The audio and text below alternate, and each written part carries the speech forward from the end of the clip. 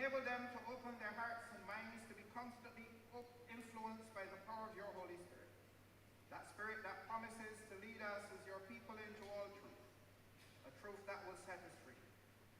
May they all seek to follow the promptings of that Spirit, so that in all that they say and all that they do may be in accordance with your will. And we ask these things in the name of him who came and died, that all people may have lives lived in all abundance, even Jesus Christ, our Lord. Amen. Now we pray as our Savior Christ has commanded and taught us. Our Father, who art in heaven, hallowed be thy name, thy kingdom come. Thy will be done on earth as it is in heaven. Give us this day our daily bread, and forgive us our trespasses as we forgive those who trespass against us. And lead us not into temptation, but deliver us from evil. For thine is the kingdom, the power, and the glory, forever and ever. Amen.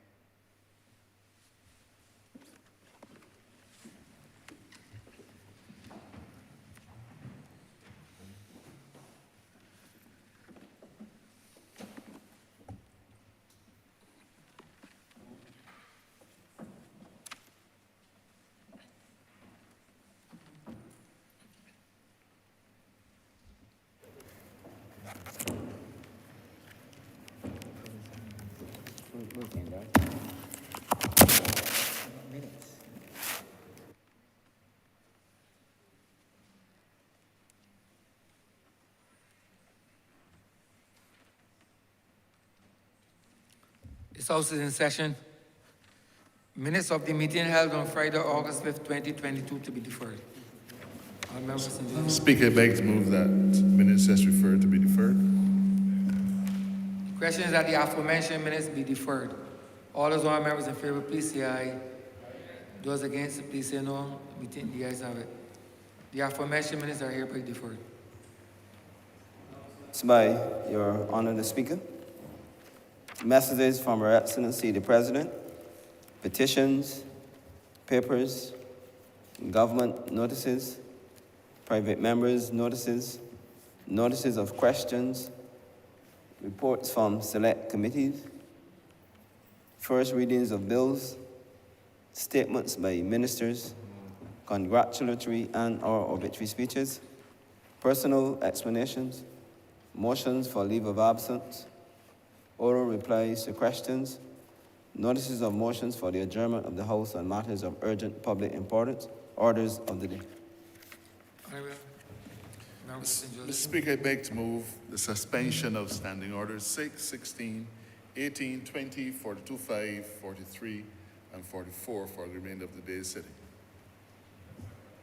The question is that the aforementioned standing orders be suspended for the remainder of the day's sitting. All those honorable members in favor, please say aye. Those against, please say no. The ayes have it. The aforementioned standing orders are hereby suspended for the remainder of the day's sitting. Government business, sir. Government business is the order of the day. Order number 5, in the name of the Honourable Minister of Agriculture, Food and Nutritional Security, to move the second reading of the Protection of Agricultural Products Bill 2022. Honourable Member for St. Philip South. Mr. Speaker, thank you. Thank you for the opportunity to be able to move the second reading of this bill, the Protection of Agricultural Products Act 2022. I give thanks to the good people of St. Philip South who have again reposed their trust and confidence in me to be able to deliver what I deem to be a very important piece of legislation in the armory of agriculture, and therefore I owe them a debt of gratitude. Mr. Speaker, the times we're living in are such that you may find conversations that would want to make Barbadians believe that such times are so lugubrious that we ought not even try. And therefore, it is against that backdrop, sir, that I feel that we need to clarify a number of things in order for us to be able to anchor this legislation and provide the protection to the farmers in Barbados and not treat to it the other way around, where when this bill was presented in 2017, it was presented in such a way that you would feel that the farmers were the culprits, and therefore they were the ones being penalized under the Act. I say so, Mr. Speaker, sir, because of the multiplicity of procedures and applications that farmers had to go through in order to prove ownership of produce. And Mr. Speaker, to my mind, having gone through this legislation, having gone through the previous legislation, and having actually gone through the debate of November 2017, I am convinced that there was utter confusion in the presentation of what was intended to be a bill to protect farmers and mitigate praedial larceny. Now, Mr. Speaker, I have had the privilege, first of all, to consult widely before even attempting to make changes to this legislation.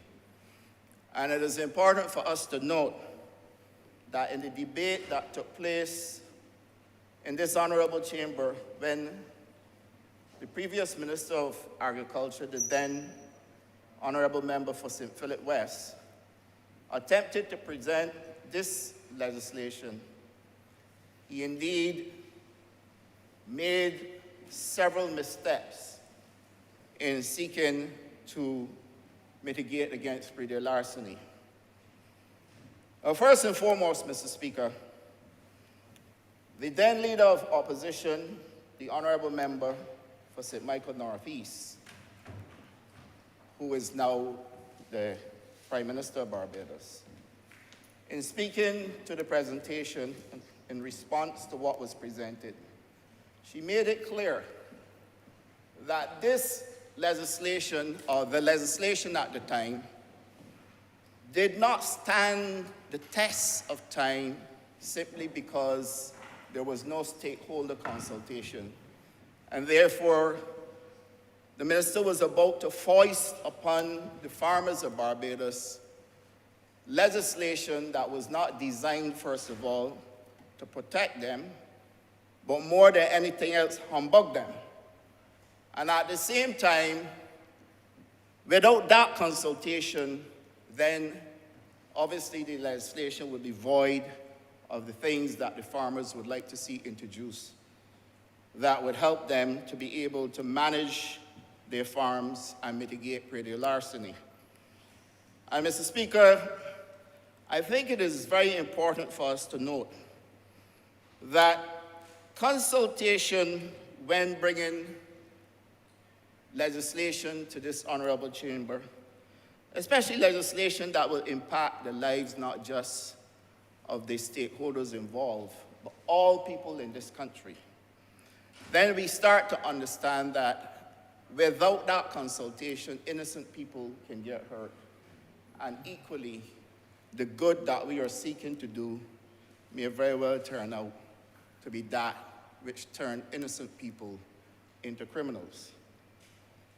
Now, I am completely appalled at the fact that legislation was laid in this honorable chamber where it purported to suggest that because a person is a vendor, that the produce that that person is selling may very well be the subject of praedial larceny.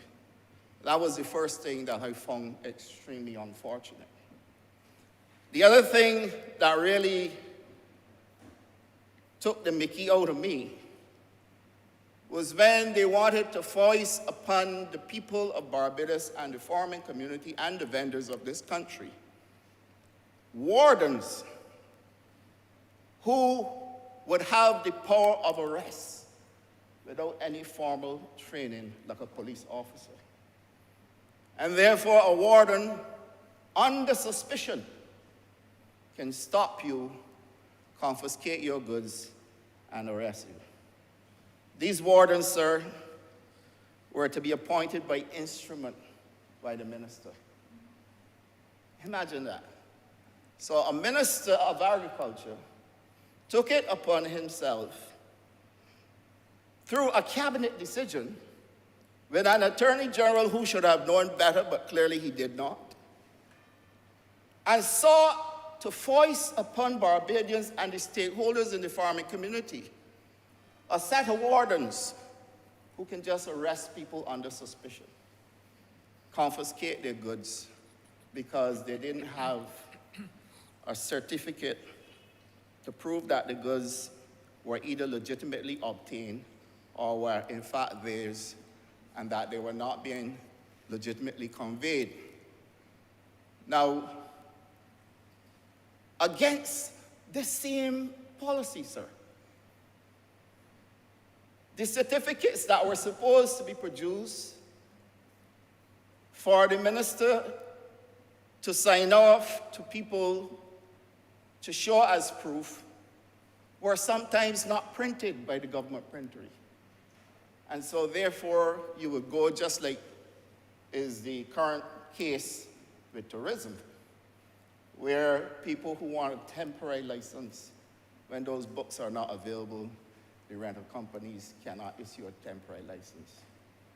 And you know that if such matters have been a problem in the past, why do you take a 21st century construct and requirement to root it in to a 20th century or even a 19th century policy where you have to wait on certificates to be printed and sent to a ministry in order for farmers to be able to get certificates to prove ownership? And then equally, you then turn around and you say, those people who are transporting as well, they must be subjected to the same rigors. And then, if that wasn't enough, Mr. Speaker, sir, you then introduce penalties to put people in prison and charge them fines without giving them time to prove ownership. And so I think at the core of that discussion which took place in this honorable chamber, the debate that took place at the time, sought to correct these wrongs and to help the minister then to understand that progressive legislation must be centered around how people can be able to improve themselves whilst enjoy protection from the law. And that, to my mind, was a tremendous failing at the time under the previous minister. But I am not surprised either, and I want to make it abundantly clear, I wish to place on record, that this presentation this morning is really not centered around the previous administration. But it would be remiss of me if I didn't draw to your attention and to the public's attention what had actually taken place in Barbados in a rush effort in 2017 to get this legislation passed prior to an election that was pending. And so, Mr. Speaker, when the minister spoke, he literally confused a number of issues as they relate to food safety and food security. And the notion that we would want to have food sovereignty and food security is actually a noble one. But the fact that you would confuse the legislation that speaks to food safety and spend most of your presentation on food safety without demonstrating where the legislation is going to come from and how it's going to be anchored was in fact a travesty, because the praedial larceny legislation should have been the core subject of the presentation. And in truth and in fact, food safety formed the core part of the legislation. Now, I support food safety, but I agree completely with the leader of the opposition at the time, who then said and cautioned the minister and said to the minister, if indeed you want to speak to food safety, and if indeed you want to speak to food security and food sovereignty, go for phytosanitary legislation. And that is absolutely correct. And if a minister of agriculture could confuse the two in a manner in which, to my interpretation, this has been confused, then it does not surprise me either that the punitive measures that were introduced were also confusing.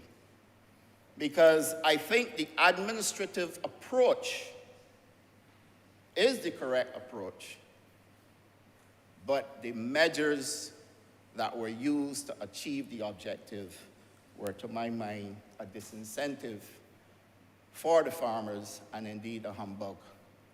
And when we consulted with them, first of all, we did several consultations.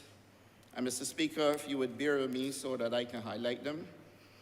And I want to highlight them simply because it is important for the country to know what actually took place before this legislation came back here. First of all, praedial larceny has now become very organized business. It is not simply a case of someone stealing a crop. And many times people are mistaken, and one may get the impression that this is all about a fellow going and stealing some sugar cane or some sweet potatoes, etc. That is part of the problem. But the real problem, sir, is when those people are confronted by the owners. They have weapons that they are prepared to use in their own defense on the farms on which they are carrying out theft. And, Mr. Speaker, sir, they also have proper storage facilities in which they can store goods. And they have as well very modern, very contemporary vehicles as well. So what this is telling us, it is telling us, one, that they have organized themselves in such a way that they are prepared to carry out this offense, carry out this criminal act, but at the same time, they have invested in what is required in order that they may confront in what they may deem to be their self-defense, the owners of the crops.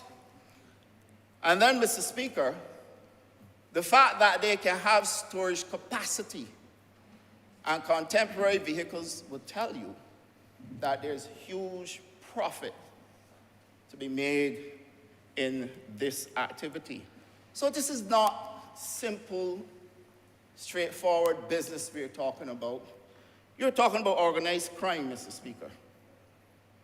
And, Mr. Speaker, we have more than enough cases which we can cite by many farmers who have drawn to our attention crops that they lost, be it bananas at Edgecombe, be it sweet potatoes at BAMC, be it yam. We can go on and on and on. And truth be told, Mr. Speaker, innocent people at times find themselves with these stolen crops, but equally, there are those people who are part of the criminal chain, that's what I would like to refer to it as, who are prepared to take stolen produce to retail to the public of Barbados. In seeking to address this problem, Mr. Speaker, we have looked at the legislation and we've sought to address how we can introduce a better way of protecting the farmers.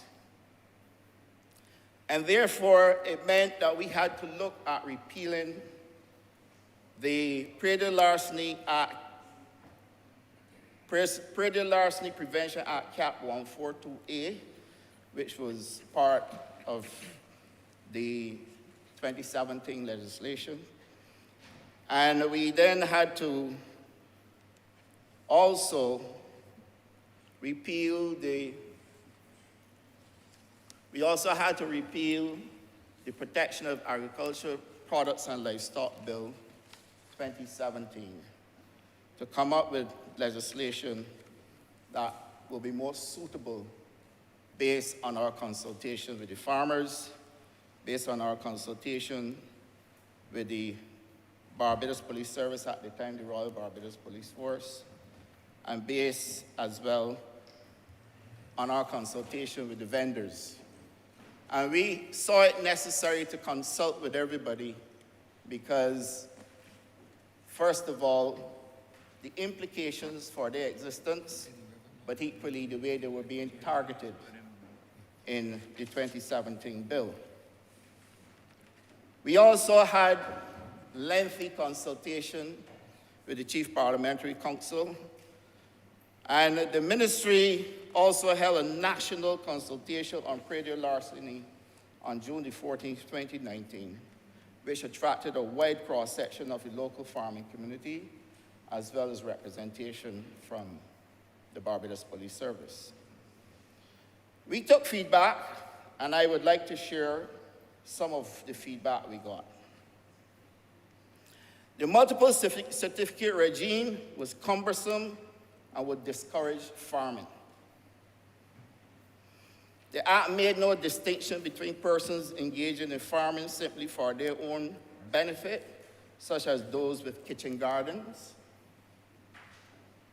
and those who engage in activity on a commercial basis.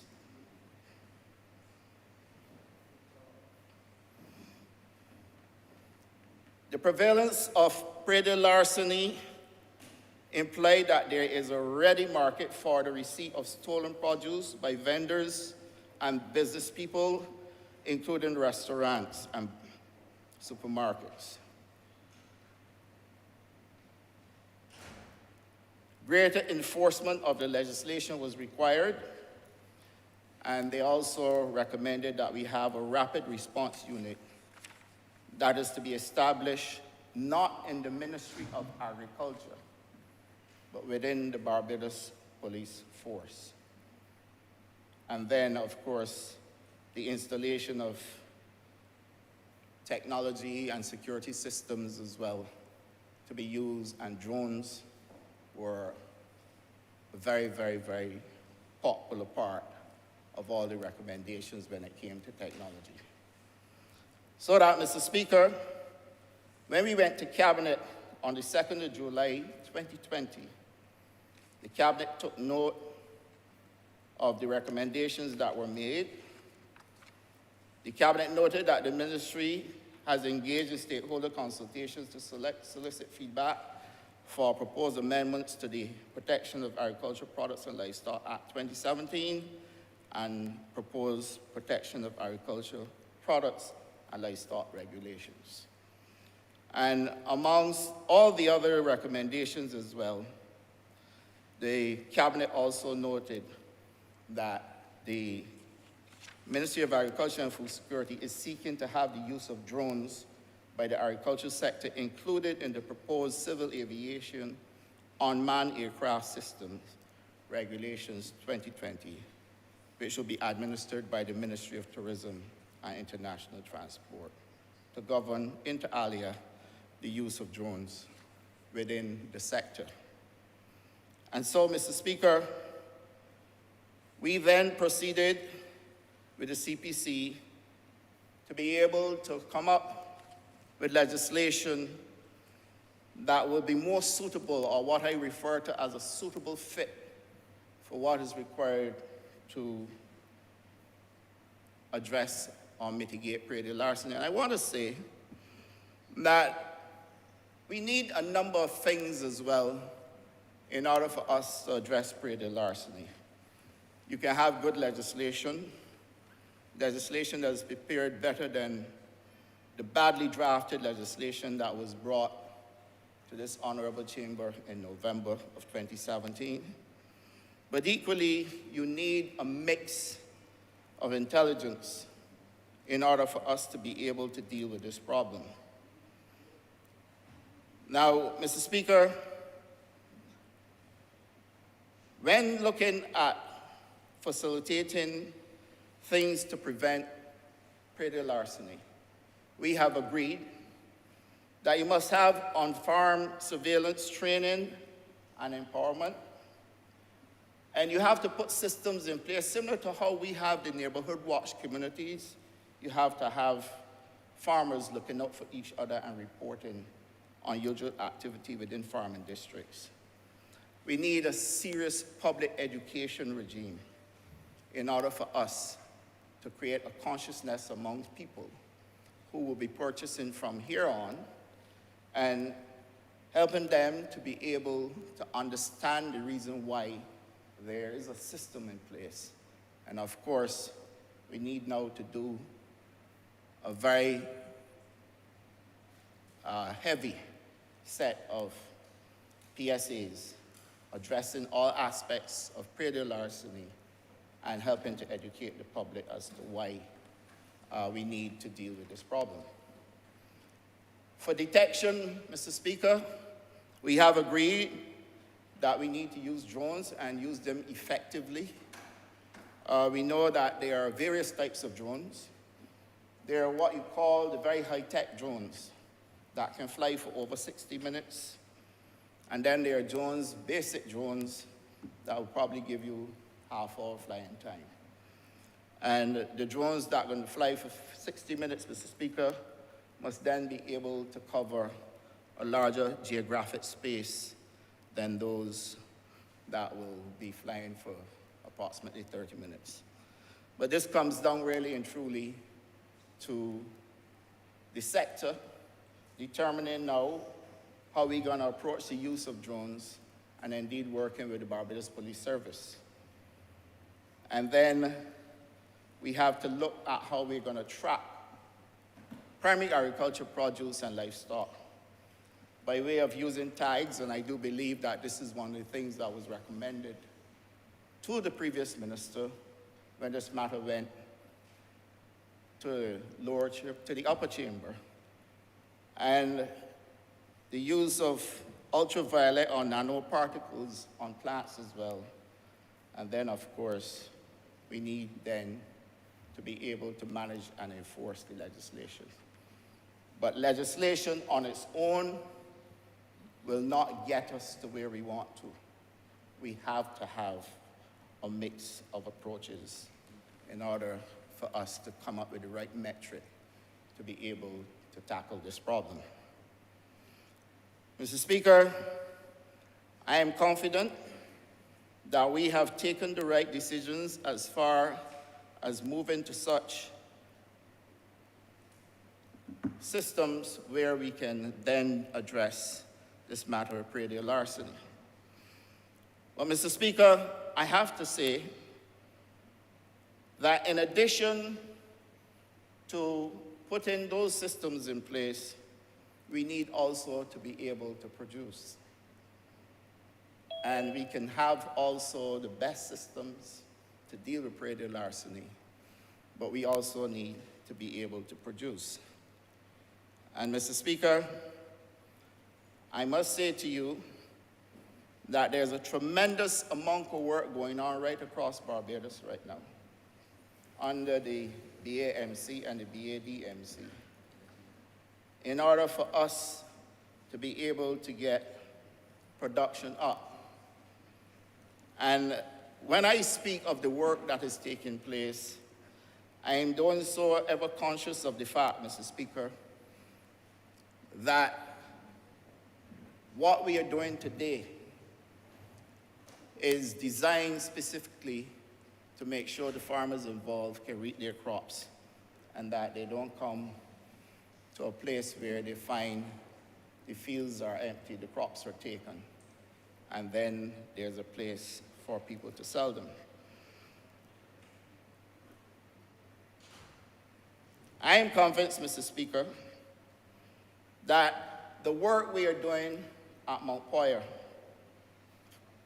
where we've now got 92.5 acres of land into production, Ferry Valley and Christchurch 27, Graham Hall 18, Spencer's, etc., a total of 342 additional acres of land in production, providing crops and allowing for 250 additional farmers to come on and make a living. And that, Mr. Speaker, we also have 3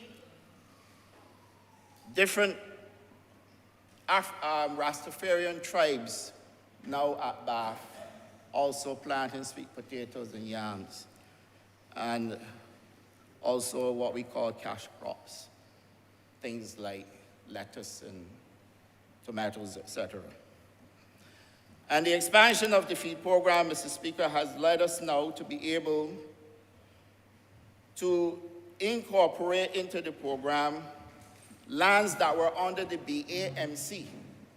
So we will now be moving to vineyard, and we also will be moving to the north of the island to take up lands that were under the BAMC in order for us to be able to further advance the feed program. Now, the major problem that we had in Barbados when it came to providing land and opportunity for people under the feed program was water. And the government has now invested in water at River, and we have also invested in water at Lears. But over and above that, Mr. Speaker, the government has purchased a number of 1,200-gallon water tanks in order for us to provide water for farmers at the same locations that I mentioned, totaling 105 1,200-gallon water tanks for farmers to be able to get water. And then in order for the tanks to be properly fixed to the ground, we had to put in concrete bases that allow for us to put in those tanks, and there were a total of 142. Now, this, in addition to the irrigation water that the farmers are getting, in addition to the agricultural rate, which is now $1.80 rather than the $4.66, up to as high as 7-something per cubic meter, is allowing for farmers to be able to access water and to increase production. Now, Mr. Speaker, I'm amazed sometimes when people speak about agriculture in the way they speak about agriculture. And it is almost as if they are suggesting to the people of Barbados, and that's why I always say, when somebody says something, it's always best to go and check, you know. I read an article, Mr. Speaker. I must tell you, I must admit that the article is well written. So well written that I kept a copy of it because I thought it was useful. The author started by saying, first they came for the socialists, and I did not speak out because I was not a socialist. Then they came for the trade unionists, and I did not speak out because I was not a trade unionist. Then they came for the Jews, and I did not speak out because I was not a Jew. And then he went on to speak about agriculture and what is, you know, everybody can tell you how much the government is supposed to invest and how much the government is supposed to put in and that the farmers must get every single thing from the government, but they don't recognize how much the government is doing. And the fact that we spent over $20 million in providing water, first of all, for farmers who for many decades couldn't get water. And the fact that we created the feed program, which was spending $2 million a year. And the fact that the BADMC has this year spent $1.1 million in providing water systems and providing planting material and cultivation services for farmers, Mr. Speaker, sir. The fact that the government continues to put billions of dollars in the sugar industry. The fact that the government is even now working on transitioning the sugar industry into a PPP so that private farmers can take ownership, and that we have gone the full 9 yards in making sure that under that arrangement, laborers who work on farms can now become owners through the purchase of shares. And that in that arrangement as well, we have also looked at making sure a sugar factory is to be given to its rightful owners, and that is the private sector.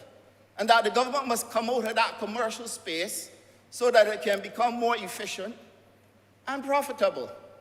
And to make sure that all of this is taking place where the risk is reduced, the government has a carve out space for renewable energy in agriculture as well. And so when I read this article, and I ain't done with this article yet, because the sweetest part will come. When I read this article, I asked myself, where is this man living? Now, I understand people's passion to write, and I enjoy reading. So when I read this, I enjoyed the reading. But the facts of it were mind-boggling. That you can write so well, but you don't research. So anything that comes to your mind based on your experience in the past, because you would have had a career that dealt with such matters, that you think we are still in the 19th or 20th century. And the fact that living right here in Barbados, you don't recognize the fact that all of what you're saying, the government is already doing. Barbados cannot feed itself, so we have to import a substantial portion of our food. But we should not be importing what our farmers can produce simply because it is cheaper. Well, the feed program was introduced for us to be able to produce all of those things and go further by reducing our food import bill by 25% by the year 2025. Where is this person living? But what is more important, Mr. Speaker, sir, is that it goes on to say,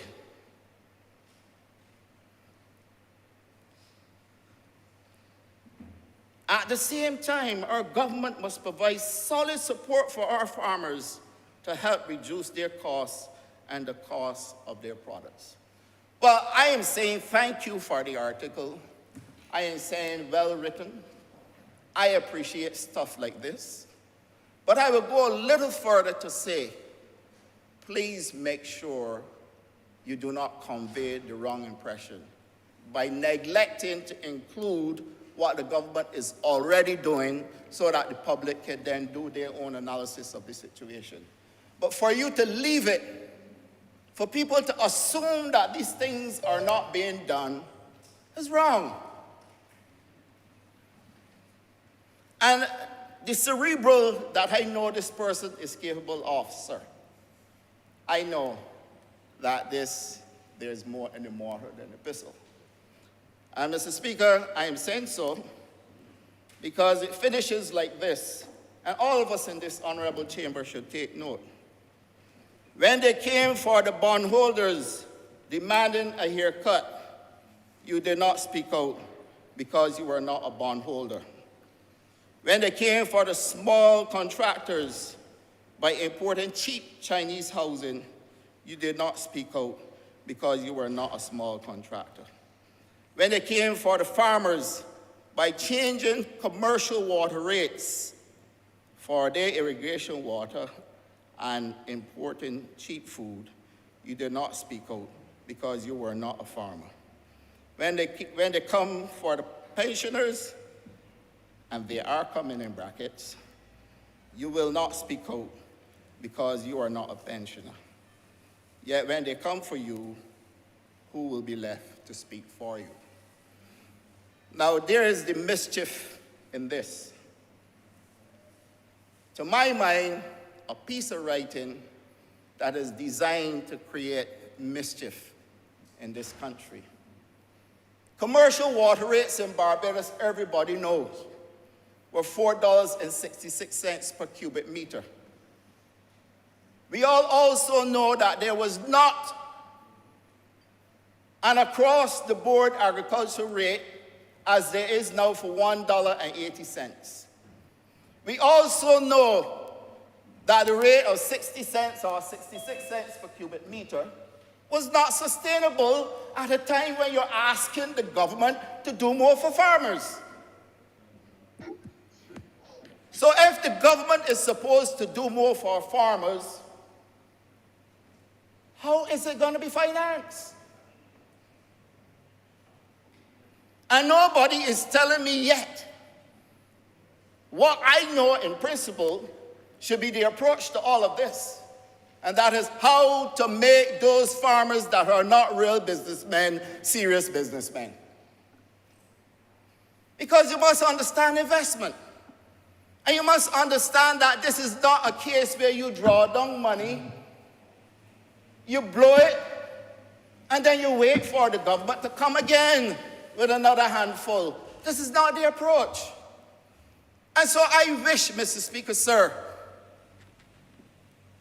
that when people speak to what is happening in agriculture in this sector, that they either get the facts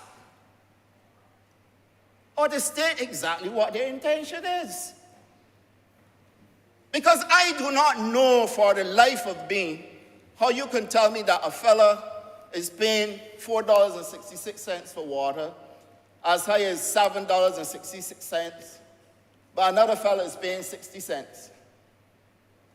And that is okay by your conscience. And I ask myself, where is the conscience of anyone who would expect us to continue to see the government put in all support for farming in Barbados, but yet still it is being conveyed in a manner like if nothing is being done. And I come back, Mr. Speaker, now to the debate that took place in November 2017, when the minister said, if they're thieving, let me lock them up. That's the approach. And therefore, to suggest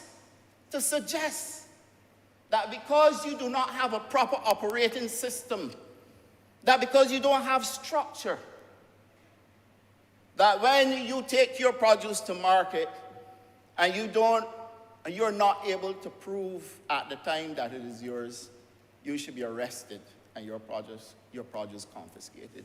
That is what was intended here. And the response that came from the honourable member at the time from St. Lucie was suggested that if the wardens are not empowered to arrest, all we got to do is start training them, but they're arresting people already. That is the madness that we were dealing with, Mr. Speaker. The former honourable member for St. Lucie, I hope, well, but he's history now, though, I know that. I know that for as long as the honourable member who's currently here is there, that former honourable member will not see this place again. But, Mr. Speaker, I am talking about that lost decade when, if anything could go wrong, it went wrong then. And, Mr. Speaker, I'm speaking about recklessness. Where, and even in the presentation, The comments are being made about a praedial larceny hotline. Do we have a praedial larceny hotline at the Ministry of Agriculture and Food Security? Do we have a praedial larceny hotline that works? I'm speaking out loud. I ain't speaking to no gallery.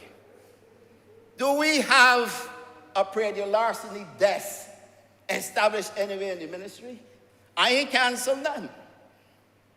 And I have never been introduced to anyone at a praedial larceny desk.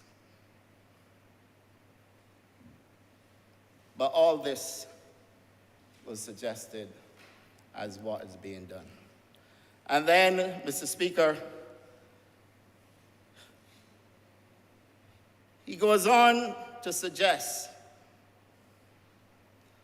that whatever he's doing under this legislation is to protect people from getting dangerous food, harmful food, food that has been contaminated, which really is food safety legislation.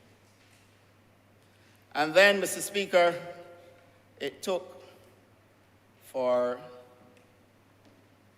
the leader of the opposition to come and explain to the then minister the difference between a Barbados Labour Party approach to this matter. And that the Barbados Labour Party could not, in good conscience, support what is taking place in the legislation that was before the Honourable Chamber. And Mr. Speaker, do you know, Mr. Speaker, that we're talking about agriculture produce, and in the legislation, sugarcane wasn't included? I believe that that same administration, well, I understand why they did it, because they hadn't paid the people since 2016. So as far as they were concerned, the sugar industry was not agriculture. But sugar cane was not included. And I will seek, Mr. Speaker, to find for you those other crops that were not included as well, that were excluded, Honourable Member for Christchurch East, that were excluded from the list. And if you will bear with me, Mr. Speaker, I will get to them quickly. Sugarcane, culinary herbs. Herbs. All of us, you can't eat a piece of fish without seasoning, a piece of chicken without seasoning.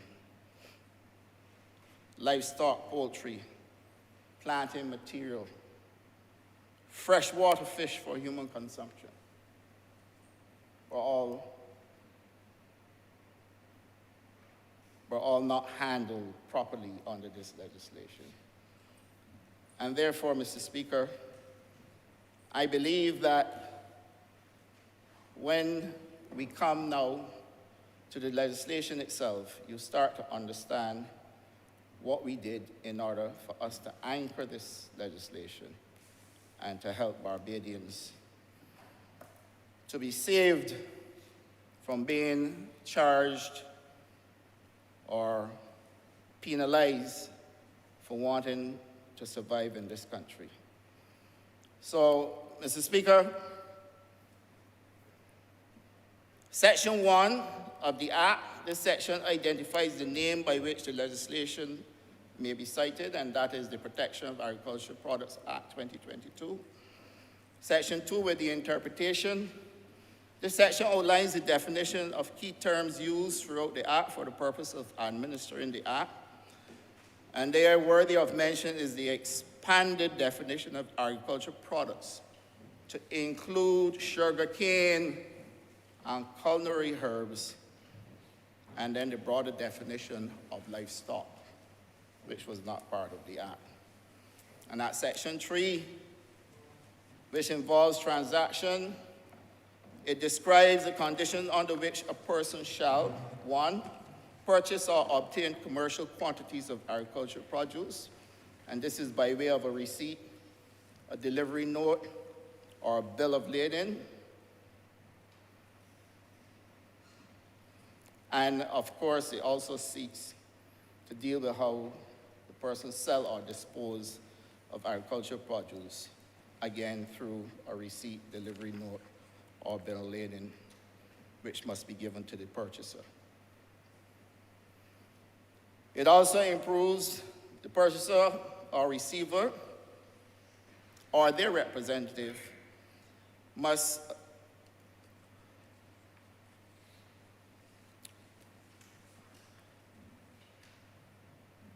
make a distinction between, there is a distinction now between commercial quantities and quantities that are not deemed to be commercial.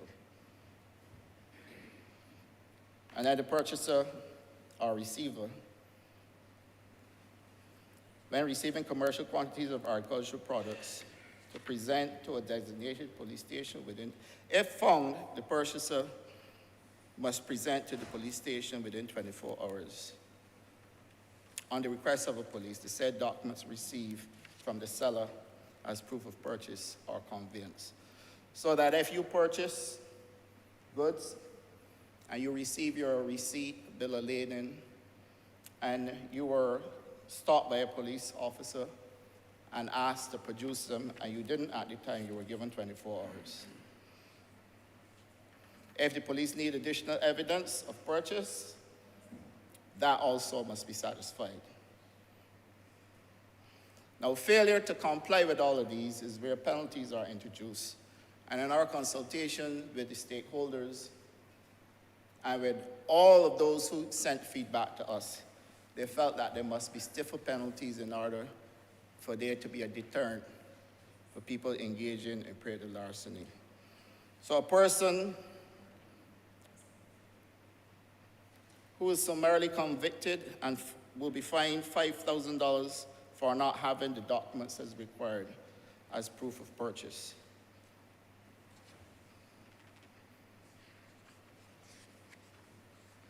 And also there's a fine of $10,000 for one, not issuing said documents to purchaser or receiver and the products under consideration, and two, not retaining evidence of purchase or conveyance and presenting same to police officer on request, and three, not presenting evidence of purchase or conveyance to a designated police station within 24 hours of being asked to do so by the police officer. So that you're not now criminalizing people.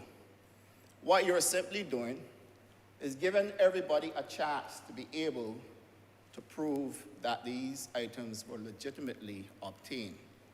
And that you're not just walking around and asking people through wardens who had no power of arrest to produce information to these wardens, or else you're going to be arrested.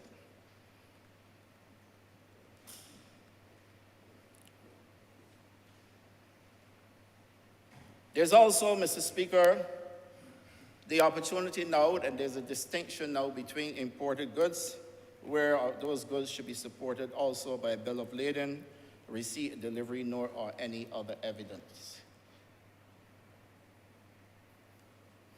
And then there's a penalty for people who falsify documents. All of us know that once people are involved in praedial larceny, and they don't intend to stop, that at some point in time, they will attempt to beat the system. And there is a penalty for doing so, and there's a fine of $10,000 or 5 years in prison for anybody who commits fraud by falsifying documents. And then Section 7, which deals with stolen agricultural products, and this is where all of the farmers were adamant. All of the stakeholders were adamant. The BAS, all of the farming organizations, everyone. They were adamant that the penalties were not stiff enough and that people were only getting a slap on the wrist. And therefore, the recommendation was for the fine, once convicted, to go to $100,000 or 5 years imprisonment or both. These, Mr. Speaker, should serve as a deterrent for people who engage in praedial larceny.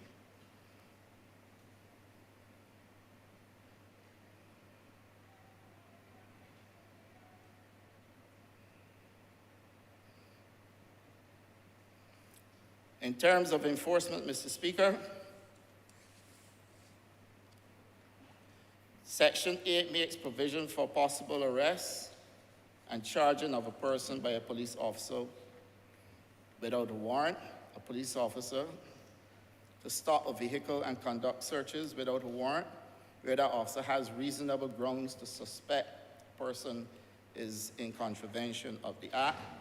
Our police officer to request from the person in charge of a vehicle that was searched proof of ownership of commercial quantities of agricultural products found in the vehicle during the search. And Mr. Speaker, this is what policemen do, not wardens. And I'm emphasizing that because there is a difference.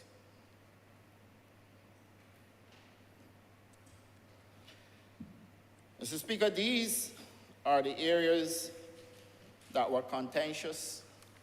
These are the areas in the act, Mr. Speaker, that created a humbug, because if left the way they were, then we would find ourselves in utter chaos in this country. And I'm saying this now, and I'm speaking to you, Mr. Speaker, I'm speaking to this honorable chamber as a person who grew up in a village.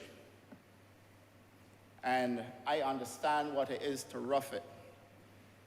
I understand what it is sometimes to have no food. But I also understand what I saw as a boy growing up, where struggle led people to do all kinds of creative things, thinking that they were right and they were not.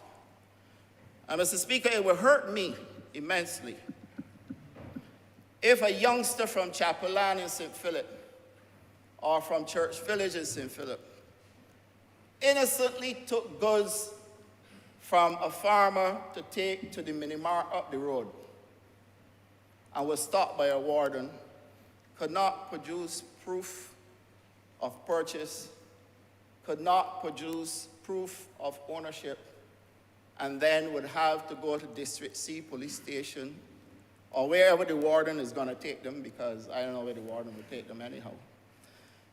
And that warden then must start by giving that person all the legal headache they can possibly get to prove that they're innocent.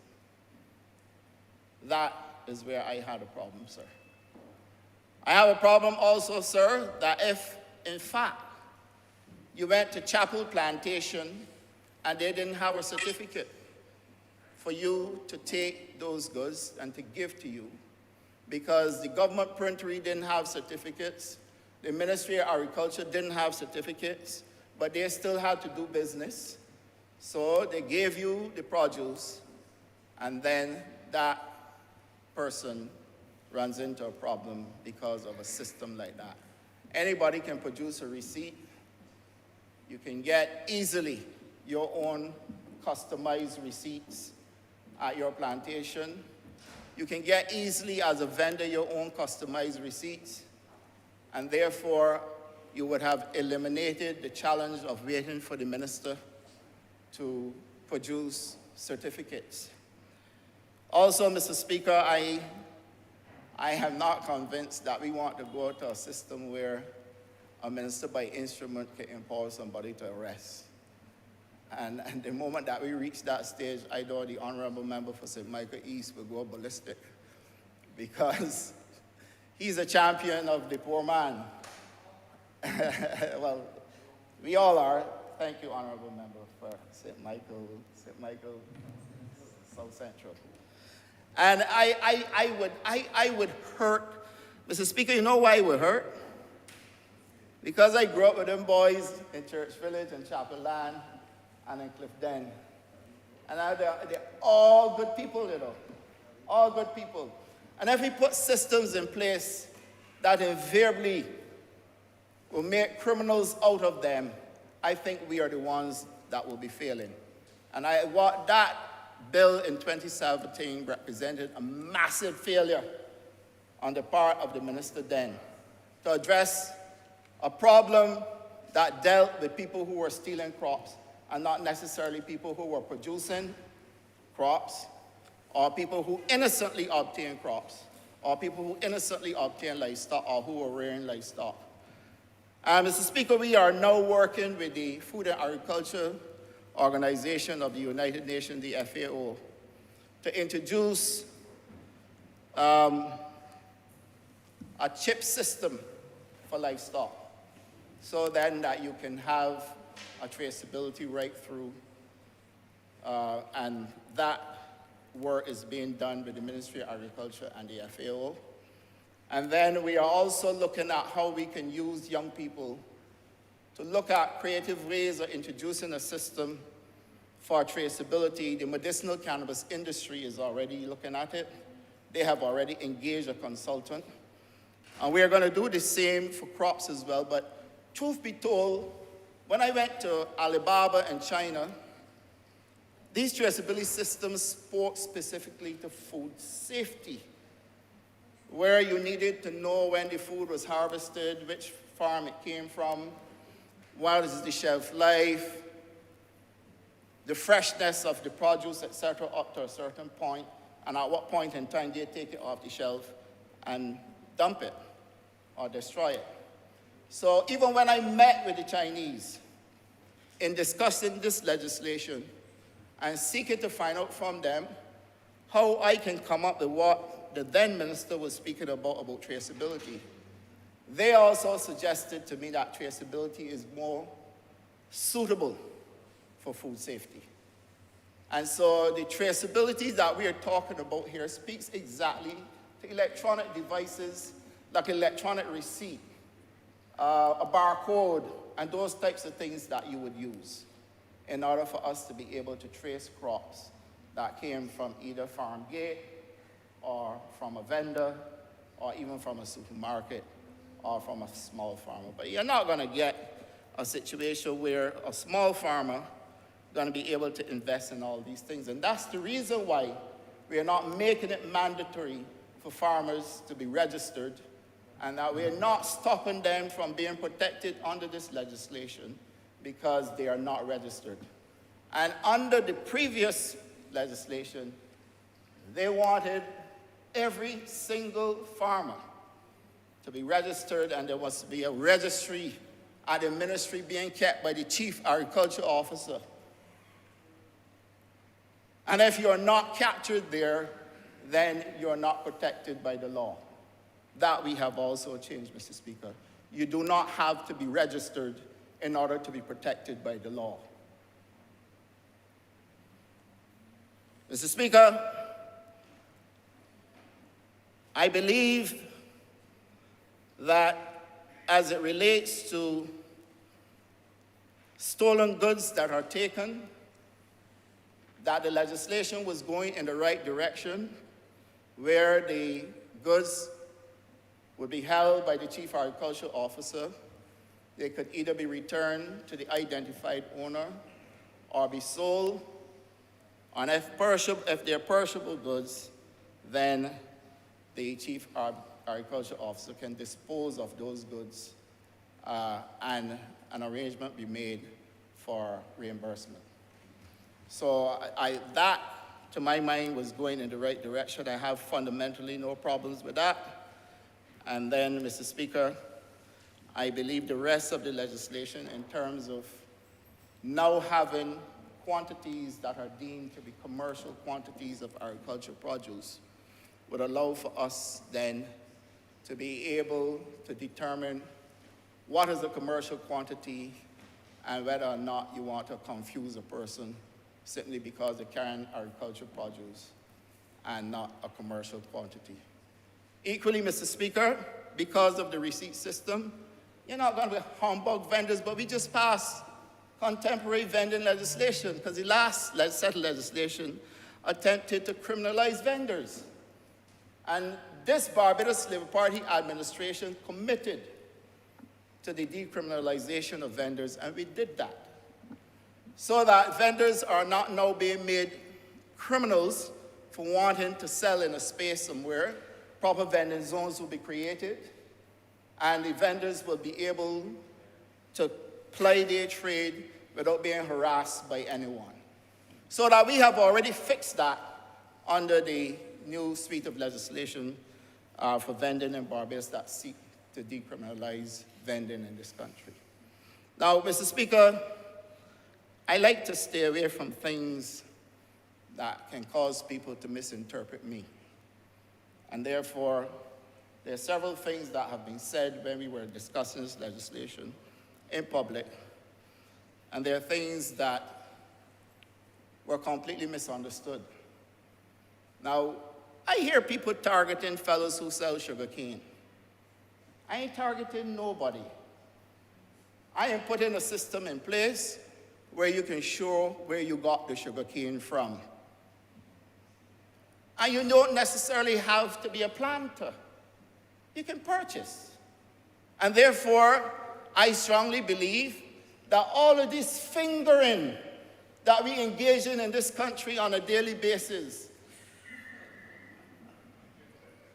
a fella standing up at the roundabout selling sugarcane, he's being fingered. You point out, he's a thief. You can't do those things to innocent people.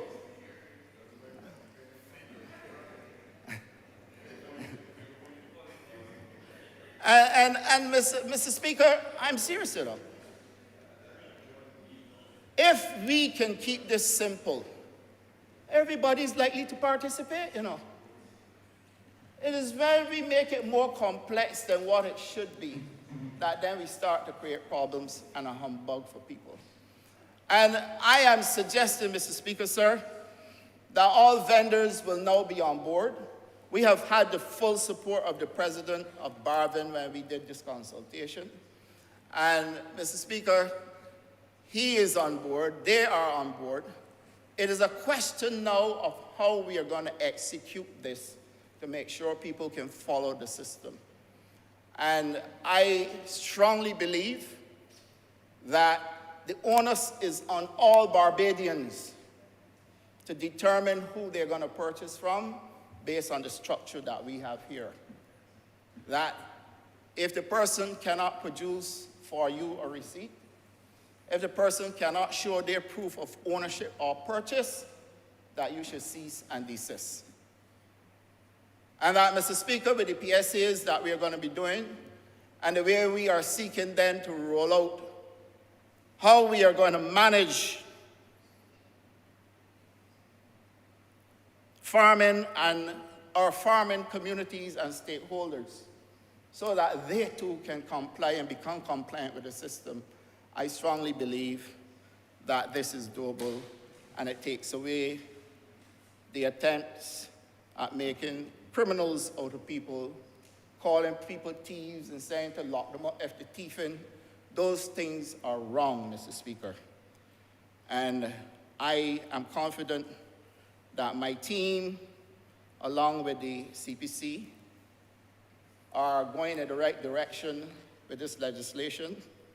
And I am convinced, Mr. Speaker, that the results, especially for the farming community, for those people who were the victims of praedial larceny, that they now can feel a little more comfortable, and that with the introduction of the technology, that we should be able to do a better job at enforcing. And so, Mr. Speaker, I wish to commend this legislation to this honorable chamber. And I wish to ask that we, all of us, acknowledge where we are seeking to take Barbadians in terms of, one, building out an agricultural sector. Honourable for St. Joseph, I ain't finished yet. Building out the sector by way of putting systems in place. Now, the first thing I can hear, right, when I'm finished, the first thing I'm going to hear is that we talking about production and we ain't telling anybody how the people can sell the crops, and that we are talking about production and where you can store all these things if they're stolen. All these things I'm going to hear. So I want to make it abundantly clear and place on record that we are now creating storage capacity through the Barbados-Ghana Food Terminal. that would give us an opportunity to hold 40 20-foot containers, 20-foot containers at that facility, and that at the same time we can increase the capacity, that we are going to be using storage, contemporary storage facilities, Mr. Speaker, where you can use blast freezing and chilling and waxing as well, so that we can hold produce over a period of time. Now, onions is a crop that we produce in Barbados, but I don't think we've ever reached full capacity with onions because of the issues with storage, etc. Iron is a crop that you have to dry. So we are also putting that system in place through the BADMC to be able to do the drying, but to store more onions in Barbados and ramp up onion production in this country as well. And then, Mr. Speaker, we have started the process to increase our black belly sheep. We have already started the process with Guyana, where we are going to be doing the hybrid crossing of the sheep to give us a better, a bigger animal. And then we are also going to use the same system in Barbados to ramp up production, Mr. Speaker. We are well on the way with our aquaculture project, which the BADMC is doing, so that by next year we will also be producing our own shrimp, our prawns, and we will also be producing our freshwater fish. These would give people an opportunity to participate at various levels in agriculture. But if, Mr. Speaker, you thought that we were just looking at the commercial aspects of it, we are not. And so I've asked for the ministry to come up with a program that gives us an opportunity to include Barbadians getting back to kitchen gardens and community gardens. And that is where we are going with Project Care, where Barbadians will literally be able to grow their own food with the assistance of the ministry through its agencies, the BAMC and the BADMC. We have a few model projects that we are going to show to the country, and they are growing a variety of crops. We are working now with Dr. Chelston Braffett, who used to be Director General at ICA, to produce small aquaponic farms where you're growing your fruits and vegetables on one level, and then you have your fish farm on the other level, and the nitrates from the fishing can go to feed the crops. And those will be part of Project Care. The chairman, who happens to be the Honourable Member for St. Michael East, is working with the rest of the team for us to get Project Care up and running. This is gonna give Barbadians a chance to be able to eat healthy food. And I spoke to this on numerous occasions when I mentioned that if we are going to change the palates of our young people, we must do so knowing full well that we take responsibility for what they find at home. And if a child comes home and that child can find a banana, some grapes, a strawberry, a golden apple, an avocado, a mango, just like how I used to know it, then that child will consume those. But if a child comes home to all the unhealthy packaged foods, processed foods, fast food, that child wouldn't know any different, and so it would develop a palate for those. And that is where we will continue to get our NCDs. And therefore, with Project Care, just think of the man or woman or child who invariably would not have been able to get something as simple as vegetables with a meal on a frequent or daily basis. That family can now have vegetables on a frequent or daily basis. And that if we are speaking to food security, which a lot of people get wrong, food security is about the daily availability of food, but not just food, but wholesome food. Because you can have the daily availability of all starches or all fast food, and that really and truly is not food security.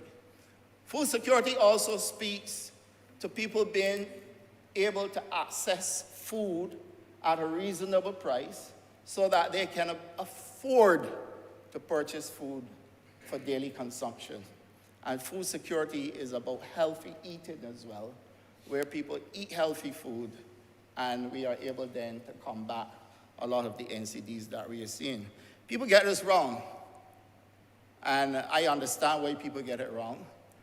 But again, that is part of an education process where we will need then to zoom in on what we are sharing with the public in order for us to be able to address issues of food security and indeed food sovereignty, simply because you should know what is being applied to the crops, what pesticides are being used, and how those foods are being processed as well and packaged.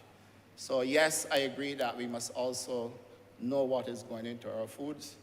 And Mr. Speaker, I believe that the work at the ministry in being able to establish medicinal cannabis legislation to give people a new industry in this country, where we have now issued licenses to Barbadians first and foremost, that we are seeking now to carve out an ecosystem for Barbadians to become owners, just like the model we use with the sugar industry, where Barbadians can literally own the entire industry and the government would give them the start and then transition out of the system, allowing for them to own it. And the medicinal cannabis industry is moving along. We've had our slowdown periods between 2020 and 2021, and in 2022 we were able to issue licenses to two Barbadians to the value of just about $1.5 million in license fees. And there are several others that we are waiting to approve as well. I want to see Barbadians owning the medicinal cannabis industry, and I'm pleased that we were able to grant those licenses to Barbadians. So far, we do not have any international investors getting licenses, but may I remind everybody that our industry has a 30% carve-out for Barbadian ownership in international investment as well. So however you look at it, Barbadians will be part of the ownership structure. And then, Mr. Speaker, we have had battles upon battles with the unions of Barbados in terms of facilities for farmers. And we have answered the call and are now providing proper bathroom facilities on farms where laborers on the farms can have a convenient way of answering nature's call. And at the same time, proper facilities for having lunch. They can have charging ports for the mobile phones, and the facilities are driven by solar voltaic energy. So we have done that as well. So our people don't have to resort to going in the bush in order to answer nature's call. And we have also, Mr. Speaker, improved the husbandry practices upon all of the farms, making it mandatory for farmers to follow certain husbandry practices in order for them to receive the incentives.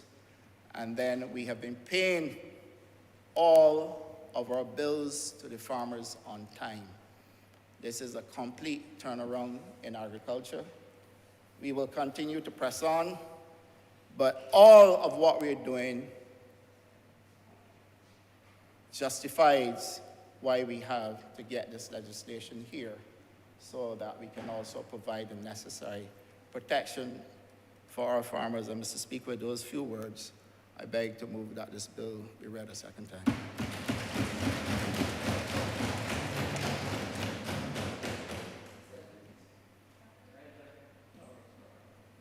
Honourable Member for St. Michael North. Thank you very much, Mr. Speaker, sir. for the opportunity to make a brief intervention on the bill that is before the House, the Protection of Agricultural Products Bill. I first want to commend the Honourable Member for St. Philip South, the Minister responsible for Agriculture, for his presentation and for laying this bill in the House this morning, and for the advancements that are taking place under his charge. Mr. Speaker, sir, he would have outlined for us the fact that many attempts have been made to address this issue of praedial larceny over the years. 2 legislative attempts in particular were made, and they unfortunately fell short in one way or the other. And today, as we debate this bill, this is our government's attempt and effort to correct the deficiencies that were identified in those 2 previous legislative efforts, to protect what we can consider and what we have acknowledged as a government as one of our most critical sectors, that is, our farmers. Mr. Speaker, sir, I do not have to remind the members of this House, this honorable House, of the importance of the role played by farmers, especially as it relates to what we experienced over the last 2 years in the COVID-19 pandemic.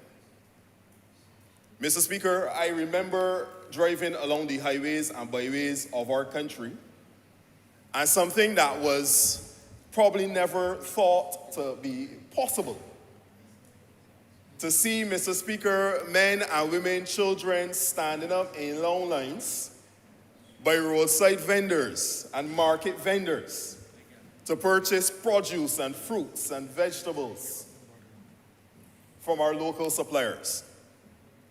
During the COVID-19 pandemic, Mr. Speaker, the importance of nutritious meals was borne out, and many of our citizens found their way to the various roadside vendors, the various markets across the length and breadth of our country to be able to make purchases of their fruits and the vegetables to build up their immunity and to ensure that their family had nutritious and sumptuous meals for which to consume and to keep themselves as safe as possible from the COVID-19 virus.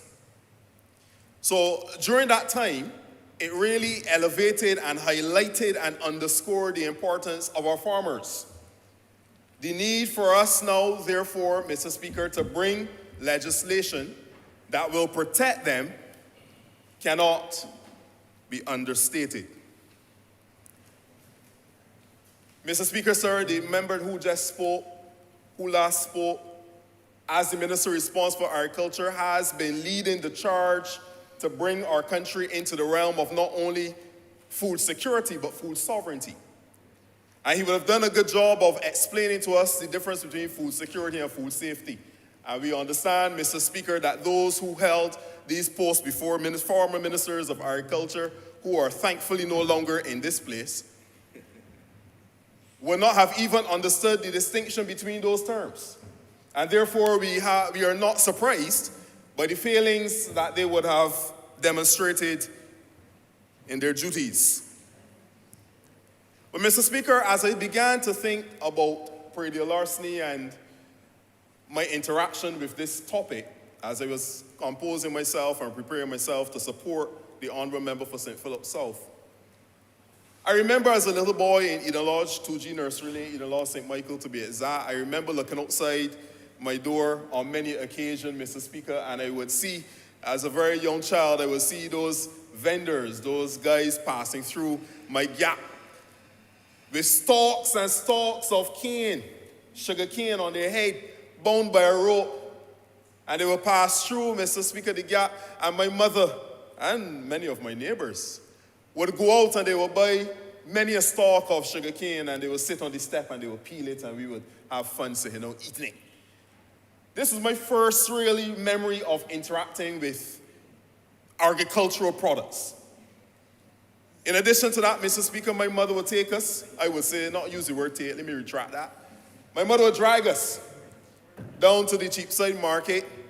I remember the Cheapside Market very well, all on the inside and outside, all along the road was vendors galore selling herbs and produce. Those were my early memories of interacting with vendors, interacting with agricultural products. I did not understand what praedial larceny was. I did not understand how the man who was selling the sugarcane in my gap came to acquire the sugarcane. I didn't understand. I didn't know. I just accepted it. But praedial larceny, as I have grown to understand, has been a major problem in our society for many a decade, many, many years, Mr. Speaker. As I grew up and as I matured and as I came into the world of work, etc., I began to hear about the plight of many vendors, many farmers. And Mr. Speaker, we must not remove ourselves or detach ourselves from the impact of praedial larceny on those farmers. Can you imagine, Mr. Speaker, you invest your blood, your sweat, your tears, your money into plowing up a piece of land, into planting various seeds of whatever crop it is, investing the time and energy, the water, the everything, pouring your efforts into this product or products. And just when your product is reaching the stage of being ripe and ready to be harvested, you come out the next morning and find hallowed grounds. You come out and find holes in the ground. You come out and find pens that have been raided. Mr. Speaker, I've heard accounts of farmers who came out and found their cows, their cattle, their sheep butchered on the spot.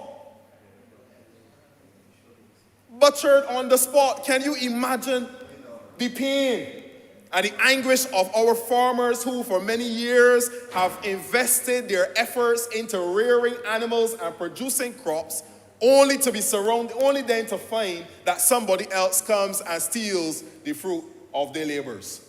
This is what this bill is about this morning, Mr. Speaker. This is about protecting those who are in the area of producing agricultural products for our country, for their own livelihood, of course, first and foremost, but even as COVID-19 has taught us, for the rest of us as people in this Barbados, so we too can have access of the fruit of their labors. It is not fair, Mr. Speaker, that after persons would put in all of this effort, that someone else could reap the rewards and the benefits. This issue of praedial larceny has bewildered many an administration. As I said, those previous attempts dating back even to 2017, the last one, were made in an effort to address this issue, but they were done in such a haphazard and ineffective way, ineffectual manner, that unfortunately the issue continues to this day. But our administration, this Barbados Labour Party administration, has heard the cries of our farmers. We have listened to the various stakeholders. The Honourable member who just spoke would have said how we would have engaged all of the various stakeholders in this regard, from the BAS to the farmers themselves. We have taken the time to listen to them. We have heard, and we have now brought legislation today that can address and protect the farmers of Barbados. I want to go now to the bill, Mr. Speaker, because I want this intervention to be very brief today.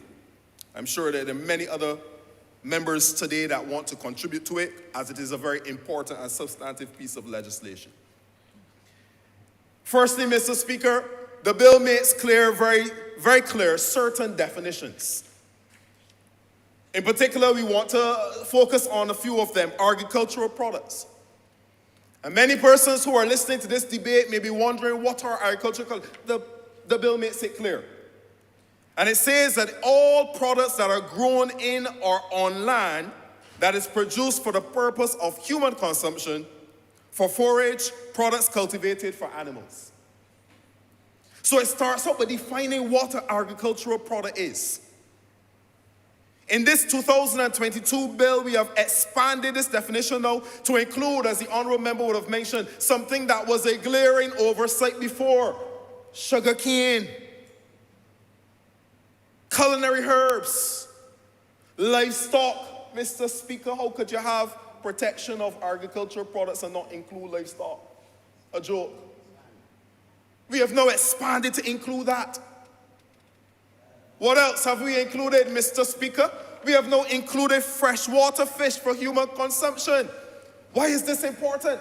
Because the honourable member who last spoke would have made it very clear that we are now opening up even new industries for the people of Barbados relative to farming of fresh fish, prawns and shrimp and other things like that. Mr. Speaker, opportunities abound in the area of agriculture, and it's a shame that previous ministers of agriculture did not see or did not have a vision, but we have a minister right now who has a vision and has a plan for agriculture.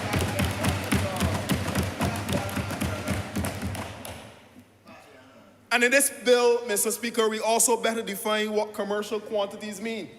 And this is an important definition, Mr. Speaker, because if you don't know what a commercial quantity is, you are liable to contravene in the legislation when passed.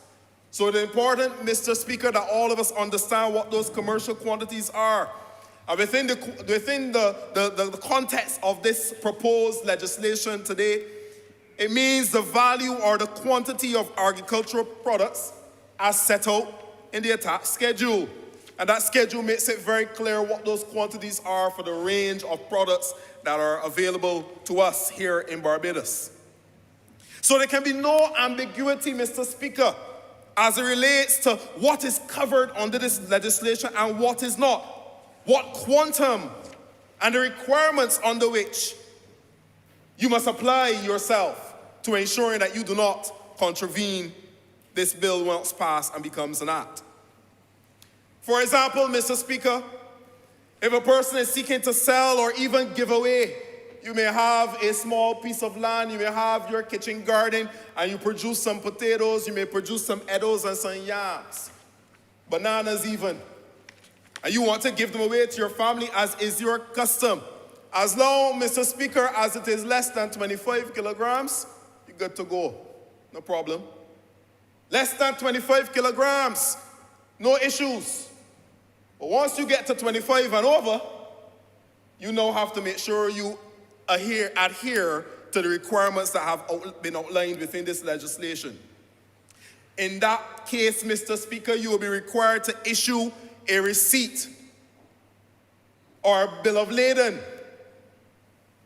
a delivery note to that recipient of that produce, so that proof of ownership can be established. Mr. Speaker, we are addressing and seeking to address praedial larceny, and that is a case where you cannot prove where you got your items from. And we want in this legislation to strengthen and protect the farmers of Barbados, so that when people receive stolen goods or receive things that they do not know the origins thereof, they now need to ask themselves and ask of that provider some questions relative to the proof of ownership. That's what this legislation is about.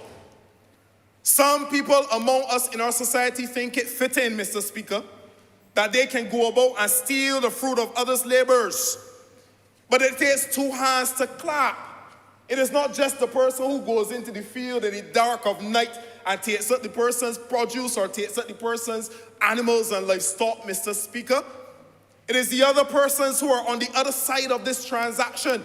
And the honourable member called it organized crime, basically, where persons are now making a racket out of praedial larceny. Those going into the field are finding willing people who will take those products and then go into various markets and go into various places and distribute those goods to unsuspecting market vendors and, of course, to the general public. Well, going forward, Mr. Speaker, if you're seeking to sell quantities in excess of those that are listed in the schedule, you will need to satisfy the requirements of burden of proof, where you will have to show your receipts.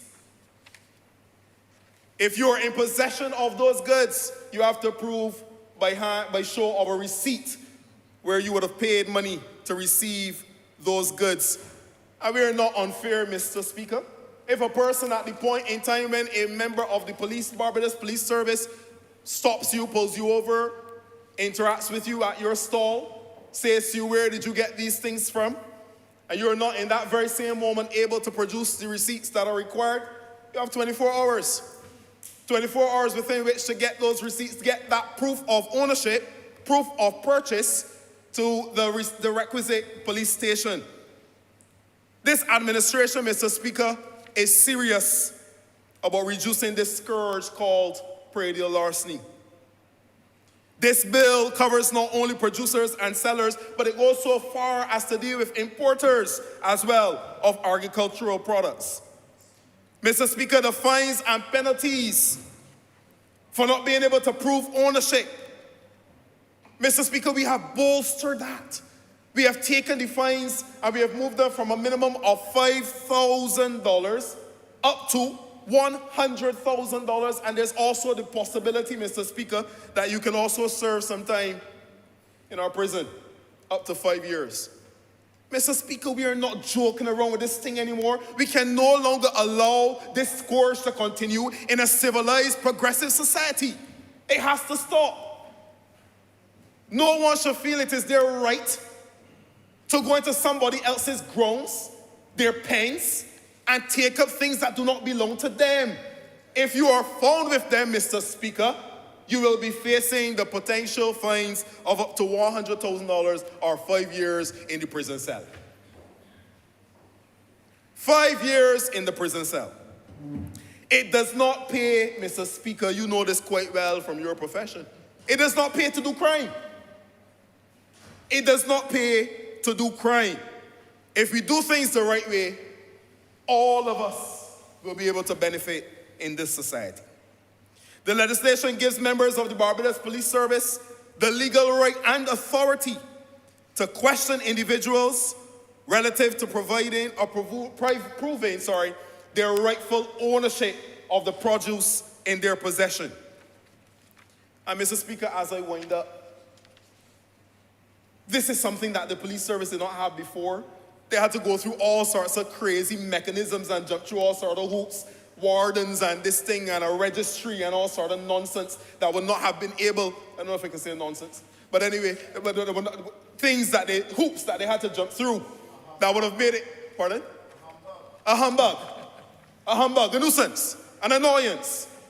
And ultimately, because of all of those hoops you had to jump through and all the humbug, no one would ever have been able to really been prosecuted for this crime before.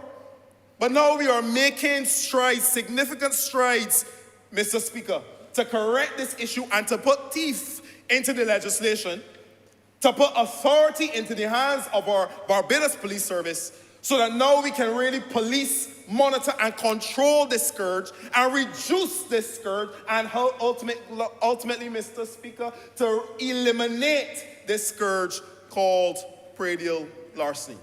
So, Mr. Speaker, as I conclude, we need this to cease. I want to speak to every citizen in our country. It is important that as we go forward as a civilized society that we work together.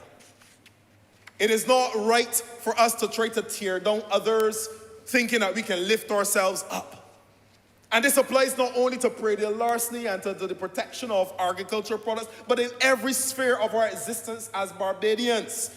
We have to come together and work together as one. There's absolutely no reason why a person, if you see a farmer getting through, go and offer help to contribute to his success or her success, man. Make an effort to work with that farmer. Make a contribution that is positive to his or her attempts and efforts. And then ultimately you will be able to share in the bounty as well. But we will not, as a government, allow for a system to exist and be maintained and obtained where people can, with immunity and impunity, think that they can get away with this thing and go and take as they like. It must stop. And I speak to every citizen, please stop it. This legislation has my full support, Mr. Speaker. The member for St. Philip South has my full support and that of the government. And we look forward, Mr. Speaker, to continue to build out this space of agriculture so that not only creative opportunities are created for our people from a revenue perspective, but also that we as a country can continue to have food security and food sovereignty. With these few words, Mr. Speaker, I'm obliged. Thank you.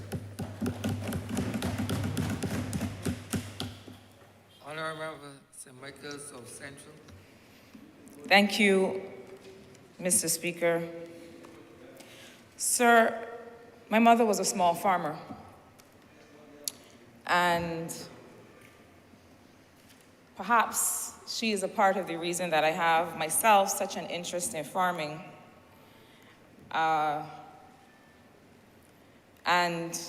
as some of my colleagues will now know, an interest in black-belly sheep in particular. I used to have to get up at hours that no primary school child probably should have to get up and go and stake out sheep. And as those of us who had that task would know, sheep love to cause chaos. They run around in circles. There are many times that they got wrapped up around my feet and I toppled over. Had to go and cut meat. And at that time, I don't know how they do it now. At that time, we had to use a sift or a sickle, as you would call it. I don't even know if people know what that looks like now. And go and cut meat from the side of the road and tie it up and bring it back. How many ants' nests I stepped in. But it perhaps laid the foundation for my interest in farming. They say, sir, that the first economists were farmers. And I might put it another way by saying that farmers are the original economists. Because, as I always say in this place, economics is about provisioning to people. And we now appreciate the broader understanding of economics, which is about keeping resources and ecosystems in balance for the sustainability of all life and livelihoods. That's what economics is. That's what farming is. That's what being responsible for the food and nutrition security of an entire nation and contributing to the food and nutrition security of a region, that's what that is. And as the honourable member who spoke before me suggested, it is a huge contribution to civilization. It is not just about being a productive sector and generating economic activity, but keeping us all alive. And that is why we take these matters so seriously. But sir, apart from the story of how my mother's small farming was able to literally keep food on the table for us, we didn't do fancy salads when I was growing up. My mother would send us to get some lettuce, put the lettuce in the middle of the table and break off one by one, like how people break off bread and eat. And that is the way that we ate a lot of our vegetables. And a lot of the resources that we use to help us with some of the activities that we did as children, we could not have done without the income that my mother made from small farm. And I watched my mother pick spinach that grew over the paling, put it in large garbage bags, and catch a bus, 2 buses, to have to take that produce to the supermarket. And if somebody had come before she was able to harvest and taken that, then there were many tours to Andromeda Gardens or to Otterson House or whatever that we would not have gone on. Because my mother used those resources to help supplement our educational experience. Because there's a lot of education that does not just happen in the classroom, and there are a lot of resources that parents need to find that are not met by the state. But sir, I want to tell you another story. Not from my childhood this time, but more recent. A story of a Bajan farmer and his experience over this recent crop over, this last lap crop over weekend. And he got up one of the mornings over that weekend to find that 2 of his sires, his serving rams, had been stolen. Now, it took some time for him to also discover that some of the ewes had been taken some of the equipment had been taken,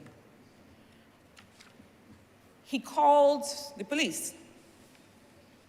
And it being last lap crop over weekend, the police found themselves not in a position to respond because all resources had been deployed to the various crop over events. And we understand as well that given the recent concerns with safety and security, I mean, I would imagine that these are concerns we have every year, that those resources were needed at that time. But I regret to say that actually to this day, he has not been able to make a report because the police have not responded. And we know that crop over has finished some time now. Sir, when I heard from him about that experience, having an interest as I do in black belly sheep farming and in the genetic project in which Barbados is engaged and in the work on the stock and making sure that we're able to breed a better, larger, higher quality animal with whose meat that is eventually produced is very competitive on global markets. It was, sir, I felt deflated. I felt, and I could only imagine, given all of his decades of work, including with some of the farmers from Greenland and the work that they're doing on sheep, on black belly sheep at the Greenland project, I could not even imagine how dejected and completely forlorn he felt. Because, sir, the value of livestock in particular is not just about the meat or the carcass, but is about the breeding of future progeny, is about the genetics, and an environment where we are trying to develop the best black belly sheep stock, and in an environment where this is a target of the ministry of the country of this region, there has been tremendous value that has been lost by that theft. So I'm happy to hear, sir, about the rapid response unit that will be placed in the Barbados Police Service. Because I dare say that if that farmer had gotten a more immediate response, there may have been some capacity for tracking of the offenders that may have meant that he may have been able to recover one or two, if not all, of the animals that had been taken. But I will be equally happy, sir, to see or to hear where the resources for that unit will be allocated in the estimates of expenditure, because it seems to me that it cannot be a question of taking resources, current resources from the Barbados Police Service and creating a rapid response unit for this purpose. Because we know, and we experience every day, how constrained the Barbados Police Service is with all of the different areas of enforcement that they're called upon to fulfill. We have enforcement requirements across every area of legislation. We have enforcement requirements when it comes to planning. And as I stand here and I can see the member for St. George North, who for sure may have take exception to some of the enforcement capacity from the Planning and Development Department as it relates to monitoring the activities of a certain dump site close to where she has responsibility for. The enforcement constraints of the Barbados Police Service and of all of the agencies of government are real, and it is not for absence of political will. It is not for absence of will on the part of the police service. It is absence of resources. If I hear of or know of an incident of animal cruelty, I can't just show up and demand the people surrender the animal to me. I have to go with a police officer. And every day, the Barbados Police Service has to make decisions about what is a more critical response. Whether it is to go and track down sheep, or it is to respond to a crime of a violent nature. Now, those two things occupy important places, but it is a decision when it is a question of scarce resources. So when it comes to the Rapid Response Unit in the Barbados Police Service, for this purpose, we have to make sure that we allocate the new resources. And we aren't drawing from current resources because that's going to shift the problem from one sector to another. One of my concerns, sir, with respect to the legislation, and I'm sure that when others speak and when the Honourable Member who introduced this bill closes, he will perhaps point to some part that I have missed or some part that is captured, or how this is captured in some part of the legislation that I do not appreciate. And so I will be happy to be corrected. But it seems to me that the legislation speaks primarily to what we understand to be standard commercial transactions. The question of buying and selling. But we really need, I believe, to address all of the circumstances under which agricultural products may enter into the custody of others. And what do I mean by that?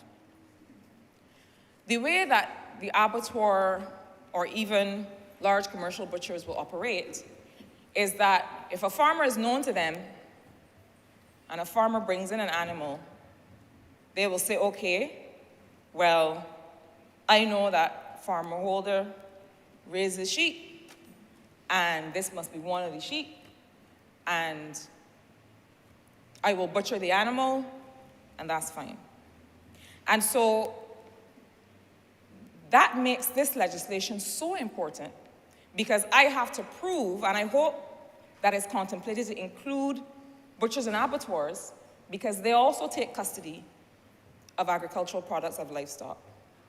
But to be able to prove that this is my animal that I have reared or that I have purchased for the purpose of slaughter.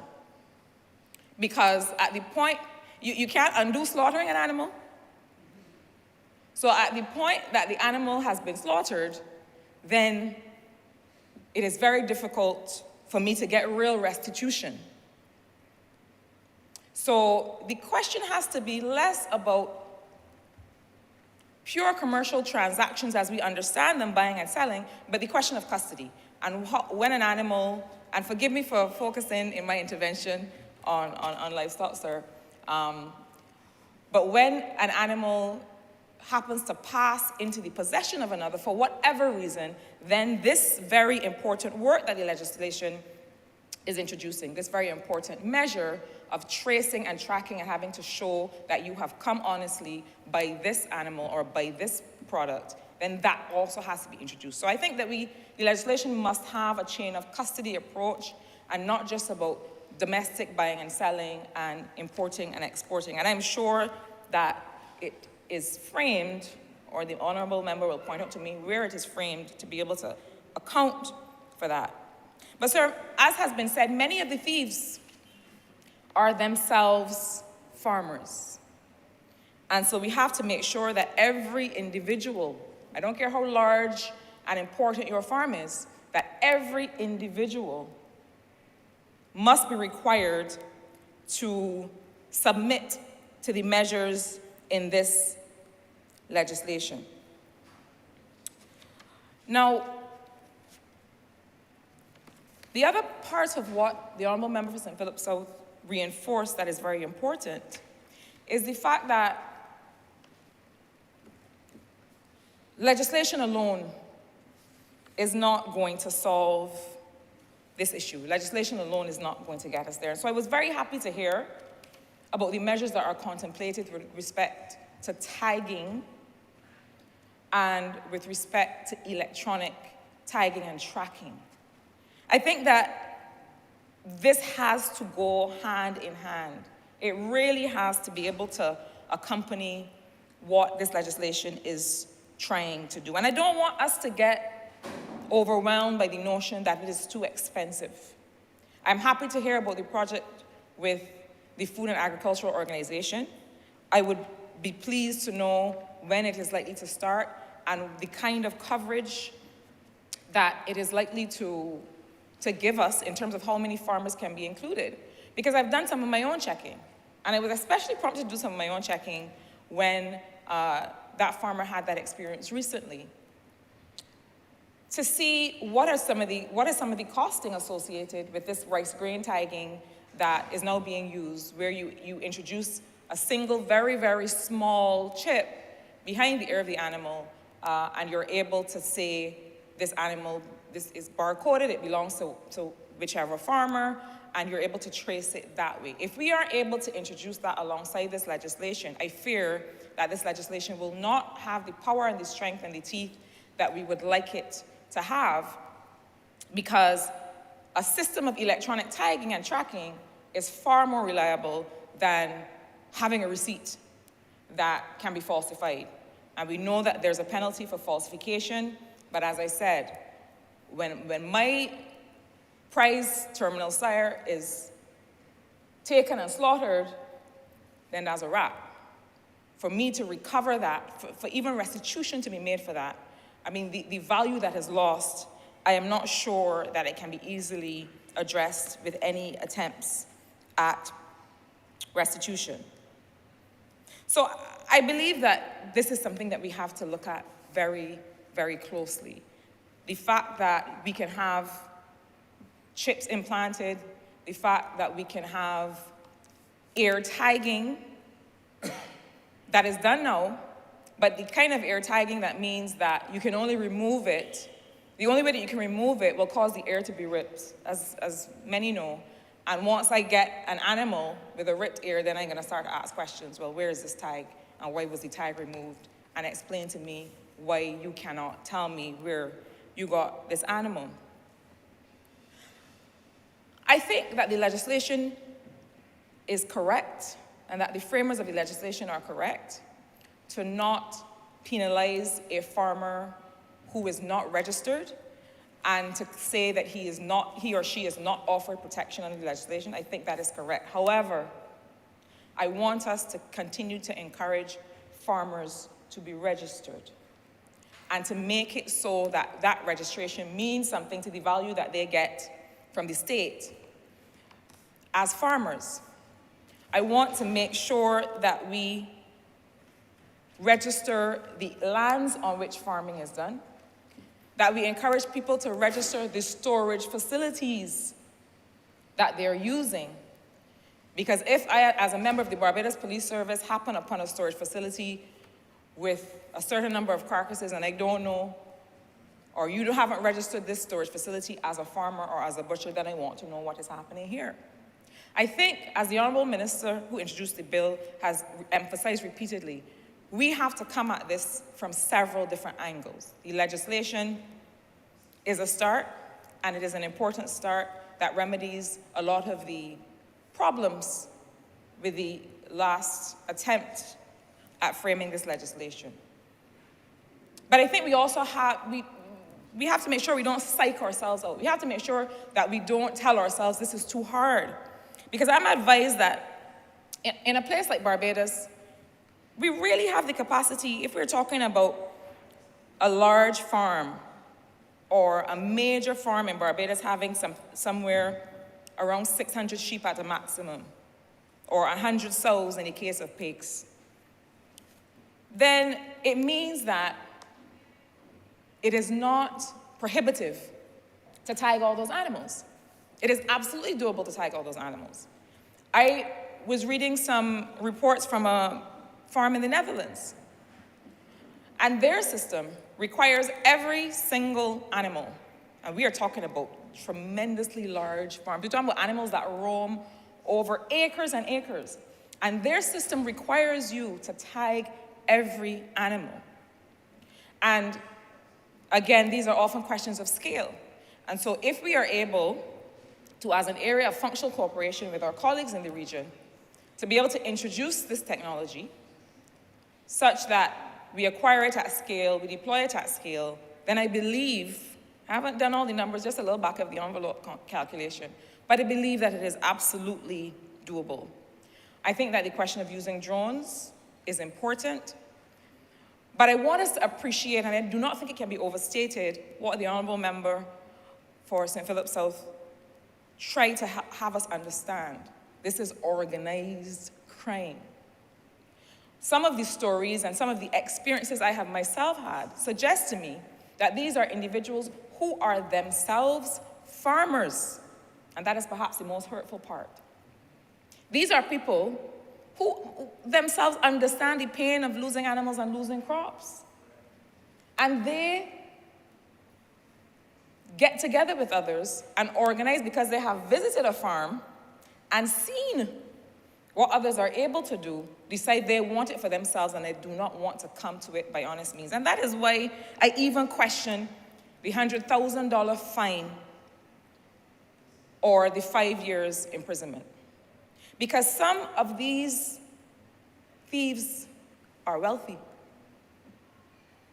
They can easily pay $100,000 and go tomorrow and thief again. And so understanding that this comes down to $100,000, and I know that with respect to the setting of fines, we have to understand that we are dealing with people with different levels of economic capacity. That is important. But I believe that when it comes down to the discretion of the judge in the case, that some of these individuals we may have to imprison. And I'm talking about people of means. Because $100,000, first of all, does not even begin to match my opportunity cost from having lost a prize breeding ram. The offspring of that ram that I could have in the future and breed and breed and breed and be able to develop very valuable stock, the $100,000 doesn't begin to cover that. But apart from that, bearing in mind that these are individuals of means who themselves are very organized and have large vehicles and refrigerator trucks and all kinds of things to be able to go and slaughter and then move the meat. I mean, these things are sophisticated operations. And so I hope that for some of these cases, when we appreciate that an individual is a person of means for whom a $100,000 fine means nothing, that we set an example by perhaps introducing a penalty that they will feel more. So, sir, I do not have much to contribute in the way of big philosophical conversations. But I do have a lot of what I think are practical reflections. I am encouraged by the massive level of consultation that has gone on with the farming community with respect to this legislation. I think that for farming in particular, it is extremely important to listen to not just established farmers that are doing this as a productive endeavor, but also to small farmers. And I will say to you that there are things that my mother has learned and taught us about farming, that her mother learned and taught her about farming, that I believe that some commercial farmers don't know. And that means that she has been able to be extremely successful, even though doing it on a small scale. So I am encouraged that small farmers, large commercial farmers, vendors, all sectors of the population have been consulted. I would encourage us to continue to consult with those in the technology sector as well, who will be able to help us execute on this electronic tagging of animals so that I am not relying on a piece of paper that can be falsified, and that eventually I am able to have a database of these animals. In Barbados, it is eminently doable, so that we can minimize this issue and have surety. I will say as well that when it comes to the question of how we hold some of the stolen goods in custody, that I do hope that there can be quick return if we are able to prove ownership, because I really would not like to know that in the case of livestock, that animals are being held, because I know how I treat my animals and I don't want anybody else responsible for feeding or otherwise handling them. So, sir, I feel pleased with the start that we have made. I congratulate the officers in the Ministry of Agriculture and Food and Nutrition Security led by the minister.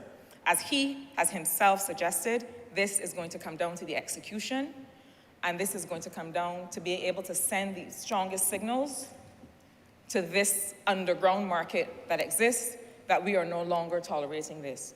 I equally congratulate the officers on the work that they have been doing in other areas of the sector, at different levels of the sector, including through the community farming. I and the people of St. Michael South Central are eagerly awaiting the start of the Pine Plantation Road farming project. I cannot wait for us to be able to see the containers that are to be delivered, so that rather than open farming, we can introduce some technology to that area, and so that people who live in the area are able to have access to the wherewithal to do farming. St. Michael people farm too. My mother raised us in Haggard Hall, and she was a farmer, and it meant that we were able to be raised on good food and go school and learn, as she would often say. So, sir, with those words, I commend this bill, and I look forward to the continued work of the ministry in protecting our farmers and our livelihoods. Thank you. Honourable Christmas East. Mr. Speaker, I am about to do things a little bit differently today.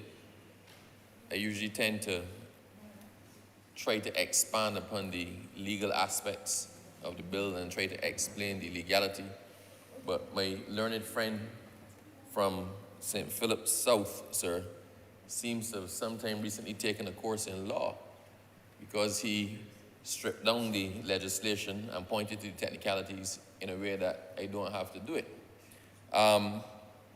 Sir, allow me to start by commending the Honourable Minister of Agriculture and the Honourable Member for St. Philip's South on not just this bill, but also the program, the comprehensive, aggressive agricultural program that he and his ministry and his officials have been conducting in and across Barbados. It is worthy of serious commendations.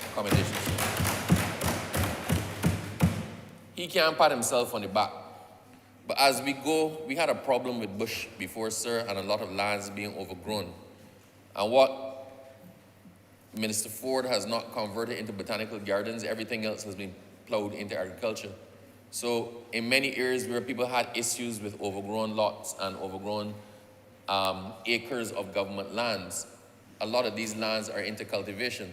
So aggressive is the campaign by the Honourable Minister, sir, that my ministry had identified land on a map to do a project, and we went and saw it, sir. And 10 days later, I took everybody concerned to see exactly where we're going to do this project and build this bond. And sir, imagine my surprise when all of us, myself, my PS, so overseas persons, we all go to the area which had been identified and see the area within the 10 days since I last saw it under cultivation, plowed up and planted. I had some choice words from my friend at the time.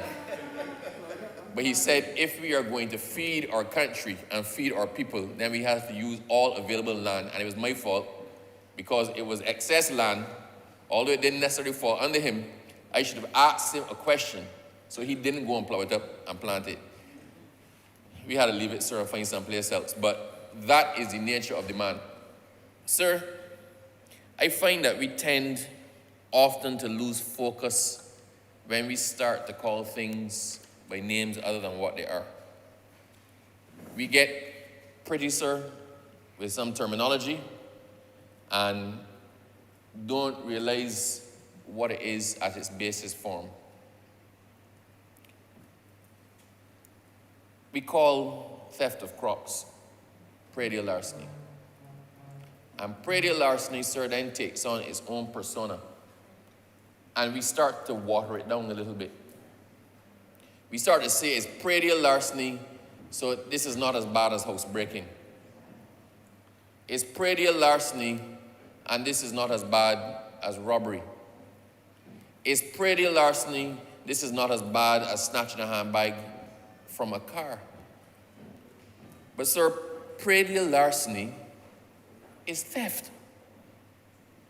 It is theft and must be considered, viewed, responded to, and regarded, sir, in the way that we regard any other criminal enterprise or any other aspect of theft. It is theft of growing crops. People may think, well, nobody can get hurt. But sir, sometimes nobody gets hurt only because nobody was there at the time. And if I have a shop, sir, and I have all these items hanging up in my shop, and I bought them, I purchased them from a supplier, I expended my money, I bought the stuff, I have it in my shop, and somebody breaks in that shop and carries away all. There'll be a public outcry in Barbados. Look how they rob the small man. Look how they rob the poor black businessman. But that same value of crops growing in a ground that I plowed a field and bought the seedlings and put the seedlings in and watered the seedlings and fertilized the seedlings and had pesticide for the seedlings and did all of the other things related to those seedlings and watched them grow. I had to time that harvest. I had to make sure that I did it when it gets sufficient rain. I timed it and watched those things grow. And then we wake up one morning and it's all gone. Well, sir, that is probably even worse than the theft of the goods from the shop. When we talk about the loss of $100,000 in crops by a farmer, let's bring it even smaller numbers. When we talk about the loss of $10,000 in crops by a farmer, it is not just the $10,000 that you would have gained had you sold that, because no, you don't have that at all. So you're starting from zero, so you lost the $10,000 sale, and you're working your way backward because you've also lost the time you spent planting the crops. You also lost the input cost of everything that went into those crops. And that is the livelihood of the farmer. In the same way, sir, that I go to my ministry and I put in my work, in the same way that the persons that drive a bus go every day and they put in their work and they expect to see their paycheck at the end of the month or when the pay cycle is due. The farmers expect, sir, to reap what it is that they sow. Sir, Ecclesiastes 3, 1-8 sets out all the things that there's a time for. Interestingly, sir, and if you look at them, they tend to go in a little bit of a descending order. So they start with the most important ones first and then come down to, I don't want to say the lesser ones, but the less severe ones. They say there's a time for everything under the heavens. Some say under the sun, depending on what version of the Bible you're using. It starts, sir, with a time to be born and a time to die. That's number one. You know what the second one is? A time to sow and a time to reap. Because the provision of food comes second only to the right to life. That was the Bible. A time to sow and a time to reap. And that dealt, sir, with the provision of food. And I'm sure that the writer of Ecclesiastes contemplated that the time to sow and the time to reap and the sowing and the reaping were being done by the same person. It is unconscionable. It is unconscionable for someone to reap a harvest that another man has planted. Okay? We talk about this theoretically. I've been theoretical so far. I recently, sir, have made the acquaintance of a number of farmers. And I hang out with farmers. I sometimes get quite generous gifts. Like somebody gave me a bag of potatoes. I don't know, sir, what I would do with a whole 100 pounds of potatoes, but my constituents benefited from it. But I've started to hang with farmers. And I've gone to learn. I've actually introduced the member for St. Philip South to a number of farmers himself. And sir, the things that I know now that I did not know before. Like, when I asked them, your canes, how come you all don't plant right up to the road?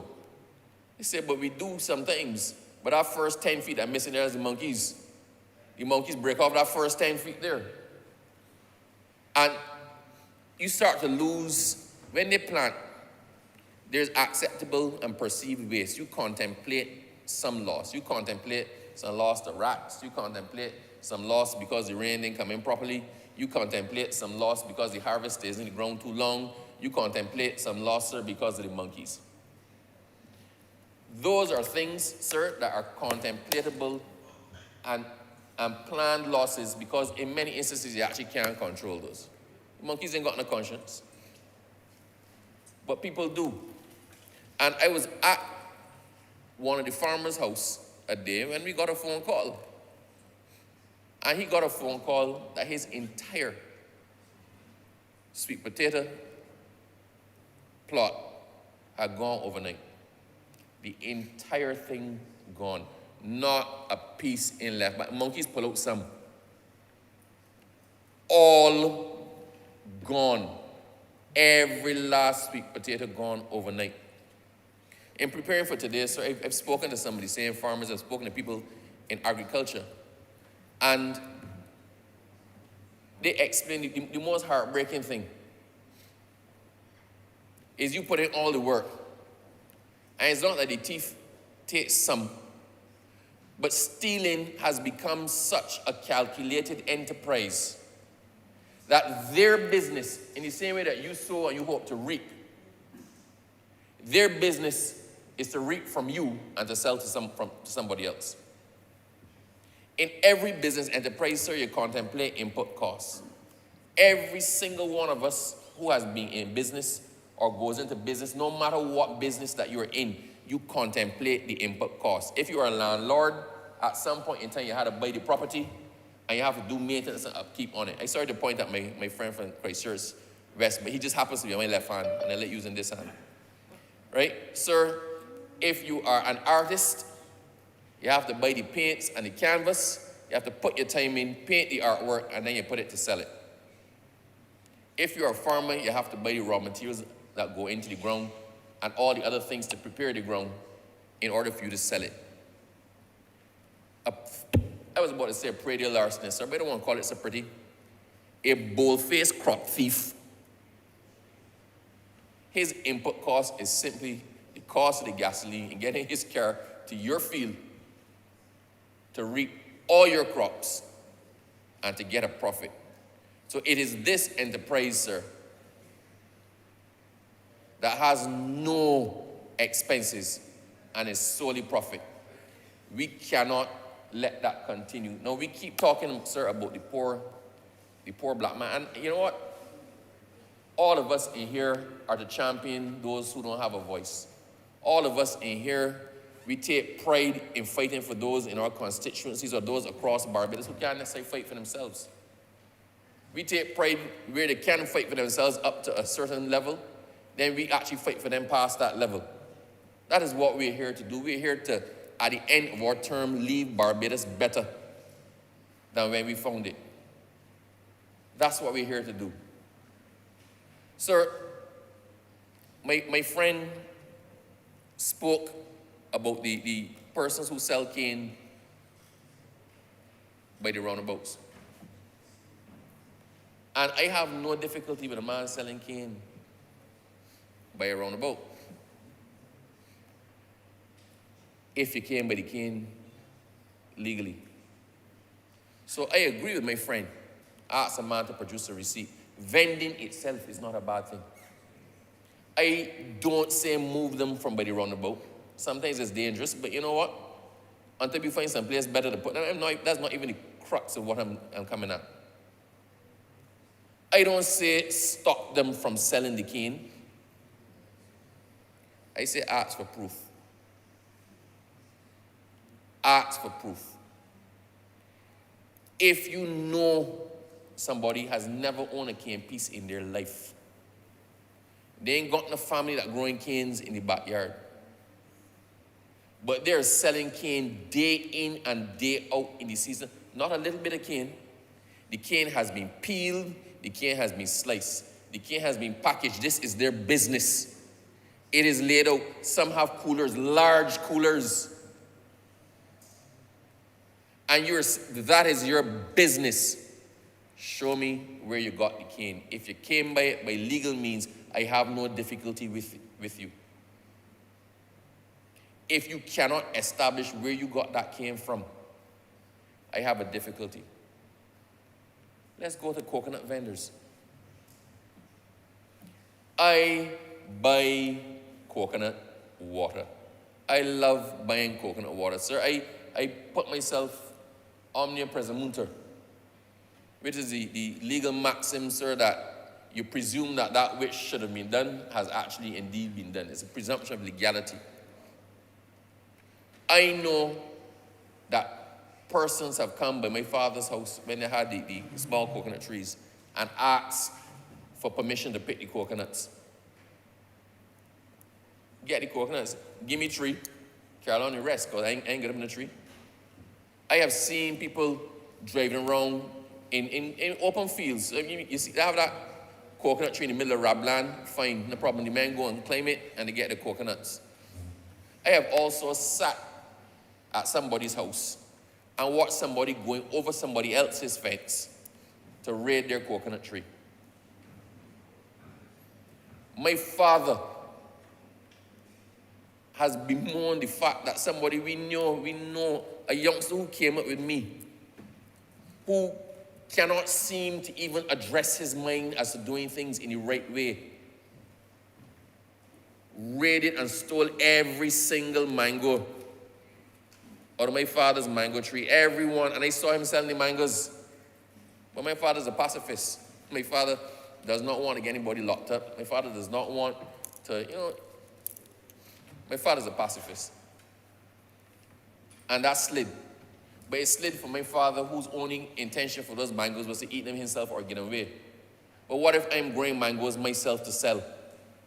Then you rob me of a source of income. And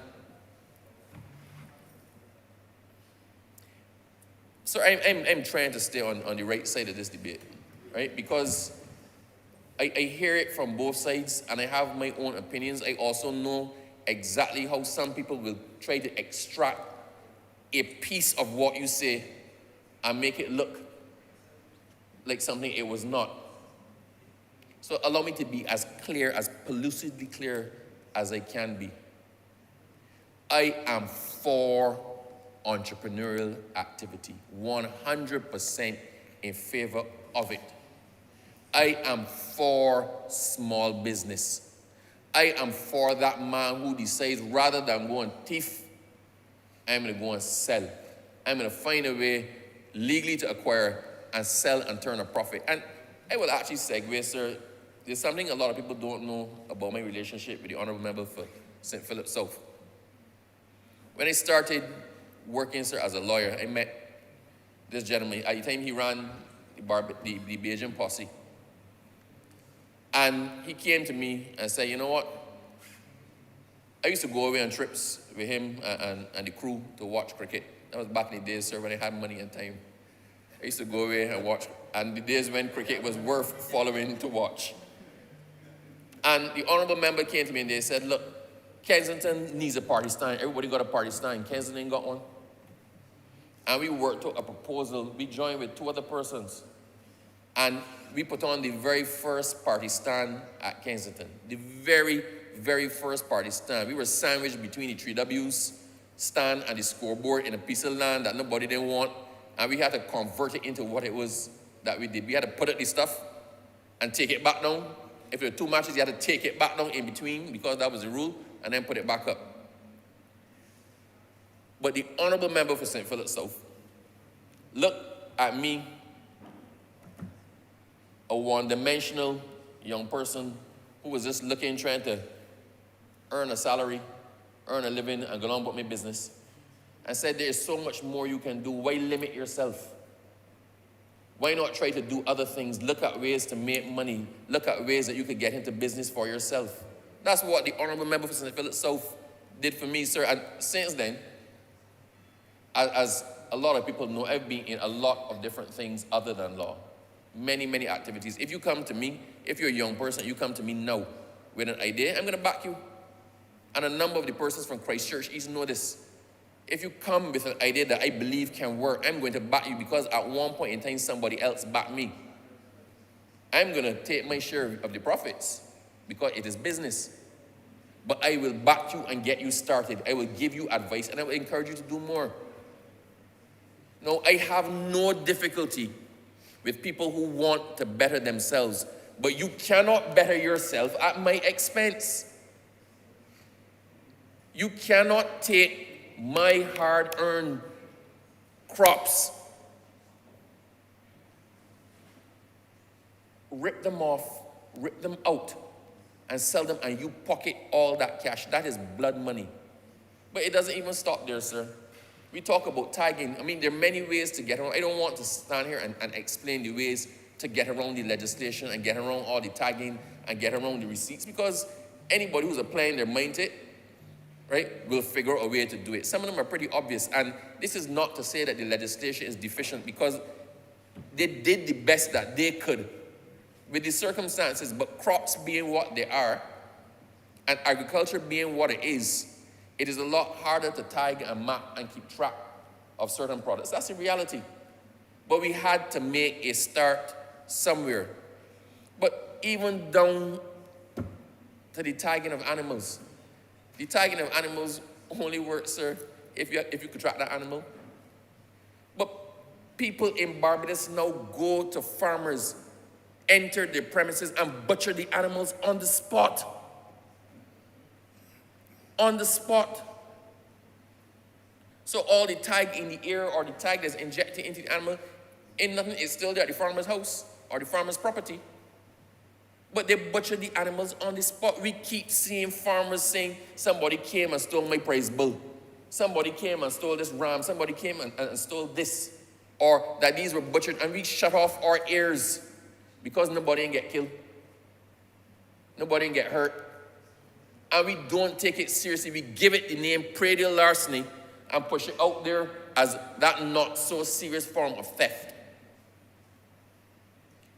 It is theft, and inexcusable at that. Some of the farmers I was speaking to, sir, I asked them, what are you all doing? One farmer indicated to me that he hired a watchman. He had to hire a watchman. He said he felt ignorant. So I'm not going to call the farmer's name because it's reflecting his definition of the man. Not ignorant as in not educated. Ignorant as in he's a watchman. He will do whatever he has to do to watch your property and make sure it's not stolen. He pays that man $1,000 a week. $1,000 a week. Another farmer that I messaged while we were hearing this debate was going on, he indicated to me that he spends between $75,000 and $100,000 in security to ensure that nobody steals his crops, because overnight you could wipe out a field of potatoes or a field of sweet potatoes. Overnight. So that is what they have to do. So their input costs are driven up because of the nature of worthlessness and lawlessness that is going on by some people. And sir, and some of us are to blame. If we're talking straight to this, sir, we're talking straight today, because this is something that has to be brought to an end. If the Ministry of Agriculture is going all out to make Barbados the breadbasket and to be able to provide and be self-sufficient in food and crops in Barbados, if we're asking the farmers to put your fields back into crops, we can help you, then we have to be taking it all the way to ensure that ye who sows, reaps as well. This is serious. I am glad to see that the fines and the penalties have increased because it has to be taken seriously. And understand, you can hear a hue and cry, you know how you can lock up a man for 5 years for thieving a piece of cane, or how you could fine a man $100,000. We know, sir, that the fines and the imprisonment, the terms of imprisonment set out in legislation, always the maximum sentences. It gives the presiding officer a cap on what they can go to, but it's also a reference to show how seriously the lawmakers have taken that particular activity. I want to urge the judicial officers now. We are now taking it seriously from this place. The law at the end of today, and once it passes the Senate, sir, will have been passed. This is what the lawmakers intended. Let us now put it into action to protect the farmers and then secure our ability to eat in Barbados. Sir, this goes in line with dumping, but I don't want to segue into dumping. That'll be for another time. But we need to take the praedial larceny seriously. The other thing I heard, sir, about the use of drones, I've seen in the press recently somebody commenting on the amount of cameras there are in Barbados, right? And the use of drones and it being invasive and whatnot. Once again, sir, I was at somebody's house and they put up a drone. They were demonstrating the use of drone technology to me. And they put up a drone, sir, over agricultural holding. And there were 3 hot spots in the middle of a field. Now, they were showing me that you could use thermal. Now, understand, this was not being done because we knew. It was simply a demonstration of drone technology to me.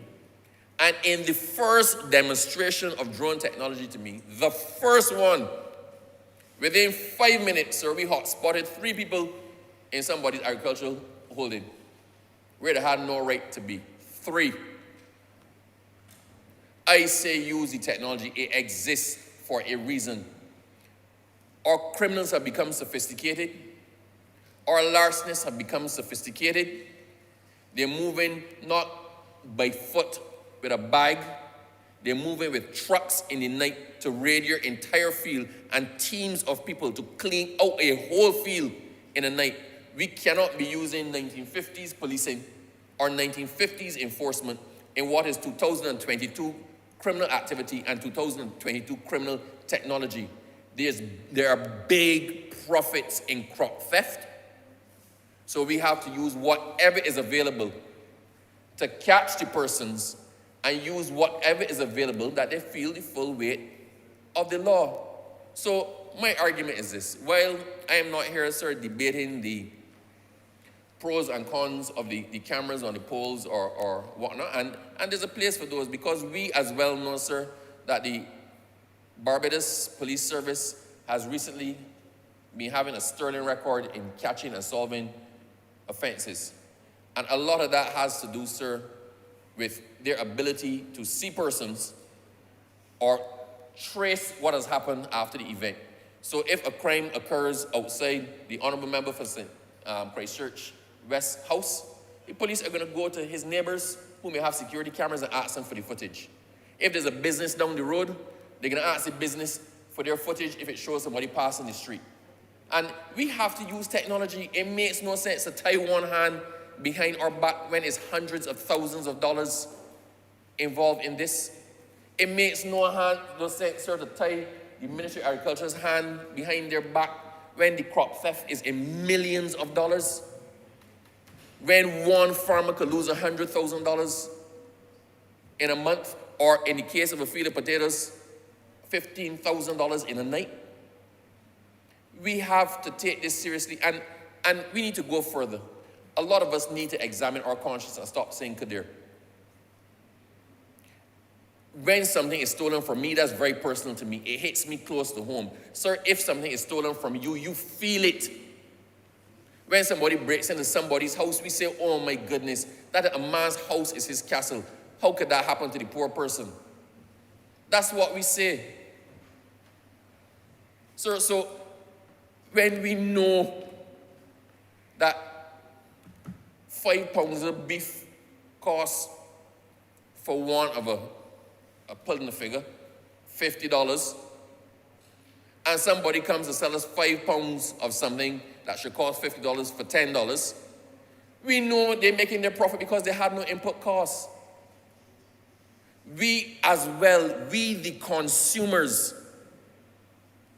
need to also take a stand. We cannot expect to keep facilitating criminal enterprise by being the ultimate consumer of that criminal enterprise and expect the legitimate farmers and the Ministry of Agriculture to be able to keep doing their work, because there is a cost to what they do. If something is being sold at a price that is too good to be true, then it is too good to be true. So, sir, I actually did not intend to be on my feet this long, but I feel the pain of the Ministry of Agriculture. I started by commending them. I want to end by commending them. They have done an excellent job under the stewardship of this Minister of Agriculture, and I believe he has to be commended for his diligence, his driving his team, his inspiration, and him getting not just the ministry, but getting the buy-in of the farmers, a lot of whom were prepared to abandon agriculture, and he's gotten some to put their land back into cultivation, gotten some to put their lands back into sugarcane, and to clear the lands. When we drive around Barbados, sir, we are seeing a different Barbados. We are not seeing all of the bush that was our lot, no pun intended, back in the desolate years, sir. We are now seeing a Barbados that lands are delineated. We can see crops growing. We can see that we're trying to do something with the land. We can see the efforts being made by the Ministry of Agriculture and the farmers. We can see the efforts being made by the small farmers. Sir, let us now do what is necessary to protect our farmers. And let's go all out to protect them. And it's not just the big farmers. It's the small person who is growing their herbs in a wash pan in the back of their yard and come out the next morning and all the herbs and things gone, sir. So, I didn't mean herbs, I meant herbs. Herbs, sir.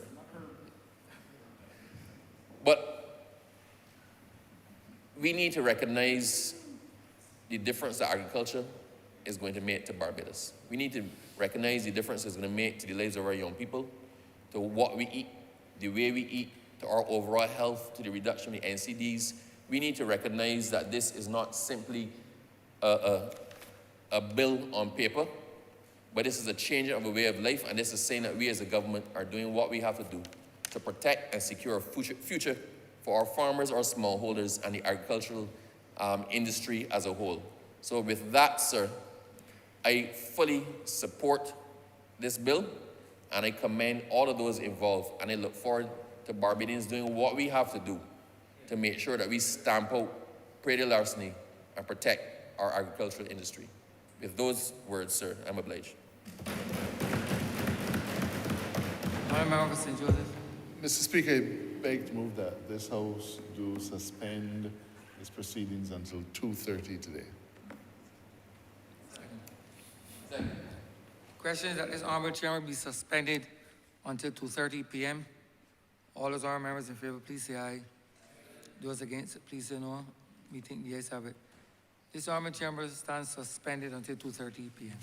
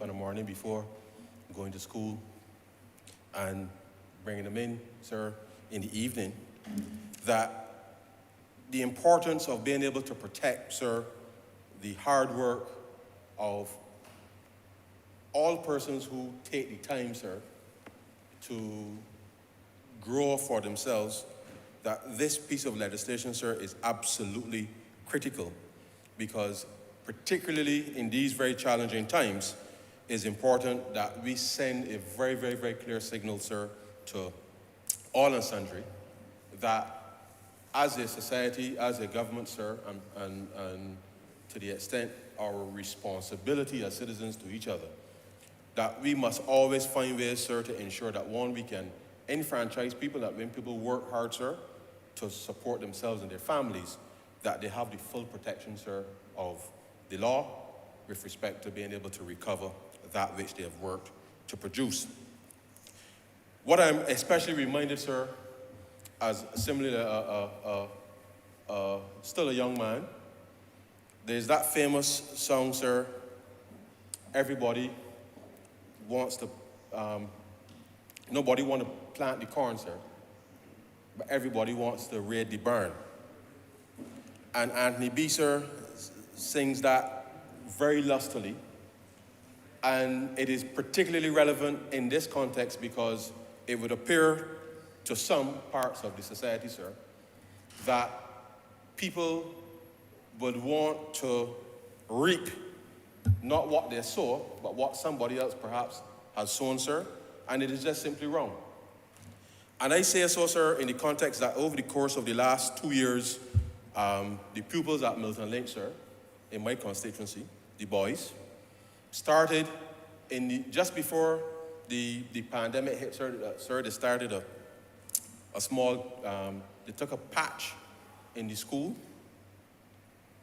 created a little garden, sir, and during a tour with of the school just a few weeks ago, the principal informed me, sir, that they had to purchase, sir, $2,200 worth of razor wire, sir, to erect on top of the fencing to try to prevent people, sir, from stealing the produce which the boys at Milton Lynch, under the supervision of their teachers, sir, over the last 2 years, worked so hard to be able to do. Now, I said to myself, who, sir, who in their right mind, seeing a very positive project which will teach young boys, sir, the importance of being able to do farming in a very small space, because I think it's important that we signal to all and sundry, sir, that we can do agriculture in small spaces, in large spaces.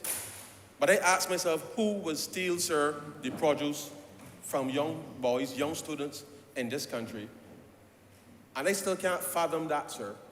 But the school had to spend $2,200, not in buying more seeds or to expand the garden, not in buying more fertilizer, sir, but $2,200 in order to try to prevent people from stealing the produce of the school. And that alarmed me, sir, which is why as I stand here in this debate, even though I didn't want to make it clear, that small project was not necessarily what you might call commercial quantities, but they were doing it, sir, not just to teach the youngsters good agricultural practices, but as a source, sir, of revenue for the school, to be able to help sell the produce to parents and those in the community, to help the school, sir, create a little bit of an income as an independent stream, sir, with respect to production for the school. And I know that a number of other efforts have been brought to bear across the country. And that is why, sir, that this bill is important, not just as a piece of legislation, but to emphasize to all in the country that if we are truly in this together, sir, we can't be stealing and thieving, sir, the produce that the little boys work so hard at the school to produce. Because imagine the disappointment, sir, that And I use this example, sir, because I'm a man, sir, I like my cuckoo. And when my grandmother had the okra trees, sir, when the little yellow flower started to come out, I know that the okra's ready. And the truth is, sir, I've lost that little bit of a green thumb these days. But there are some people who, when they are traveling through the country, sir, will see the lush vegetation, and like myself, for the most part, sir, ignorant of the ripening stage of most agricultural products. But there are clearly some amongst us who, when they visualize and they look across the country, they know when and what time to come back, sir, in the middle of the night. In the middle of the night. And no, this is a serious matter, sir, because whilst for the unsuspecting eye, there are those among us who knows exactly when, sir, to strike. And that type of thought process, sir, that type of cynical approach is something that we need to root out in this country. What I would say, sir, is that we need to teach, yes, our children about, yes, the importance of the growing cycle, when things are right and when they are not, sir, when they are ready to be harvested or not. These are important skills because I support this bill not just in the context of the protection of agricultural products, but in helping to build out amongst the young people in this country a level of expertise, sir, a level of expertise that would see us being able to maximize the yields of the small kitchen garden that you may have, sir. If you got a little quarter acre, half acre, or an acre that you have some family land, sir, to put down, that you can do so, and that the Ministry of Agriculture and the agencies that support can come out and provide the extension service to that, in order to ensure that, sir, that we can, as a country, starting at the community level, start to ensure that we can achieve food and nutritional security, which is part of the mandate of the Ministry of Agriculture, so that we can understand truly, sir, what food security really means at the household level, what it means at the community level, as well as at the national level. And therefore, yes, sir, we must teach our children and everybody those fundamental tenets of agricultural practice. But not those tenets, sir, that will see people coming in the middle of the night to steal the produce, therefore leaving disappointment, sir, not just for the fact that it's gone, but people, sir, would have made an investment. And if we are going to create a cohesive society, sir, then we must have in place a regime that holds to account, sir, those persons who are stealing the agricultural produce, selling them on, sir.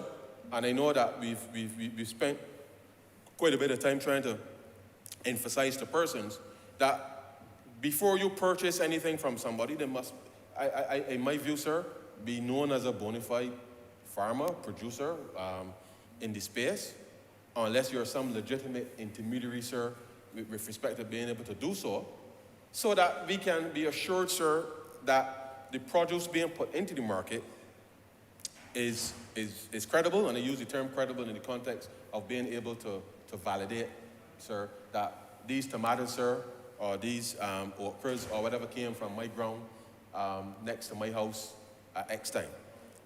Which brings me to the point, sir, that as a country, we must not be afraid, sir, to indicate to whether it's the Ministry of Agriculture when we are planting certain things. Because at the end of the day, if the government is to put an effective framework in place to respond to these critical matters, then you can't, you know that old saying, sir, you can't hide and buy land, and obviously, you can hide and buy land, sir. Can't hide and work it. But you can't hide and work it. But, well, even though hiding, anyhow, the reality is there's too much secrecy, sir, amongst our communities, and making that information available is going to be important for helping us to reinforce or to enforce any legislation that we pass. And therefore, if I have a quarter acre, sir, in Oakers, then, I must be able to share that information with the appropriate authorities, knowing that I planted it, sir, X time ago, and it will come into the reaping season. And if we're able to do so, sir, then collectively working together, I believe that farmers banding together, sir, that if I got my ground here and you got your ground over there, sir, that we can work together to make sure that we, at the appropriate time for reaping, that we can, because we have a vested interest in getting our products to the market in a viable way, that we work collaboratively in order to make sure that we can see the yields that we want to see, and that we can recoup that investment in a way that makes sense. But it's only going to work, sir, if we work collaboratively together. And I say to those persons who, if you want to steal from that ground, no, sir, you got to go. You got to go over the barbed wire fence. But a primary school, sir, should not have to spend $2,200 buying barbed wire to protect the produce for young boys who we want to support getting into agriculture and to understand the habits of it, sir. And therefore, we must work together to stamp out this very, very vexing issue of food security. What I want to also indicate, sir, is that this piece of legislation is going to be, in my mind, critical for allowing us to be able to build a platform, sir, with respect to not just achieving food security, but equally being able to ramp up production to such a level that we are capable, sir, of ensuring that we can meet any export targets and contracts that we may have. And therefore, this stealing that is taking place is really a hurdle, a disincentive to us being able to achieve food security in the first instance, but equally being able to build a platform with respect to exports of agricultural products in a very meaningful way. And if we are going to address issues in relation to whether it is cost of living, food security, and the like, sir, then we need to make sure that we work together, community by community, in order to be able to support this so that we can assure that any person making the sacrifice of being able to put their energies into agricultural pursuits, that we can ensure that there's a system that would allow for not just the tracking and the tracing of agricultural products, but being able to hold people to account. I want to move quickly, sir, to a few observations which I want to share with the chamber, and permit me, sir, to be able to speak on this very quickly.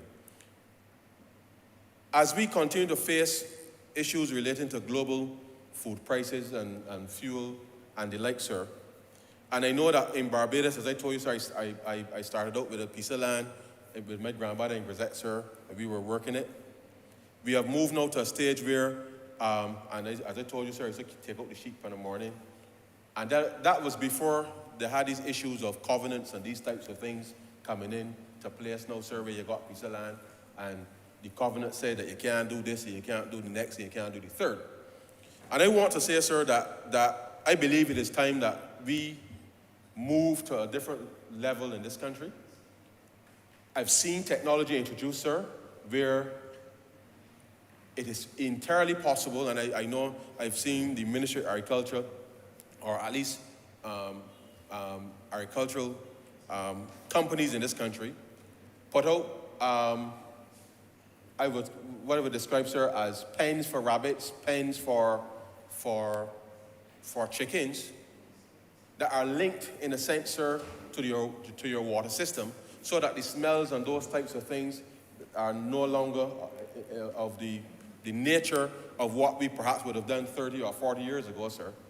Such that in a residential community, a person could rear a few chickens, you could rear some rabbits, sir, without running afoul of these covenants.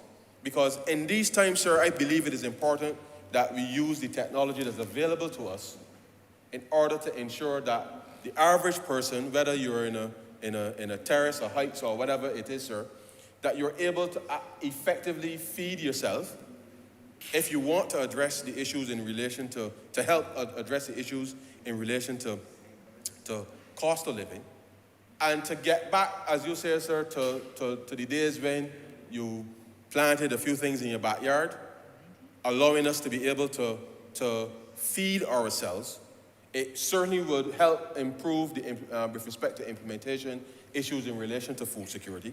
And I would love to dearly see that the Ministry of Agriculture, sir, takes a very clear and aggressive look in this particular area, because I believe it is important that we are able to utilize these technologies, allowing households across the length and breadth of the country to be able to feed themselves. I know, sir, that with all of the development taking place, and I've always been intrigued, sir, when people will go and purchase land, sir, next to a pig farm or something, and then complain that somebody's keeping pigs in the area. It don't make sense. It don't make sense. Except to say, sir, that I was doing some work, sir, a few years ago, and I had occasion to visit a pig farm somewhere in Antigua, sir. I don't remember exactly where. But the entire ecosystem of the pig farm, sir, you could not tell that this was a pig farm. Everything was fully integrated. The rainwater harvesting, the biodigester, everything, sir, was integrated in such a way that you had development taking place around it, but you would not know that there was a pig farm. And I'm saying to agriculture practitioners, I'm saying to the country, sir, that how we develop agricultural practices going forward, we have to modernize and get with the program, sir. Because Barbados has a limited land space. We still have to grow stuff. We still got to, and sir, I know that you're not necessarily familiar with the pig as I am, but there are still some amongst us who, for whatever reason, eat meat. We are also pursuing other aspects with respect to agriculture and the like across the country.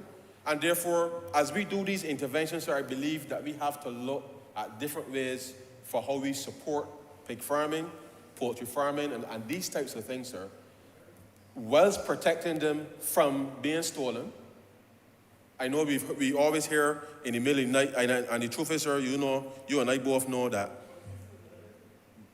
when we hear reports of cows and sheep being mutilated in the middle of the night, sir, and I use the term deliberately because you're not just mutilating by teething it, but there are not many people, sir, that can carve up a cow or sheep in the middle of the night. That is a skill, sir, that is extraordinary.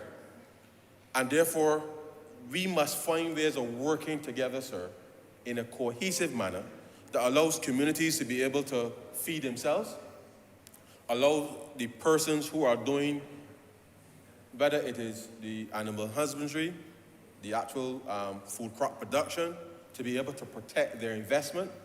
And therefore, my support of this bill, sir, it goes beyond just what is here, but I believe that we have to find a way now, sir, to ensure that for our existing farmers, that we can allow them to upgrade their operations to meet the latest sanitary and phytosanitary standards, to allow for more investment to come into the space, more employment in the space. And sir, I can tell you, just from that little project at Milton Lynch, there are a lot of youngsters now who are getting a keen interest in the area of agriculture. But you can't maintain that interest if adults, sir, going in when the night come and thieving the little boys' produce is simply wrong. And therefore, as a society, we got to look at ourselves and ask ourselves, who would steal from a child, sir? Really, who would steal from a child? And if you can steal from a child, it means that you can thief from anybody, sir. And therefore, we must act responsibly. Whether you're any business owner, I believe, should have a moral obligation, sir, plus legal obligation, to be able to ask anybody who's coming to them, sir, to sell them something, where they get it from. Are you a farmer? Are you a registered farmer? where did you get this thing from? Because if we want to build a proper agriculture industry, sir, if we want to ensure that people can feed themselves and we get the right level of nutritional security within our system, that we must do this, yes. But I believe that by the same token, that as we navigate what certainly will become, what appears to be uncertain times ahead, that we must find innovative ways now, sir, of being able to go into communities, put in the right responses with respect to technologies, whether that it is the rabbit pens or the chicken pens, sir, that are properly structured in a way that allows people to do some very small scale rearing of these animals in a clean way, no smell as is the case. Then I believe, sir, that we will be doing right, not just by our constituents, but I think by the country as a whole, by it being able to help us to be able to mitigate against the rising costs of food, and be able to respond in a way, sir, that makes absolute sense. And therefore, we must all work together, sir. I know the Minister of Agriculture and those have been working very hard to ramp up production all across this country. We can see the investment going in there, sir. And the last thing I would want to happen is that people getting their hopes up. People want, even up to this morning, someone from my constituency messaged me about some lands that they want to get from BADMC, and therefore people want to get into commercial agriculture. And therefore, when you get people into this process and they put in the investment, they may go to the trust loan program or some other program to get some resources, sir. We want that when they go through the, whether it's 6-week crops, 12-week crops, animal husbandry, sir, that those persons can get a return on that investment so that they can hire 2 or 3 people, sir, from in the very constituency or community area, sir, that they're in, to help support themselves and their families. And therefore, we see this as a critical response, because there's nothing that will deter somebody, sir, than 5.5 weeks from now after I plant my carrot, sir, and when I come up there, sir, everything gone.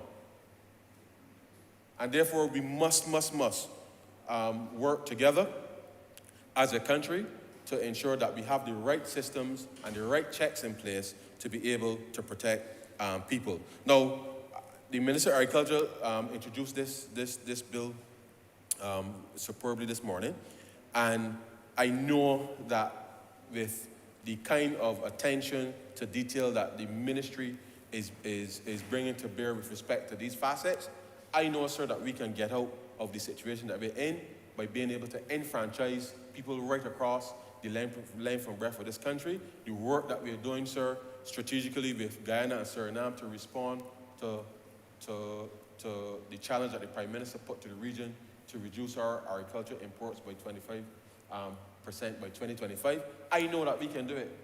But we can only really do it, sir, and bring people along if people stop thieving when the night comes, sir, with respect to agricultural products. And that's the harsh reality, sir. That's the harsh reality, because this type of response that the government has put in to agriculture in a very meaningful way, wanting not just to bring opportunity to people, but by being able to build on that platform where we can achieve food security. The next level, sir, is in relation to sanitary and phytosanitary legislation to be able to help ensure that we can export, whether it is crops or meat, any meats, fish, if you like, sir, outside of Barbados, that we can meet those standards, have them traced right through to the farm, and to know, sir, how much fertilizer you put in the ground, how much antibiotics you might have given to the animals. These are the kinds of things, sir, in terms of information sharing that I refer to, that as a community, we must be able to come and say that I grew these things, I reared these animals in this way, that allows the brand of Barbados to be capable of exporting globally, so that everybody can benefit, sir, within the context of this thing. And here's the thing, sir. As I told you, I think I lost my little green thumb. So if somebody, sir, knows when the carrot's right, well, just come and tell me when the carrot's right. And if you let them stay in the ground too long, then obviously the yield is not going to be as good because you left them in too long. And this is the kind of information, sir, that I believe that those persons who are out there in the middle of the night, sir, can share with people who are interested in getting in the space, sir. And I say this in all sincerity, sir, because obviously these people have knowledge that you or I, sir, don't. And if I wanted legal advice, sir, but I will come to you. You're a lawyer. All I'm saying, sir, is that we have to find a way to harness collectively the skills of the agriculturalists in this country to be able to provide advisory services, if you like, sir, to people who want to get into these spaces in a way that allows them to be able to make the investment and to do that, sir. Because at the end of the day, sir, we want more investment to come into the space. We want people to be confident that if I plant a quarter acre of tomatoes, sir, that I can get a quarter acre's yield of tomatoes, sir, in 6 weeks, 12 weeks, whatever the period is, sir. And that if I have to pay somebody, sir, to make sure that that happens, then you do that. And therefore you create, sir, a business climate. Because this is not just about feeding ourselves, but we can also create a business climate, sir, that would allow for a reasonable return of investment to take place.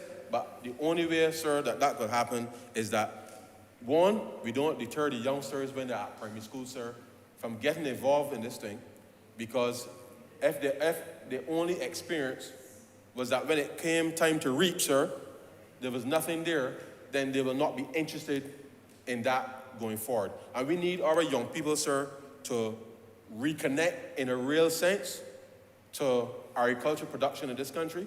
And this government, sir, intends to support programs that will facilitate that, whilst at the same time putting the other structures in place, not just to achieve food security, not just to achieve, sir, nutritional security, but to put the Barbados economy on a sustainable path whereby the export potential, the agro-processing potential, to reduce the imports that people keep talking about, sir, in the country. The only way that happens is if people work collaboratively and cooperatively with the Ministry of Agriculture, the farming community, all of the producers and the people making these critical investments that allows them to know that in 6 weeks, sir, 12 weeks, 3 months, whatever the time frame is, that they will be able, sir, to reap what they sow.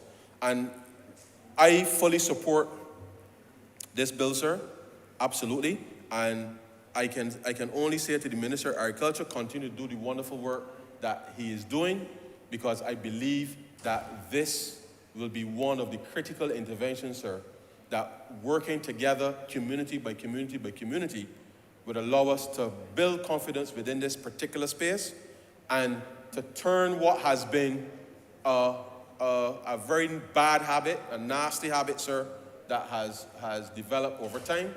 I believe that we can turn this into a positive for the country by being able to work collaboratively with the Ministry of Agriculture, providing the information that is required to be provided to help build a robust system that would allow not just government to go out and negotiate the business, the contracts and the business interests that we want to help develop in the country, but it would mean that ordinary Barbadians, sir, whether you're in Kingston, sir, or Waterhall land, that if you want to get a quarter acre, whether in Lears or River or wherever in your backyard, sir, and you can reach a reasonable commercial scale, that you can realize that investment, meet the standards that are intended to be met, and that you can support your family, sir, that you become part of a farming and business community that is cohesive, that allows us, sir, to be able to achieve the food and agriculture security that we know that we need to meet. And so, sir, with those few words, I am obliged to you. Thank you. Honourable City of Bristol. Thank you, Mr. Speaker, sir. Mr. Speaker, I stand at this time to lend my support to this Protection of Agriculture Produce 2022 bill. In reading this bill, sir, in going through the brief, sir, one thing came to mind as I read line after line after line. And Mr. Speaker, sir, that was the voice of the farmer. I was hearing the voice of the farmer coming through. As the Minister of Agriculture said this morning, one of the things that disturbed him about the past bills were the fact that not only did they sought to humbug the farmer, but they did not seek consultation with the farmer. Mr. Speaker, sir, as I go through this bill, this 2022 bill, I am happy to report that I can see evidence of the fact that many farmers will be sleeping better tonight because of the Minister of Agriculture. And I think he should be happy and proud for that. So I want to compliment the Minister and the Ministry for seeking to do the right thing by the farmers, and that is to ensure that they hear and take the contributions of these hardworking Barbadians into consideration as we draft bills for them, as we remain a government of the people, for the people. Mr. Speaker, sir, one of the other things I observe in listening to the Honourable Minister is the fact that what this chamber and Barbados has to recognize is that this is a process. This is a journey. All the things required will not come in this one bill. The fact that technology will change, the fact that criminals seem to continue to add to their sophistication of operations, that changes, and therefore the legislation must be proactive to ensure that we stay ahead of the times. Now, as I stand, I want to make it clear, and again, I want to say thank you to the Minister of Agriculture. A lot of people may not know that we are in constant communication because I have a passion for agriculture, and he gives me a listening ear. He sees me as an ally in agriculture and not the shadow Minister of Agriculture. Therefore, I can stand here, and not only because I give this my full support, being on this side, Mr. Speaker, sir, but truly because it has in the elements that I can be proud of and elements that I do truly and genuinely support. Sometimes when debating legislation, sometimes when in discussion with Barbadians, you're trying to explain the policies, it is easy to be misunderstood. And that is why, as I stand here, Mr. Speaker, I'm going to try to be as clear as possible. I know I always tell myself I'm the second most misunderstood person in Barbados. You know, and being number 30 of 30, that can happen, Mr. Speaker. So that is why when I speak on these matters, I like to be as clear as possible. Now, why do I have the passion to speak on agriculture coming from the urban corridors known as the city of Bridgetown? And there are two main reasons for that, sir. One is that some 30 years ago, like members in here, I was dragged into farming as I had to be part of my grandmother's garden at the tender age of 9 years old to ensure I can buy school clothes to get to school. I had to plant my own lettuce and go around and sell it at that time, yes, to buy clothes and buy shoes, put it in a bag and vet it, and make sure you got it watered. It looked very presentable, Mr. Speaker, sir. I had those days, probably large part of the generation with that.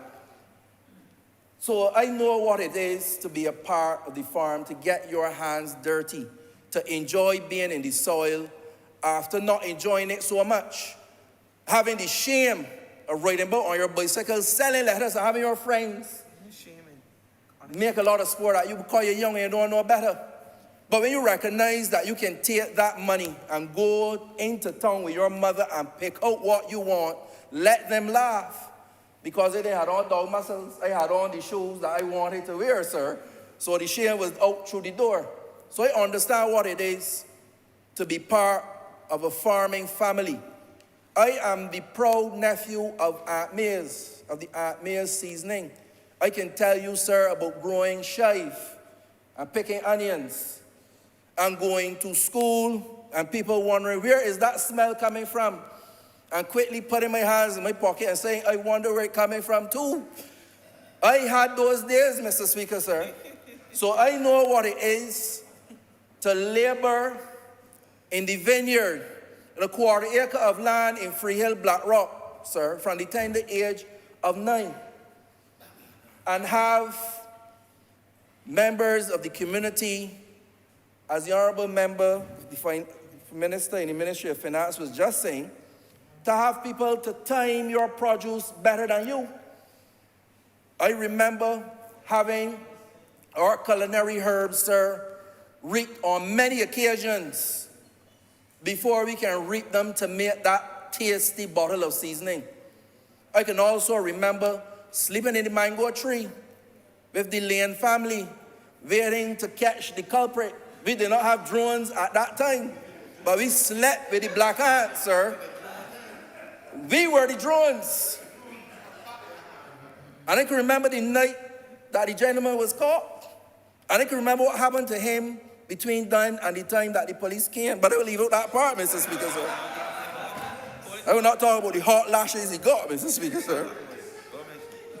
But I want to make it abundantly clear, in all seriousness, that I give this bill my unreserved support, my 100% support, sir. And it is for the reason I want to make contact with the legislation and make contact with the bill, sir, so that Barbadians listening could understand the importance of this legislation. This legislation is not here for grandstanding. This legislation is not here to tick a box to say that we are trying to answer the quarrels of farmers out there. This legislation is touching to the very issues raised by farmers decade after decade after decade. Now, there is a popular music video made in my constituency by a popular artist, Chief Ding, and Weather 40, not their real name, so I call him Mr. Speaker, with your permission. And they have a saying, I tell them already and I tell them again. Now, when they use that, people may take the damn wrong. So I can change his lyrics with his permission. So I tell you already, and I will tell you again, that this is something that I was saying to Barbadians, that many people wanted to be part of agriculture for a very long time. I remember as a teenager in the 90s, late 90s, going to the Ministry of Youth Affairs, to the Division of Youth Affairs, and saying to them, one of the ways that we can engage bored and unattached young people was by the way of agriculture. I was turned away many times, Mr. Speaker, saying that young people are not interested in agriculture. Young people don't want to get their hands dirty. Young people see agriculture as slavery. They don't want to be involved. And they were saying that to a young person who had a lot of young peers who wanted to be involved in agriculture. So I just couldn't understand the sentiment, and I have lived to the point where all Barbadians can look and see the evidence that agriculture has now been made so sexy in this country. I remember in this same very chamber, Mr. Speaker, sir, when a minister was appointed to the Ministry of Agriculture, and it was seen as such a demotion, a position of nothingness. And now the Honourable Minister, the member for St. Philip South, brought such sexiness to the ministry. It is like a young lady in a bikini or Browns Beach, Mr. Speaker, sir. It is extremely sexy that all members feel the passion to stand today, sir, and have a word. So much so that it was the member for Christchurch East made a penetrating point about fingering, pointing out persons in relation to, sir. I'm glad for the qualification. Yes, sir. I must qualify, sir. Very glad for the qualification. Penetrating point, sir. That's where he left off. It will continue. But the reality is that in this Protection of Agricultural Produce Bill 2022, as I said before, being introduced to gardening some 30 years ago and owning my own farm for 24 unbroken years, just last month, I have a very serious passion and love for agriculture. I can see what it can do in relation to employment, business, food nutrition, and that is being able to feed yourself the nutritious things that we need, addressing the taste, because a lot of our taste, particularly of our younger generation, is based on television and Hollywood, where certain brands are sold to you from cartoons to action movies. And sometimes your own local dishes are really placed on the back burner. Sometimes you can only get those tasty dishes when you go by certain friends in the north, when they would answer or they would give you that invitation. Other than that, you cannot get these tasty local dishes, because pie and chicken is my favorite dish, and the various songs as they go ish, ish, ish, Mr. Speaker, that is what the young people are being exposed to. So we have to address the concept of taste, concept of acquired taste. But the value of agriculture, sir, and one of the reasons that I carry such a passion for it is because the whole idea too of food sovereignty and food safety. And when I talk about food safety, like the minister, I think about, do we know the chemicals being placed in produce that we import? I am not saying not to import, but what I am saying is that when you plant locally, you can have a greater sense of security knowing what is in what you are eating. And we have a practice in this world that you will see bigger countries with bigger farms have on some of the produce for export only. And sometimes you have to ask the question, why is it for export only? And Mr. Speaker, that too, I leave there for you to ponder. But when I think about agriculture too, I think about the benefits that it has for the environment.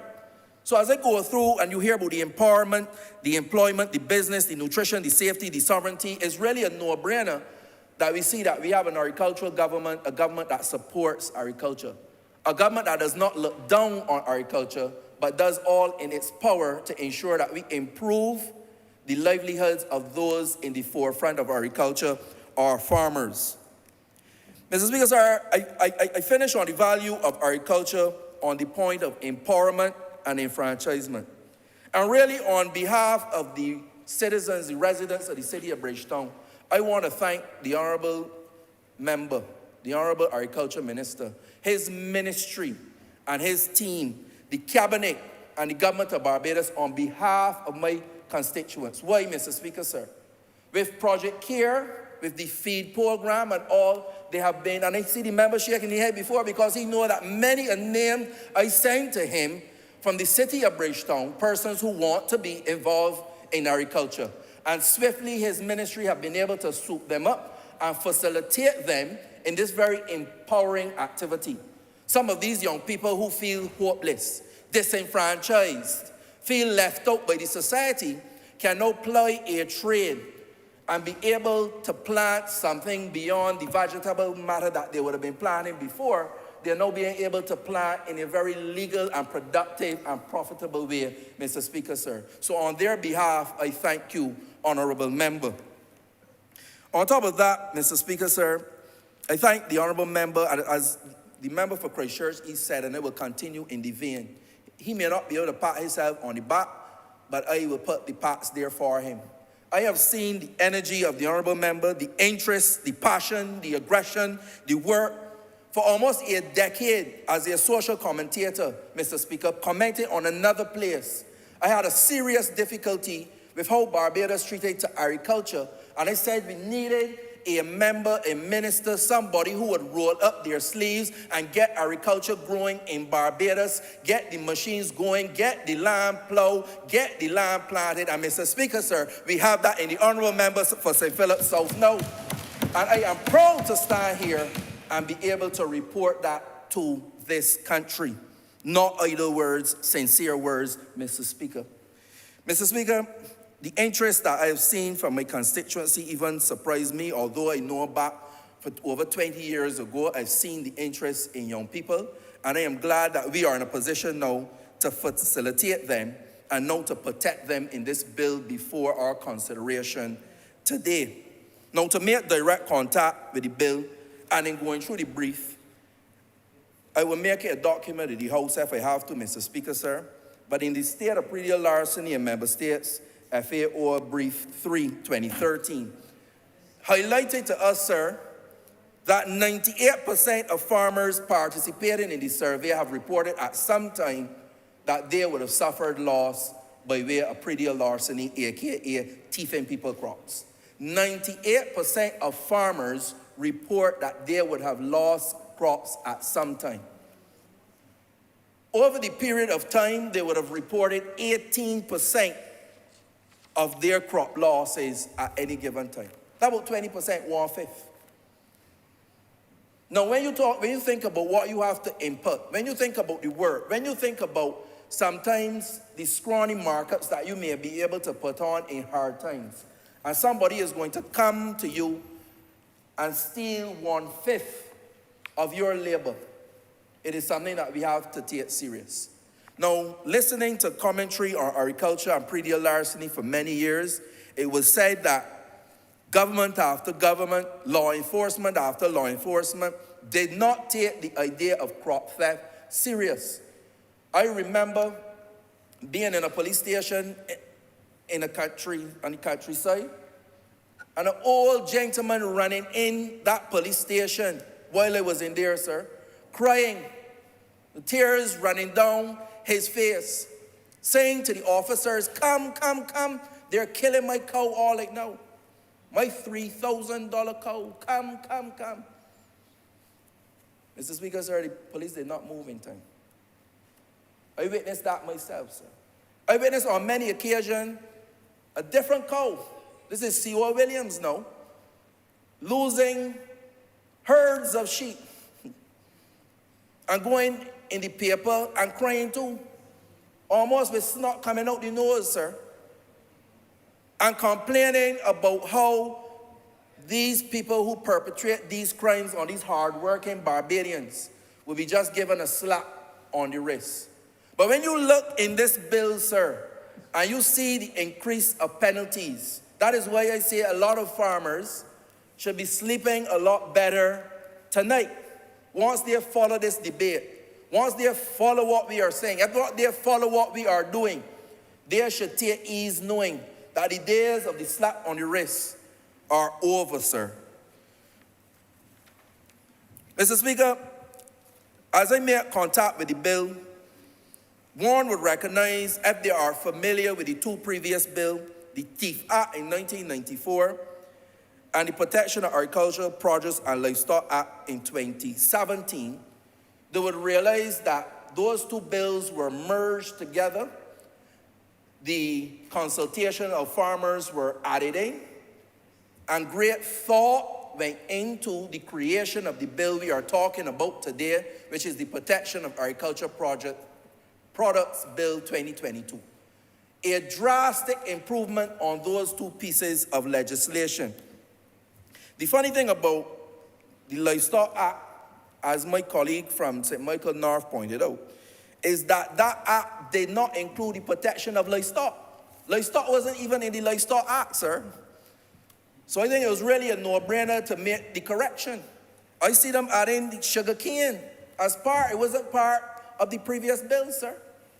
When I look at the fact that culinary herbs, that as I said, that sent me to school, they were not included in the act, and that has been corrected. Poultry. Now tell me, how are you going to protect farmers and not protect poultry? Mr. Speaker, sir, I really like to emphasize my seriousness and support for a bill like this. And I cry shame of what came before. And that is why when we fail to speak to stakeholders in industries and feel that we have all the knowledge, and we run here and try to make legislation without speaking, this is what happens. And that is why I'm glad this administration is very consultative. They go and they speak to the relevant stakeholders to ensure that you can plug all these gaping holes. More holes than a strainer, sir. They have been plugged here today. Mr. Speaker, don't intend to be long, so I want to go to the meat of the matter for me, and that is where the fines are concerned. And that is when you could see that falsifying documents in the previous bill, there was no mention of it whatsoever. And there was a heavy reliance on the provision of records, receipts, etc., but there was no provision for consequence for falsifying those said records. This bill introduces that, sir.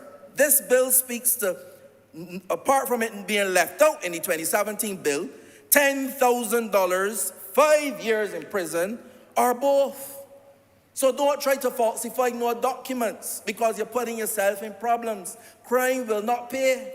The only person that will pay, sir, persons like yourself, lawyers, sir. Outside of that, crime does not pay. And I want the crop thieves to hear me and hear me loud.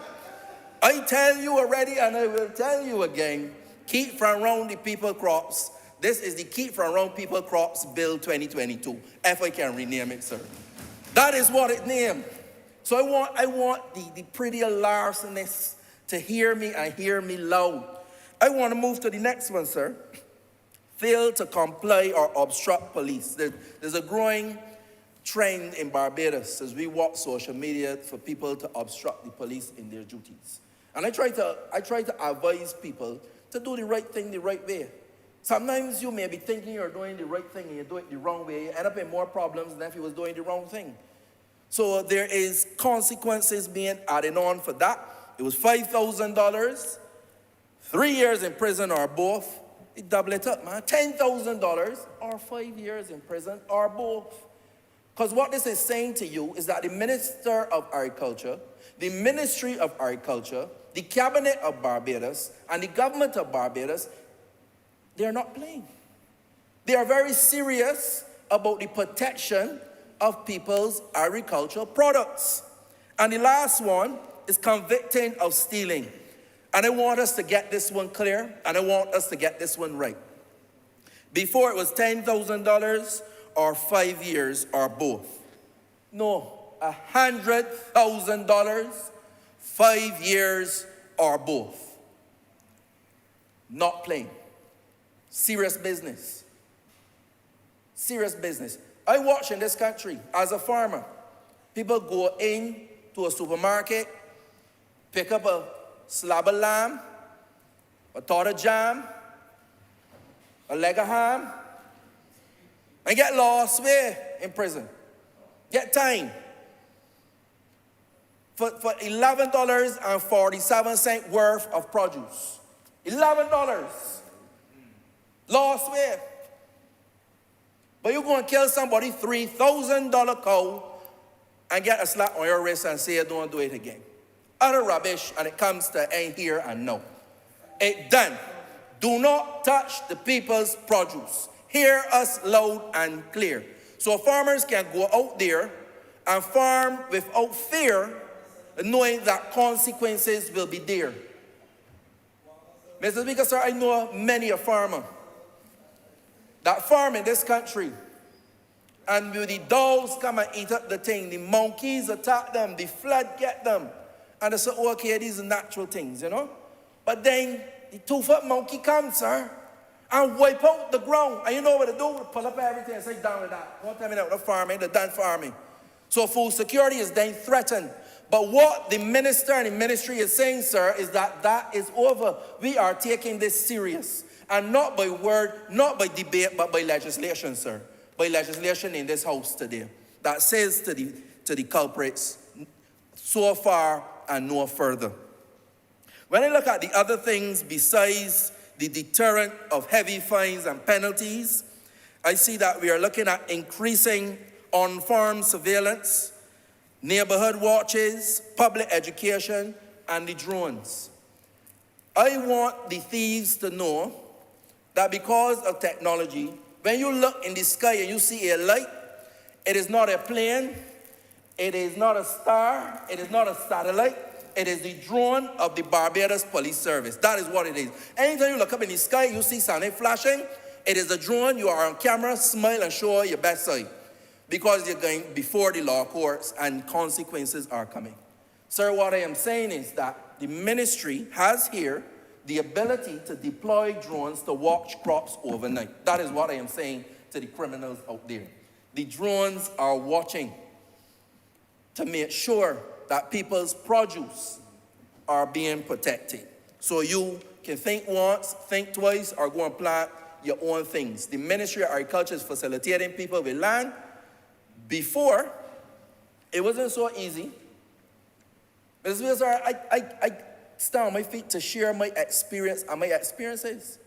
I remember going before the ministry and year after year after year trying to get land for the landless. I was landless, but it wasn't giving me any land.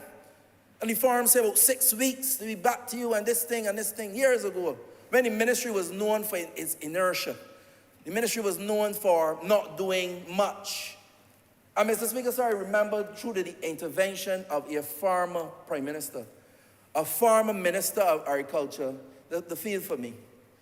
And I got sunlight. It took me about 2 years. And I remember going into the ministry so excited with my paperwork.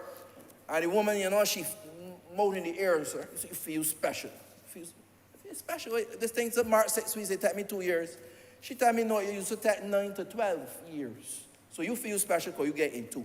But we've done all of that now, Mr. Speaker, sir. In 6 months, we have documents being processed that people could go and farm. That is why people don't have any excuse now to go and pick up people's produce in the late of night. And that is why I say I commended the minister earlier, not just for talk. The whole idea of chipping, tagging, nanoparticles, putting barcodes on the breadfruit, putting barcodes on the potatoes. We're going the full way, sir. Whatever we have to do to protect this industry, sir, we would, because this industry is not just about farming. It goes way beyond that. It is about empowerment, enfranchisement, business, employment, food nutrition, food security, food sovereignty. When the ships and the planes start coming, sir, we must be able to feed ourselves. And that is why the protection of produce is so very, very important, that we cannot and will not, and we're demonstrating that we are not playing with the produce of farmers in this country anymore. Mr. Speaker, sir, one of the things that I would like to see now as I get to my suggestion stage of the debate is that we start to turn the narrative about agriculture.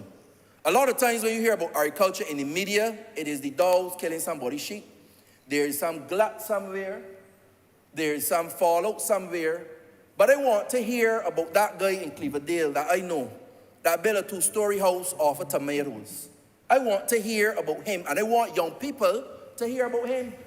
I want to hear about the lady I know who built multiple 2-story houses across this country through agro-processing of the same culinary herbs. I want to hear those success stories.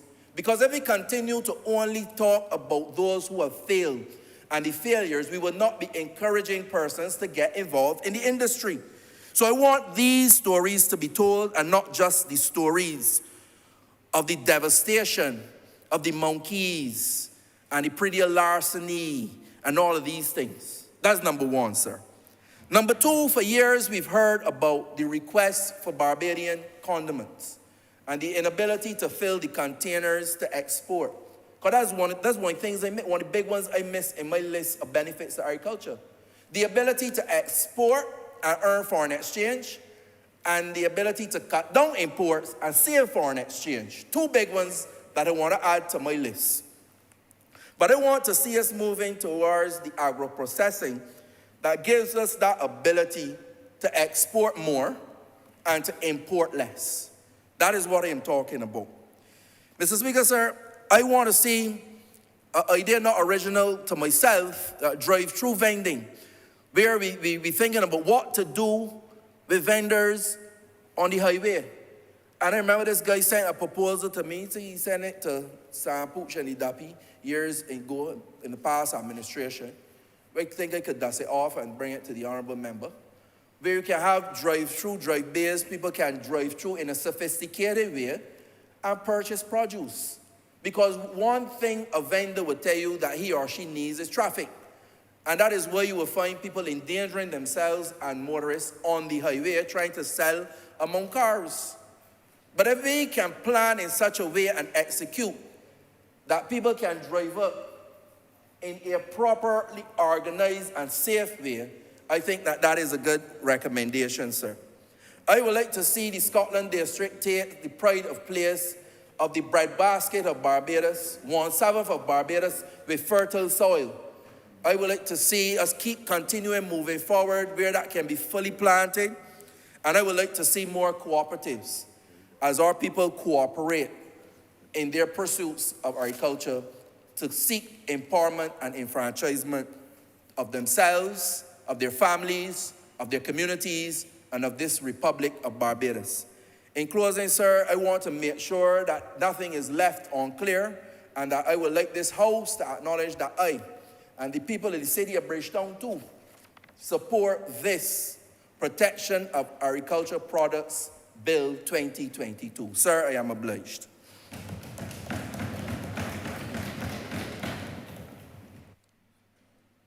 Honourable Member for St. Michael East.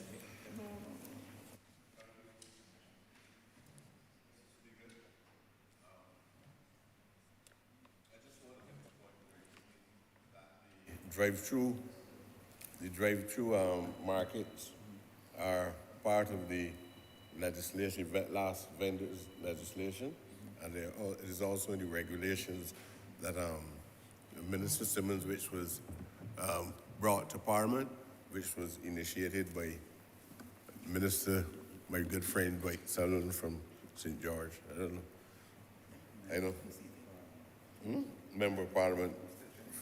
Well, Eddie, you know, you don't get used to these things. The Speaker got to keep me in order. If I call a man named him, I tell him already this colonial thing that was working with him. Sir, with all respect to you, first of all, no, it make you feel like you're a real parliamentarian and know these things good.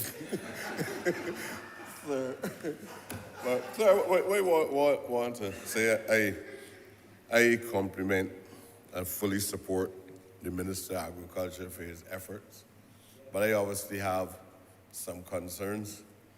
But you know, I am not a strong advocate of any Hamitic theory that black men curse and black men like the thief. Black men like the thief produce. I have a practice. I like the practice of reality. So I know the culture of this agricultural sector, and I know how this agricultural sector, who monopolized the ownership of the lands up to 1838 or so, when the first non-white person owned a plantation in this country. So I have a different understanding. I know the stigmatization of vendors and how people felt about vendors, and police officers going into Swan Street in the markets and questioning vendors on where you got those vegetables from. And most of the time when the vendors get a good lawyer, the police could not prove any case in the law courts.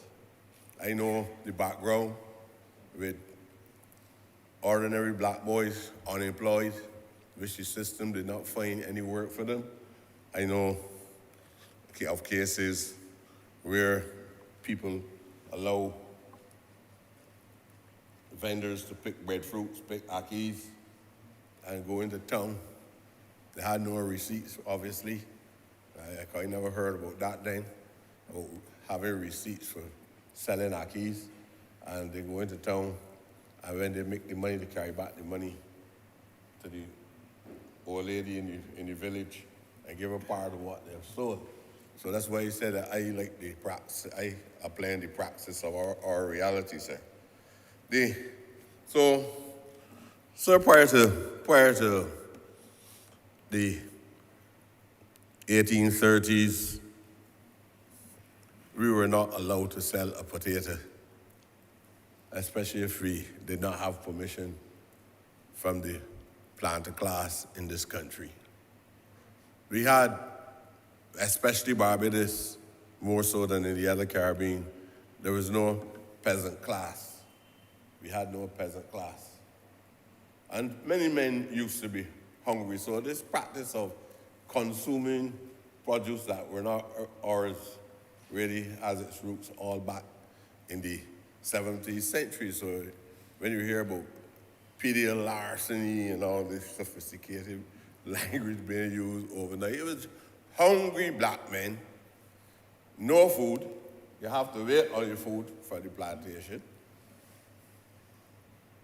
And they had to eat. So I was telling my colleagues today while I was at lunch, and as I said before, I hope that I have not gorged myself in any form into any form of stupidity. But I was telling them, as a young man, even when I had things at home, I would venture into somebody's cornfield, something with 10 and 12 people, and clean the entire cornfield. And sometimes you go back home, and you also take up, at that time it wasn't any stealing either, you take up a pigtail, and somebody goes in somebody's breadfruit tree. And you cut the breadfruit in the center, you put the pigtail in the center. I cleaned a whole cornfield one time, belonged to a gentleman with me named Mr. Mallet, and I confess.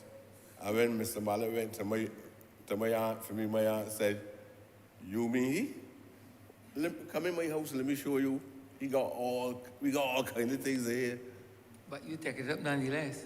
But I had the corn. $100,000, sir. I had the corn. I certainly at that time, certainly I could not escape because of the size of the crops which we didn't steal anything. As far as we were concerned, that was just a normal way of living.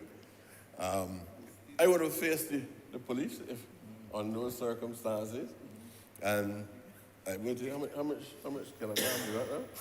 Far past any about the kilograms you got inside this legislation, we would have done qualify as being involved in commerce in these circumstances, sir. I believe that while focusing on this legislation, I believe that the minister has done the best that he can do. I am not one of those persons that strongly believe that because you put stiff penalties in place, you would see any fundamental changes. Because as long as poverty exists in a society, especially at this critical point in our economy, when I can't find anything to eat, when a man can't find anything to eat, the easiest place to go is in the ground. You gotta open the doors, you gotta go through the window, you don't gotta go through the roof. And the fella wants something to eat. I don't even know if I should be engaging in seeing this man as being involved in criminal activity. This is a case of survival. This is a case of survival.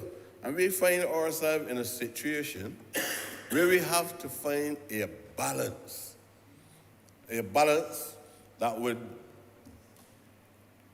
not cause us to be responsible for the criminalization of more and more black men, so that the prisons that were used to be at 1,000 inmates at a time will move up to 1,500 as a result of any form of legislation we put in place.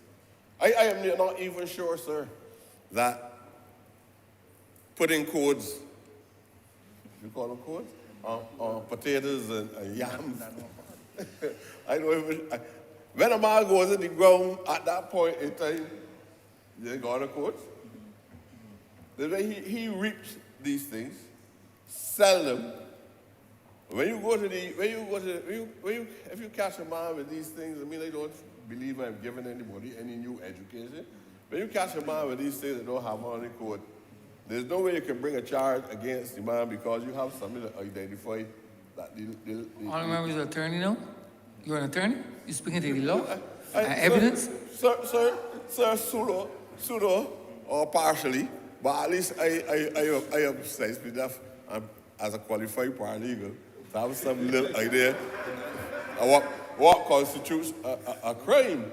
And you can arrest the man if you so desire, sir, but I know that you understand this element of the law very well. And as I speak, sir, remember that once I found myself in the law courts for the criminal charge, not for stealing potatoes or breaking anybody's house. But you were there. And you were there because I felt that you were one of the best that ought to be there. Because I felt like I would have been in the prison and all like that. But sir, it is always good. It is always good, especially in modern times, for us to try to see if we can repeal acts, make amendments to acts, and so on, and try to do the best that we can in order to create a genuine, modern, and democratic society. Those people were never interested in anything like that. They control everything. They monopolize everything. Look how we got land. When I think about how we got land, and land is fundamental because as a result of getting land, things like education come along after that. Proper social policies came along after that. And in order for us to try to reduce some of this crime, regardless of whether it is stealing produce from the plantation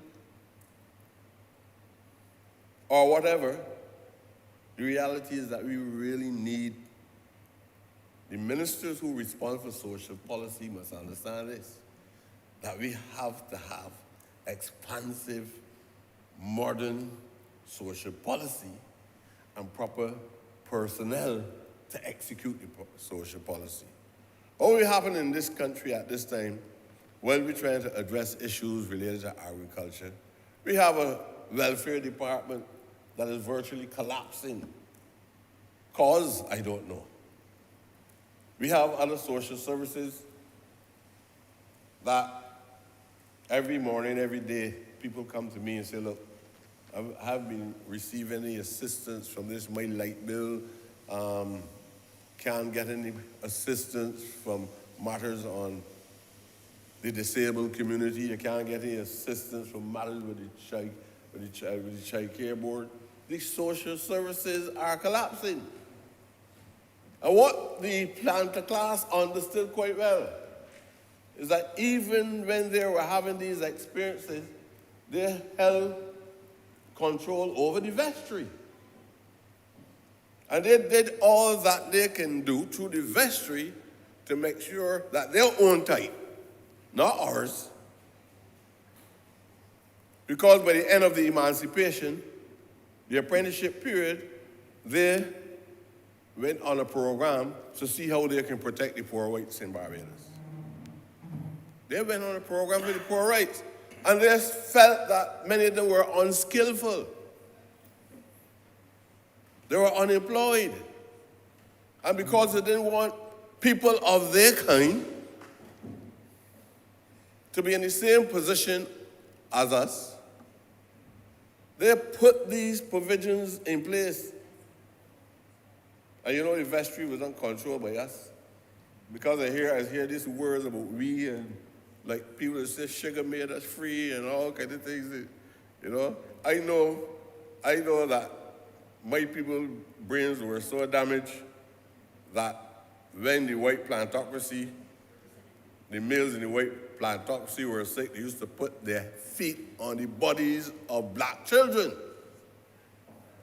And I know they would say, Master, we say. So I know that brain damage is a serious thing. And I still, as we talk and hear sometimes, we must protect this and we must protect that. And we this, and so we what? You only see a little freedom after the 1830s. And even that freedom, you can go anywhere because these people put the Masters and Servants Act immediately after the apprentice period. So you still could not leave the plantation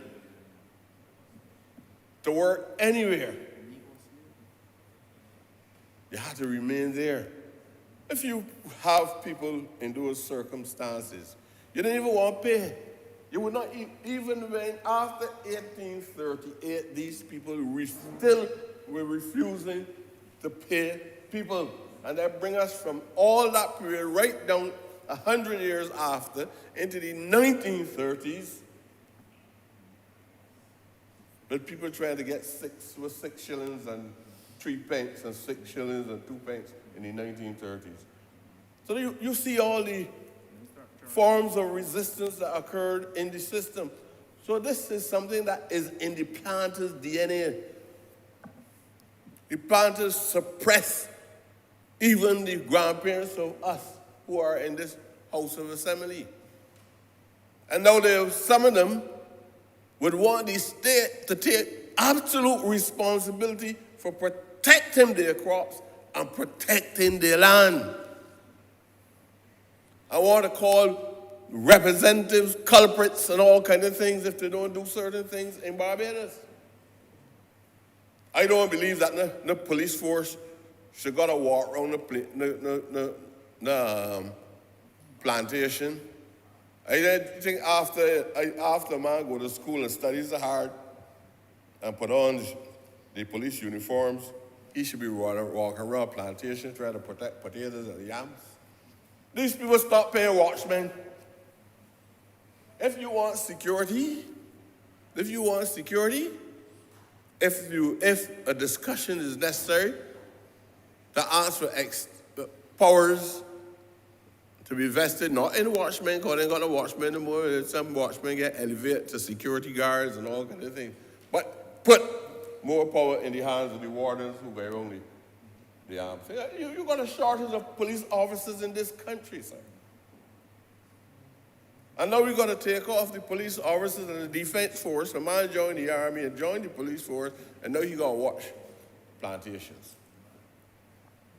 The only reason these things are happening is because, I'm not talking about the government plantations, because the attitude coming from the Ministry of Agriculture is different to the attitude coming from some of the private landowners. I know what I'm talking about because I'm very much involved, and I can talk about that but not know.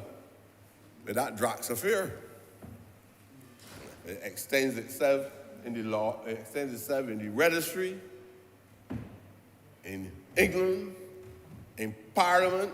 So these plantation owners that still own land must take the responsibility for protecting the produce on their plantations and don't put the burden back on the state. They say that the state was only responsible for regulating. They developed a universal argument about how far the role of the state should go. I don't know how this application of providing drones, how far that falls, that responsibility falls on the state. They should be providing drones for themselves. Years ago, they provide watchmen for themselves. They had the watchmen living, but they even had shoes. These people would not even give poor women. You know, I see the government had portable amenities, toilets and baths. I don't know how many private estates respect that. They've got to give back something to our people. The government put it in place. We thought that that would have been a precedent that would influence them to at least send a signal of the arrival at the point of civilization, that they respect human beings. I drove through the country looking all around, I can't see these things. Some I see in 12 and 15 and 16 and 20 black women got on about 5 or 6 skirts in the middle of campground, and you can't see anything anywhere across that campground that you could call some form of some kind of toilet facilities for women. And it's the most degrading thing, sir, when you drive through the country and you see these grounds long, enough acres of land. These people are not even focusing on this. But then you have a civil government that make adjustment to legislation, trying all that they can to show them that we have an interest in protecting your interests, but they're not even trying to protect the interests themselves. And that is what we're dealing with. Now, I know that the government is trying their best to put a kind of complementary program as it relates to alleviating the problems of the poor. And that's the way I say I am not a victim of the Hamite theory. I don't believe that black people curse. I don't believe it. And I don't believe that black people is just at night get up and going in the campground. I ain't talking about a vicious criminal who going out and dig up about 15 acres and got about 6 trucks parked outside. Because even the police do that, you know. We got evidence and got case law in Barbados where policemen went into plantation land and the plantation manager catch the police in the middle of the land, carry the produce. So these are realities. But I'm a little concerned because, look, these men can go to jail if they steal because the penalties do not deter. And if you catch a man stealing a commercial amount, and you say 5,000 or 10,000, if he's stealing potatoes, he got $5,000 or $10,000, unless you think about a specific type of black man in the group. Majority of them men that stealing these things ain't got no money.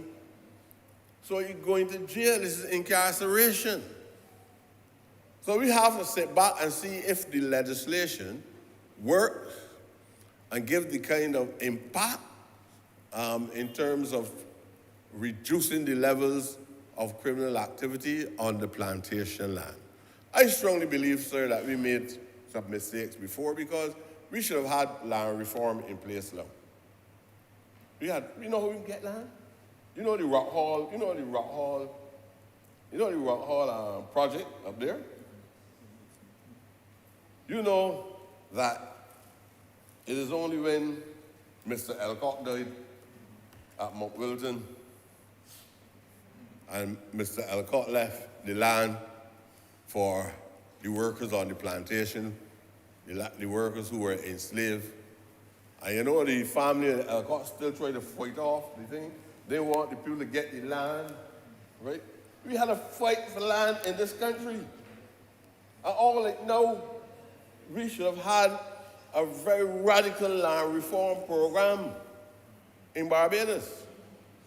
I know the ministry is trying to do something about it. And as the minister indicated before, in the form of the CARE project, which they're having all of the bell land and the land at layers subdivided into 1 acre lots and 2 acre lots. But it's because we did not take steps to have land reform early that this major conflict between labor and the plantocracy still exists. I told you that even in 1838, when these people laid claims to granting us freedom under that apprenticeship, we had massive strikes in Barbados, strikes. Although we were supposed to be emancipated, and these struggles continue and continue.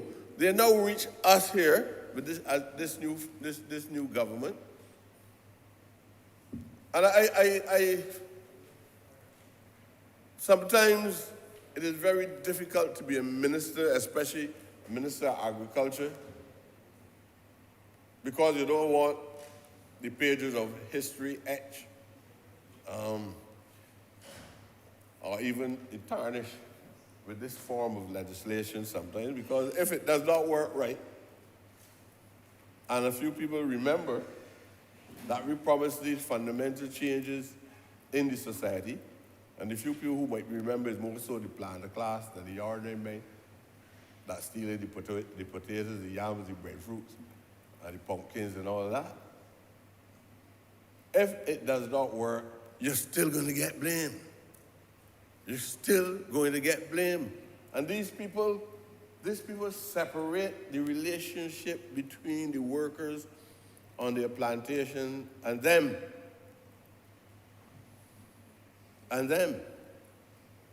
So I hope, sir, that we would be able to put a policy that we would be able to take all these young men.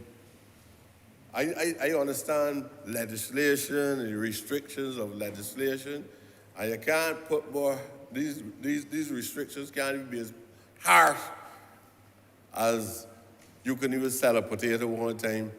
You don't even know which part you're going to sleep. You have to stop for the rab land and live. People write you up in a book. You can go to the next plantation for a job. All of these things exist in the system. And this can't be as harsh as that. But I would hope that we can put a number of social programs in place. I would like to see, sir, that we come together and look, as I said, the subdivision of the land, and more small farmers in Barbados can have, if not ownership possession. If not ownership possession. You know the thing about it, lots of men would love to work agricultural land, but they're prepared to work agricultural land for the traditional plantocracy. That is the reality. They ain't going back and work no land for those people. Nobody, you can't expand secondary education, erect a university in the West Indies, bring in other universities, giving people opportunities, and then when you bring them back home and tell them here is a hole, here is a fork, go and work on the plantation that they heard so much horror stories about. So we want small farmers, and the state may have to take the first step, because the people who would like to be small farmers can't buy the land neither. So I strongly believe that just like what the present Minister of Agriculture is doing, we are actually putting land in the possession of persons who are willing to work the land, but certainly don't have any money to purchase the land on their own. So the importance is to possess land. If you lease it, if they lend it to you, if they get a license, whatever, the people need land, a proper land reform program. Obviously, the ministry will understand that it has also to expand because we can't buy tractors. Small people can't buy the tractor. But they can't even buy insecticide, the chemicals, the fertilizers, or anything like that. So the state has to put a number of provisions in place to help the small farmers, especially if I don't even want to call it radically transforming, but if we transforming the state so that Barbadian people, especially that interested in farming, could become a more integral part of the farming sector. Sir, we passed legislation again. We got to understand all these changes occurred. We passed modern legislation in Barbados. And it affects people in the urban communities. The Honourable member for the city just now spoke about how much the city constituency would be pleased with him and others for what. But the problem is that there's not any land inside the densely populated urban community that he represents that will feel that this legislation is very relevant to them. I propose that probably you might have to look at aquaponics or find new ways of growing food around the homes in the cities using plant pots and tires and all these things, if you can encourage something like that in the city. But you can't keep the chickens, although chickens will run all about the city, but you can't keep none in this specific. You can't keep a pig. You can't keep a cow. Nowhere in St. Michael's you can't do these things. And the laws related to health place restrictions in place where before families in the city and St. Michael's can have community gardens, little domestic gardens that would supplement the demands for food inside these communities. So we have to have a good analysis of what is happening around us, or not this thing we keep perpetuating over and over again. So health has to understand its impact on agriculture. If you bring in legislation, the social faculties, the social policy departments must also look to see exactly how they can also help us to be able to resolve some of the problems that I'm talking about, sir.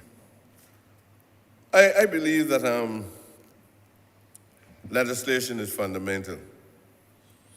And I compliment and support the minister on bringing this new piece of legislation. But in this case, I live with a sense of hope that this effort will have the required impact.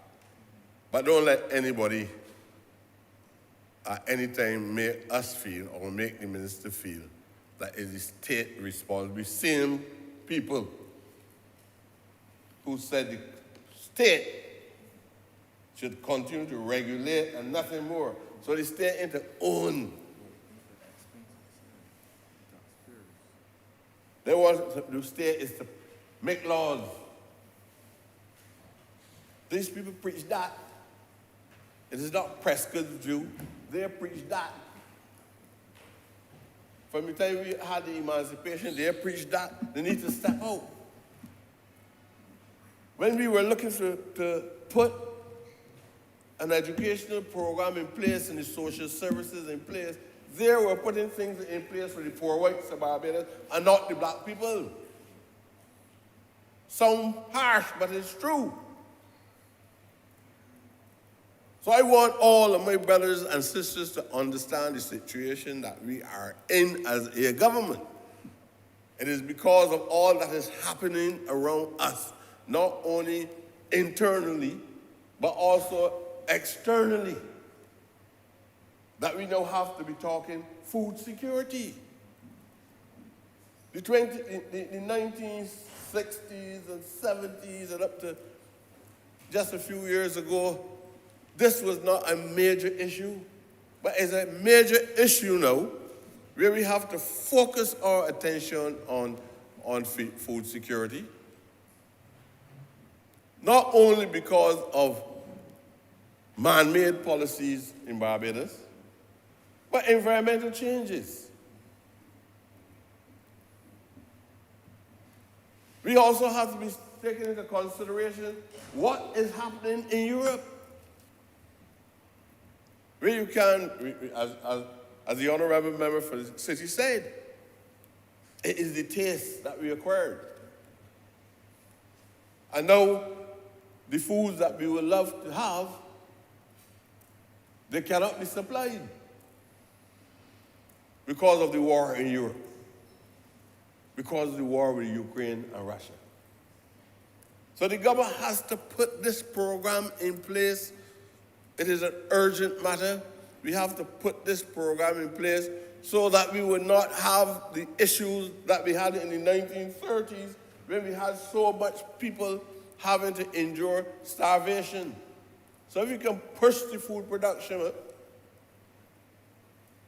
we can still mitigate the circumstances. We might not be able to get back to the same level when we didn't have the problem, but we can mitigate the circumstances and at least produce the basic requirements for our people that will help us to go through the storm. And when the storm has passed over, it depends. Because if you look and see Cuba, for example, if you look and see Cuba after the embargo in the 1950s, the Cubans had to put a policy and a program in place in Cuba to make sure that they can survive. So the issue of food security... Your Honourable has 2 more minutes. Okay, sir. Thank you. So the issue of food security was paramount and a necessity in order for the people to survive and do whatever other things that they have to do. But they survived it. And they were able to produce some great scientists, built up the universities, some great technicians, and the people survived in Cuba in these circumstances. So it is, regardless of what caused that situation, ours might not be an embargo, but the reality is the same thing in the sense that we have to have food, especially having a tourist industry, we have to have food here to supply the consumers of Barbados and the tourists in order to survive. And I would hope that the people of Barbados would understand that many of the things and the challenges that we face are not man-made things in terms of the incompetence of a government or because we do not have a forward-looking policy, but we will keep improving it more and more as we go on. And I'm sure that as we look at modern legislation and we look at things like land reform and we put proper social policies in place, we can still make it through the rough times. Sir, I want to thank you for giving me the chance to speak. Honourable Member for St. George South. Thank you, Mr. Speaker. I rise at this hour to add my voice to this bill, the Protection of Agricultural Products 2022 bill. Mr. Speaker, I first want to thank the member for St. Philip South. And you know, the member for St. Philip South and I share a few things in common. We came to cabinet at the same time. We sat next to each other for a while, and we enjoyed each other's company. You know, and I can speak on his behalf this afternoon because the member for St. Philip South came to work back in that year of 2018 in this very important ministry, and the member for the city spoke about it, and I want to thank him. An excellent speech, member for the city. The others too, they were excellent. But I sat in the chamber and I listened to you, a young parliamentarian, very robust, very aggressive in his, but very sincere. And that will make a very good parliamentarian. But he spoke about how persons, and he used the word, I don't know if he used the word poo-poo, but we use the word poo-poo, frown upon agriculture. And he said when he was in the other place, arguing for and against, putting arguments for and against, he wanted to see a good minister of agriculture, someone who can take agriculture and make it one of the key productive sectors and make it one of the frontiers that we will push and make it one of those sectors that empower and enfranchise working class people. I heard a member for St. Michael East, and he knows how he feels about vending. Those of you know how he feels about vending. As a former Minister of Commerce, I spent a lot of time with the vendors. And I go back in history, he went to 1830, but I went to the 70s. In my discourse some time ago, when working class people, we call it huskering then, they had to hide and run from the slave masters on the plantations to earn a living. But I come forward, member for St. Philip South, and I see today that agriculture is at the forefront of returning joy to this precious land that we call our home, and is ably led by a good minister, the member for St. Philip South, who comes to work daily and early in his ministry to do justice on behalf of not only the people of St. Philip South, but the entire country. And I want to congratulate you on this bill that you have before the House.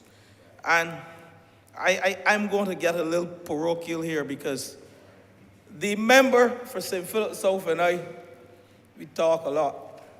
Sometimes late at night, up to last night I call him, because we were having a joke. He was consoling me from a little issue that I had yesterday, and I want to thank him. And we speak a lot about agriculture, and I often say to him, boy, if there's one area that I would love to work in is in that wonderful ministry of agriculture. Why? When I traverse the roads, the highways, and the byways of St. George South, let me tell you, I have 7 plantations. I heard the member for St. Michael East speaking about reparations, but I ain't going there today. We will have our time there. I'm not going there. I have 7 plantations, and I can list them. Those who in St. George South listening, it would be remiss of me to sit here this afternoon and allow this debate to pass, and I don't say a few words on behalf of those good people of St. George, not only South, but the North. But in the South, we have 7 plantations. I can call them nearly 8 because most of my people, if you want to say Edgecombe is in St. Philip West. Edgecombe employs many persons from St. George South. Actually, about more than 50% of persons working at Edgecombe plantations, not only in the field, but in other areas. So that's the 8th one. I can call them Buttles, Brighton, Boarded Hall, Buckley, Draxall, the Mount, Fairview. And I can go on and on. And if you doubt me, that phrase, the bread basket, that we refer to St. George South as, is truly the bread basket. And I stand here on behalf of the people of St. George South, thanking the minister, the member for St. Philip South, because the Protection of Agricultural Products 2022 bill, it seeks to improve, it improved on 2 previous acts, the Protection of Agricultural Products and Livestock Act and the praedial larceny act. And it expanded the items that are considered agricultural products. I start there because when you looked at the last bill, the 2017 bill, compared to the 2022 bill, the 2017 bill left out sugarcane, member for St. Philip South. It left out culinary herbs. It left out livestock. It left out poultry, planting material, and freshwater fish for human consumption. And I go there because, Mr. Speaker, I grew up in Ellerton, St. George, and I grew up with a grandfather by the name of Stephen Llewellyn Sutherland, who was the district butcher, who was the animal doctor, the co-founder of the Ellerton Gospel Hall, the license blaster, things we have to do now at university, go to Penn State University to get a degree to do license blasting. He had the right to go to the main yard for fuse and caps. He always used to tell you he can destroy you, but he was a man of God, so he wouldn't think about that. But he kept pigs and sheep and goat, and I heard the member for the city spoke about his days of selling lettuce to buy clothes. And we shared something similar, member for the city. My grandfather at night, we engaged in backyard slaughtering then. And we would go to bed on Fridays, primarily on Fridays, Friday evenings, come home from school and rush into the bed at 3:30 because grandfather was slaughtering at midnight. And we wanted to be there to enjoy, because it was a pleasure to see the pigs and the goats and the sheep. I know how to slaughter, but I would get charged for it? No, because this enforcement, this piece of legislation would probably put me in jail too. But I know how to slaughter pigs. I know how to use the pawpaw shank to bloat the skin and take the sheep skin off. These are the things that I learned. And I know how much is a pound from how much is a kilogram. So when I send my pig to the farmer's market up in St. Philip to be slaughtered, I know when it returns whether it is my pig or it is the member for Christchurch West pig, or if it is the member for the city's pig, because I understand weight. I ain't calling anybody anything, but I am just telling you that is where I came from. But I go further. Not only did I spend the night with my grandfather learning how to slaughter, backyard slaughter, and where not to touch and what to do. He didn't use to electrocute the pigs then. He had the technique. He would use his sticky knife and go in, one jerk and you're gone. Pig down. Not much noise, but he's down. And then we take the razor blade and the hot water and we scrape it. And at the end of that, what you got? Good pork. Selling proper pork. What the man at Carrollton, good man at Carrollton, I don't want to recall his name, what he calls proper pork, my friend. Now, that's not all, Mr. Speaker. I go further, because that didn't only happen in my backyard, growing up as a little boy at Hamilton Primary and at the large school. But he traveled around the district as a district butcher at night, primarily, taking his grandchildren with him. Dwight Floyd, Alan came after, but he had Floyd and Dwight and Sharon, his granddaughter who lives in Canada. They call her a tomboy. She was with us everywhere we went, helping people. And he did it for free. That was the community spirit that we had. He did it for free. I am reaping the benefits of those days, by the way. I am telling you that, and I make no apology for it in saying that. He was a good man to his community. And livestock farming was prevalent in those days in the St. George South community. And the member for the city spoke about selling lettuce to buy his clothing. But I grew lettuce in the backyard, a quarter acre, to buy cricket clothes and cricket shoes. My brother Floyd and I, who was just about 2 years older than I, he's celebrating his birthday this year, the 27th of August. He'll be 55. And we grew lettuce. I remember for the city, we pushed it in a pancart around selling to raise money to buy cricket gear in those days. And that wasn't only the Sutherland boys that did that. That was a community thing. And we bought from others, and others bought from us. But I wish to praise that community as well, because praedial larceny, I can't recall hearing much about theft in that community. While I heard members speaking about theft today, and it is real. But persons would come and knock on your door and say, can I get 2 limes? We had lime trees. Can I get 2 coconuts? Can I get breadfruit? Breadfruit trees still in Allerton there. We don't sell breadfruits. We give away breadfruits. Can I get 2 carrots in the ground? Can I get a lettuce? We grew up not knowing much about the praedial larceny. The only praedial larcenists, you call it, that we had in those days were probably the monkeys. And I'm proud to say that today, though, despite the lack of legislation back then, we had a different culture. And I want to take this debate elsewhere. We had a different culture. We had a culture of community spirit, a culture of camaraderie, a culture of respect, a culture of love, a culture of caring and protecting property and respecting people's property. I can only speak for the community that I grew up in.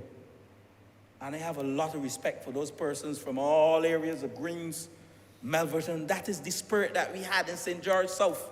We hardly had theft.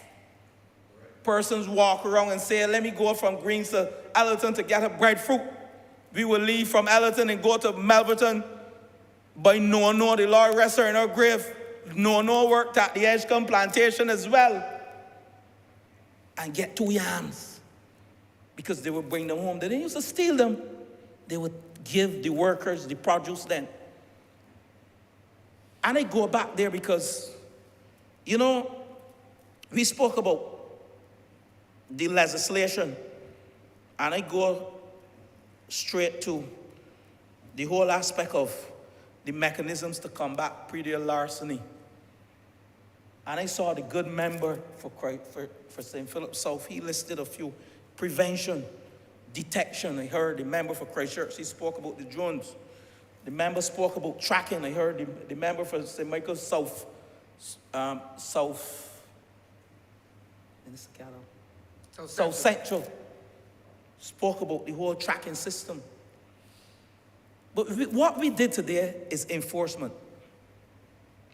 The legislative framework has been put in place by the good member. I want to thank you, member. But I want to go further to change the culture and a change of behavior and a change of practice, who we are as a people. And we have a role to play in here. We have a role to play. This government came to office, and in its manifesto, we pledged certain things. We pledged to be, not in those words, to be self-sufficient in the areas of root crop production, member for St. Philip South. These are some of the things that we pledged. The Scotland district, we pledged to do some good crops, the type of crops that can grow with the soil to help protect the soil within the Scotland district. We pledged to reduce our food import bill. When I was in the other place in 2018, Commerce and Small Business, a wonderful thing happened. Member for the city, you often talk about young people. The amount of loans, and I want to thank the Barbados Trust Loan Division for the work that we did back in 2020, 2018, 2019 to get the Trust Loan Division up and running. And in 2020, the majority of loans, seed capital that we give to businesses were in the area of agriculture. We give people hope because we recognize that that sector was a dying head under the last administration. It's a fact. So when persons came, Minister gave his perspective on the Trust Loan Division, and I said one of the areas, and that's the member for St. Philip South, he can tell you we talk daily on the trust loans. And every member in here can speak to persons coming to them seeking loans, and the majority of the loans were in agriculture. And even in the city, in the urban corridors, persons knew how to farm, how to get into the business. And it pleased my heart to hear the member for the city thanking the member for St. Philip South, because a number of young people were empowered, and not so young people were empowered. That after 1 year of that trust loan, I had over 4,000 loans. I can't remember what the value was today because I didn't do the research. I'm standing on my feet speaking from my heart today. And a big lot of research I have to do to speak on agriculture, because I grew up, I'm a produce of agriculture, I'm a product of agriculture. That is who I am. Stephen Llewellyn Sutherland and Justine Sutherland, grandparents, the Lord rest them in their graves, they pass it on to the point now that I can say to you today that my father has, my mom called me last night and told me Luther Sutherland has 8 young pigs from his pig now. And he is giving those young pigs to his grandchildren. So I feel proud standing here today, speaking on this bill and speaking from my heart. I don't need no big lot of notes. But I want to go a bit further, because having brought this legislation, it will take more to combat praedial larceny. I think it was the USAID who wrote this article about Trelawney back in 2013. Where can I find my cows? And I think it was some 32 cows that were stolen from a farm in Trelawney, in Jamaica. 32 cows. And after 3 months, you can research it, it is there, it is a common article.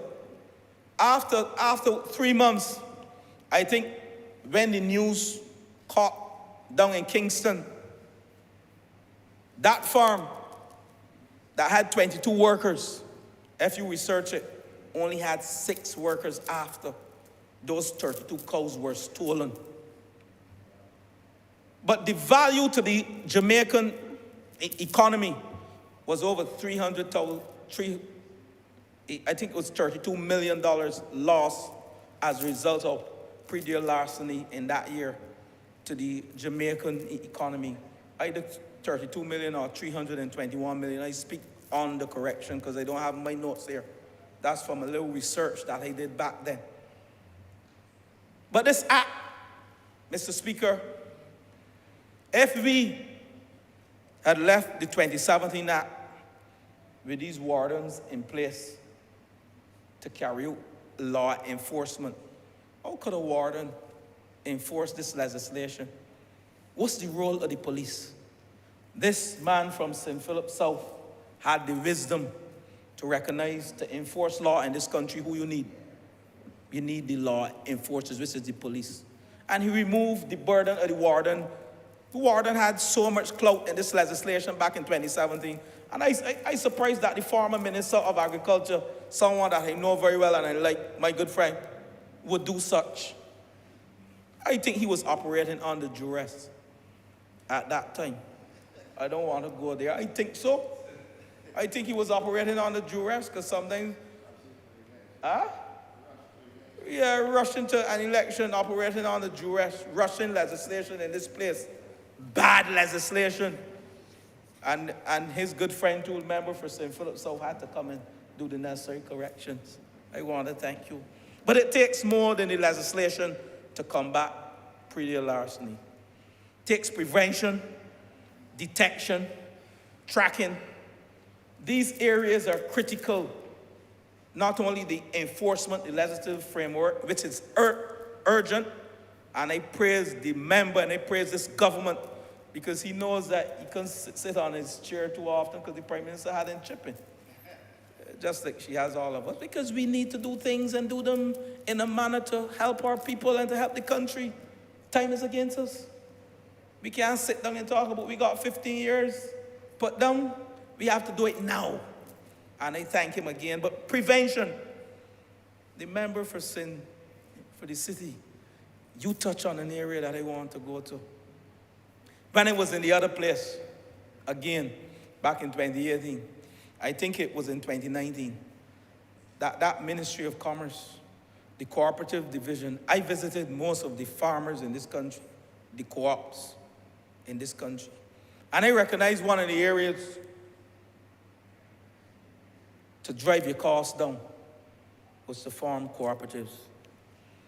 And this government is still mandated to ensure that cooperatives in agriculture become the order of the day, whereby those farmers feel, even though they are protected by this legislation,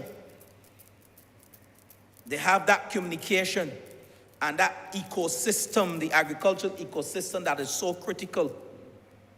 Praedial larceny thrives on information asymmetries, or if you want to reverse it, asymmetric information asymmetries. That's what praedial larceny thrives on. Where the stakeholder, the farmer, the market, the retailer, they don't have the same information. So the praedial larcenists create a black market and a culture and a business that members spoke about. But that speaks to information asymmetries. That's what that speaks to. Whereby there's disjointedness within the farming community and within the agricultural communities. And one of the ways to combat that is through the formation of cooperatives, where it's not the meeting Susu term, but it came out of the Susu turn and the cooperative movement and those movements where you share your costs. And it drives the cost down for those members that are within those cooperatives. And that is some of the ways to associate with this legislation, to empower this legislation. While the members spoke about neighborhood and farming district watches, that will help, but it is entrained and entrenched, and it becomes more relevant through the cooperative movement. Most of these prevention measures. Now, Mr. Speaker, we heard about the drones. Yes, I am one for the drones. I'm one for the tracking, the tags, the electronics, microchips, RFIDs, the drones, ultraviolet or nanoparticles. All of these are tracking and detection systems that can be used to help empower this legislation, member for St. Philip South. But public education and cultural reorientation is fundamental. We have to now begin an education program, or we want to call it a sensitization program, not only on this legislation, but how we can empower our farmers now that we have them, I don't want to say free of theft, because you're going to still find one or two persons, and I'm not going there to suggest that Barbados is full of praedial larcenists. I ain't going there. But I know that we have case of losing products and demotivating young farmers as a result of persons losing, it's about 18% of their crop. That's what it is said, it is written, about 18%. Right? This is millions of US dollars annually across the Caribbean. And I'm saying, now is the time for us to get into the highways and the byways and support those guys in Greens, member for St. Philip South. And I challenge you here as my friend. I have some farmers in Greens and in Drexel who need land. They came to me up the day before at the ministry asking for land. And I promised them land, my friend. I promised them land. I promised them land, them young boys in Greens and in Drexel and some in Melverton and in Allerton. I promised them land. I promised Blacker land. I call his name. Sorry, Mr. Speaker. And I know my good friend. I'm not saying that to tell you that me and my good friend, we have any disagreement, because the member for St. Philip South will make sure that I get some land. And I too have to make sure I get some land myself. And he laughs. But Mr. Speaker, this piece of legislation that we so happily debate today recognize the major threat that praedial larceny is to the agricultural production and food security. And you know that every % that we increase and we lose as a result of praedial larceny in this country, what we have to do, we have to import, whether it's poultry, whether it is food crops, we have to import. So what that does, take away our foreign exchange. And I put it in simple terms. I'm no economist, but we have to take up money to send overseas to buy products, poultry, chicken, whatever, pork,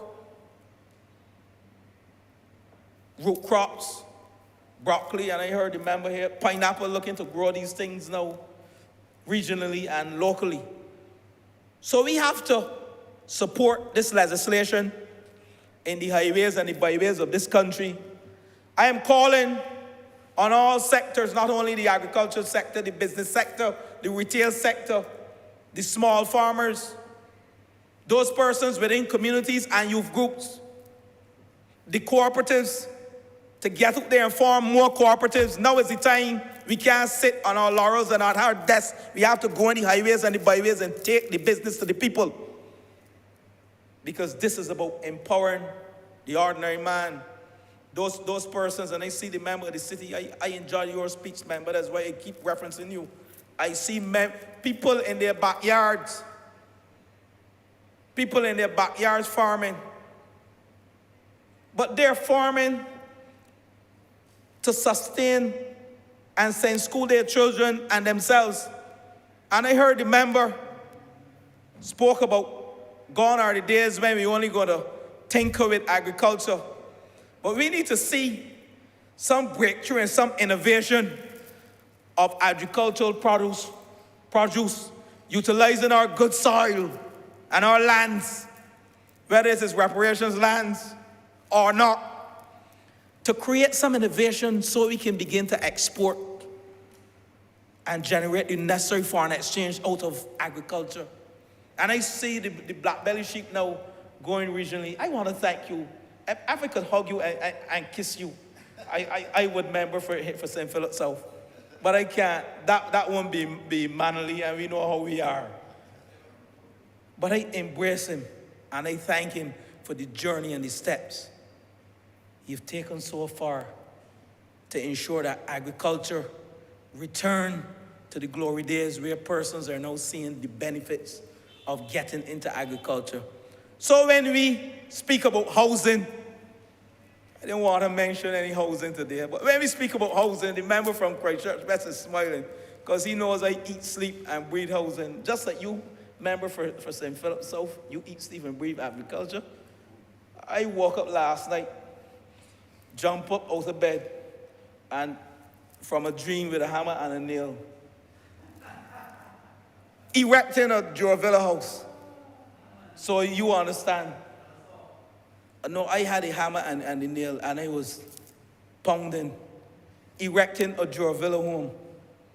I can't recall which part of Barbados it was, but I don't think it was in St. George South. I think it was in St. Lucie. It was in St. Lucie. But, Mr. Speaker, why I went there, because we are now seeing a model, and I've spoken to the member for St. Philip South and my senior minister, member for Christchurch West, where when we build houses, we are now going to put it on sufficient land where persons can do backyard farming. What a beautiful idea. What a beautiful idea. So that we not only enfranchise you and empower you by giving you a home, but you have the opportunity now to grow some produce with this piece of legislation that has been put to you, enforced, and will be reinforced and utilized in a way to empower people. You can sustain your livelihood and probably help pay your mortgage from it. That's the model we have to go to. So I stand here, Mr. Speaker, as a product of agriculture, saying to you that praedial larceny robs legitimate producers, and it also stifles the incentives for farming entrepreneurs and adversely affect poor working class people. It does. Because when you go in Ellerton, I didn't see that in my time, so let me backtrack. When I go in the city, and Corey Lane cousin doing some farming, and a man going there in the backyard, Corey Lane gone to Popular and tell Popular within 2 weeks or 3 weeks, I have some cucumbers for you, I have some beans for you, I have some pumpkins for you. And Popular writes up and says, all right, I will receive these from you in 2 to 3 weeks. And you go now and you credit something for your children, but when you go back to the backyard, you see no pumpkin, no cucumbers, no beans. How are you going to, you see the soil again that you got to turn around and tell. How are you going to sustain your livelihood as a poor man? That's why he's saying it adversely affects the poor.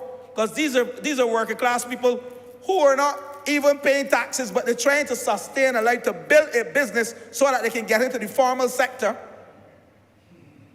into the formal business sector, because they're informal. When they're growing in their backyards and they're growing and growing, they go for the seed capital from the trust loan division. What a wonderful government, man. We should be tapping our government for this, you know. It's a wonderful government. You start growing and then you go to the trust loan for your $5,000. And thereafter you get a piece of land through the member for St. Philip South.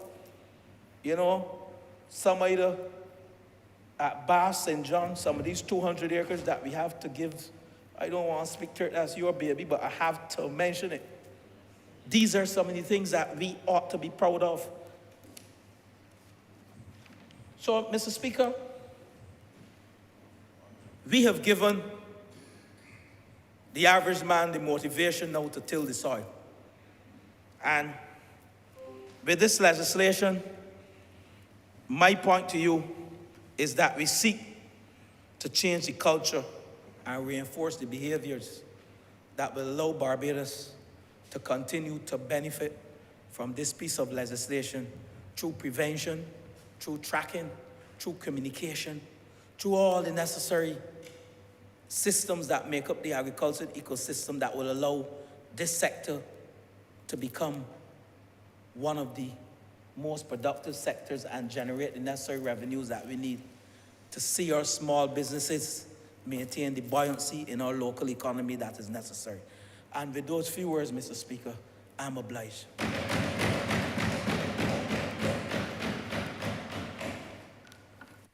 Honourable member for St. James South. Thank you kindly, Mr. Speaker.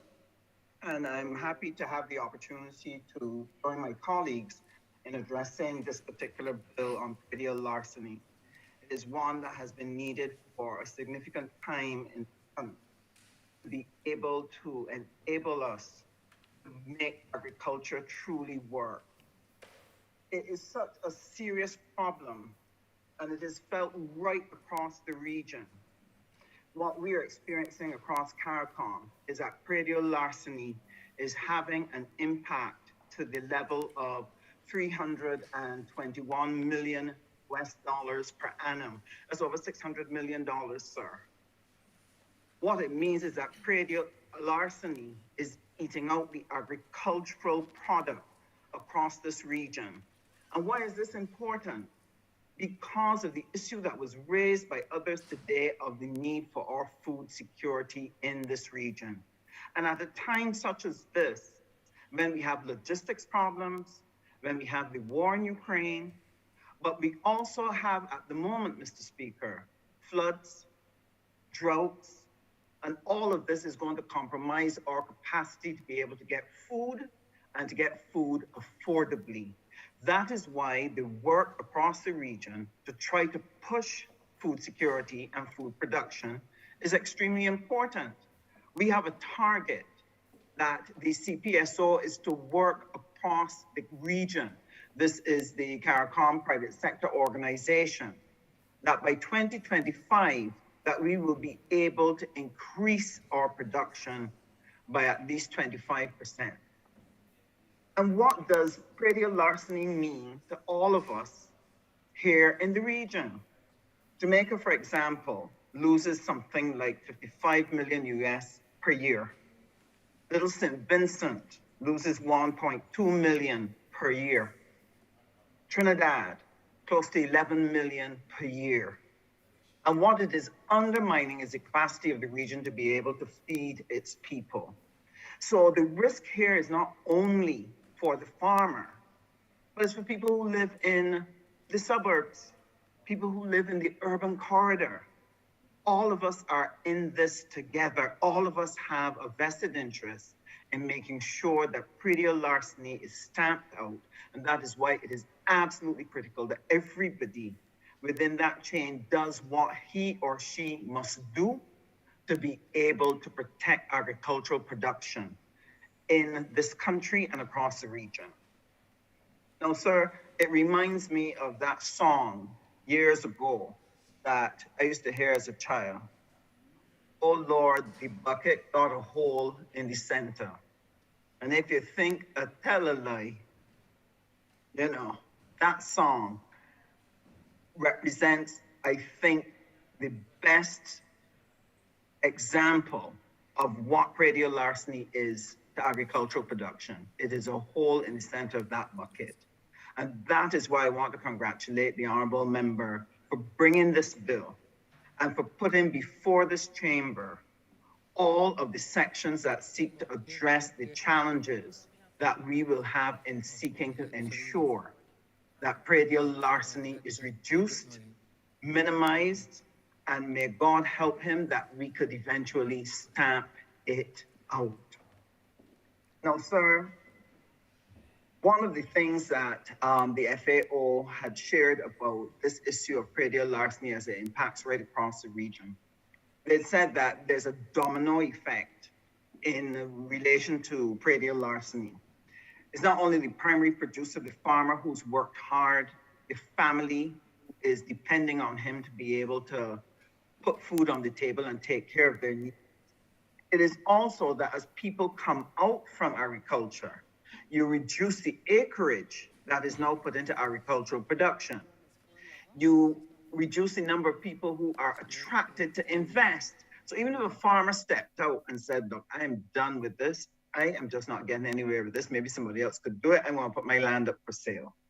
The chances of him getting someone else who would want to invest in agriculture are going to be very limited because people will shy away from going into such a risky area, knowing that the chances are praedial larceny will do them out.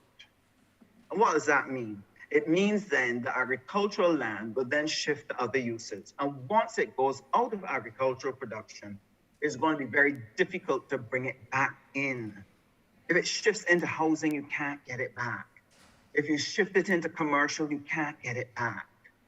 And therefore, it puts at serious risk the security for every citizen in this country.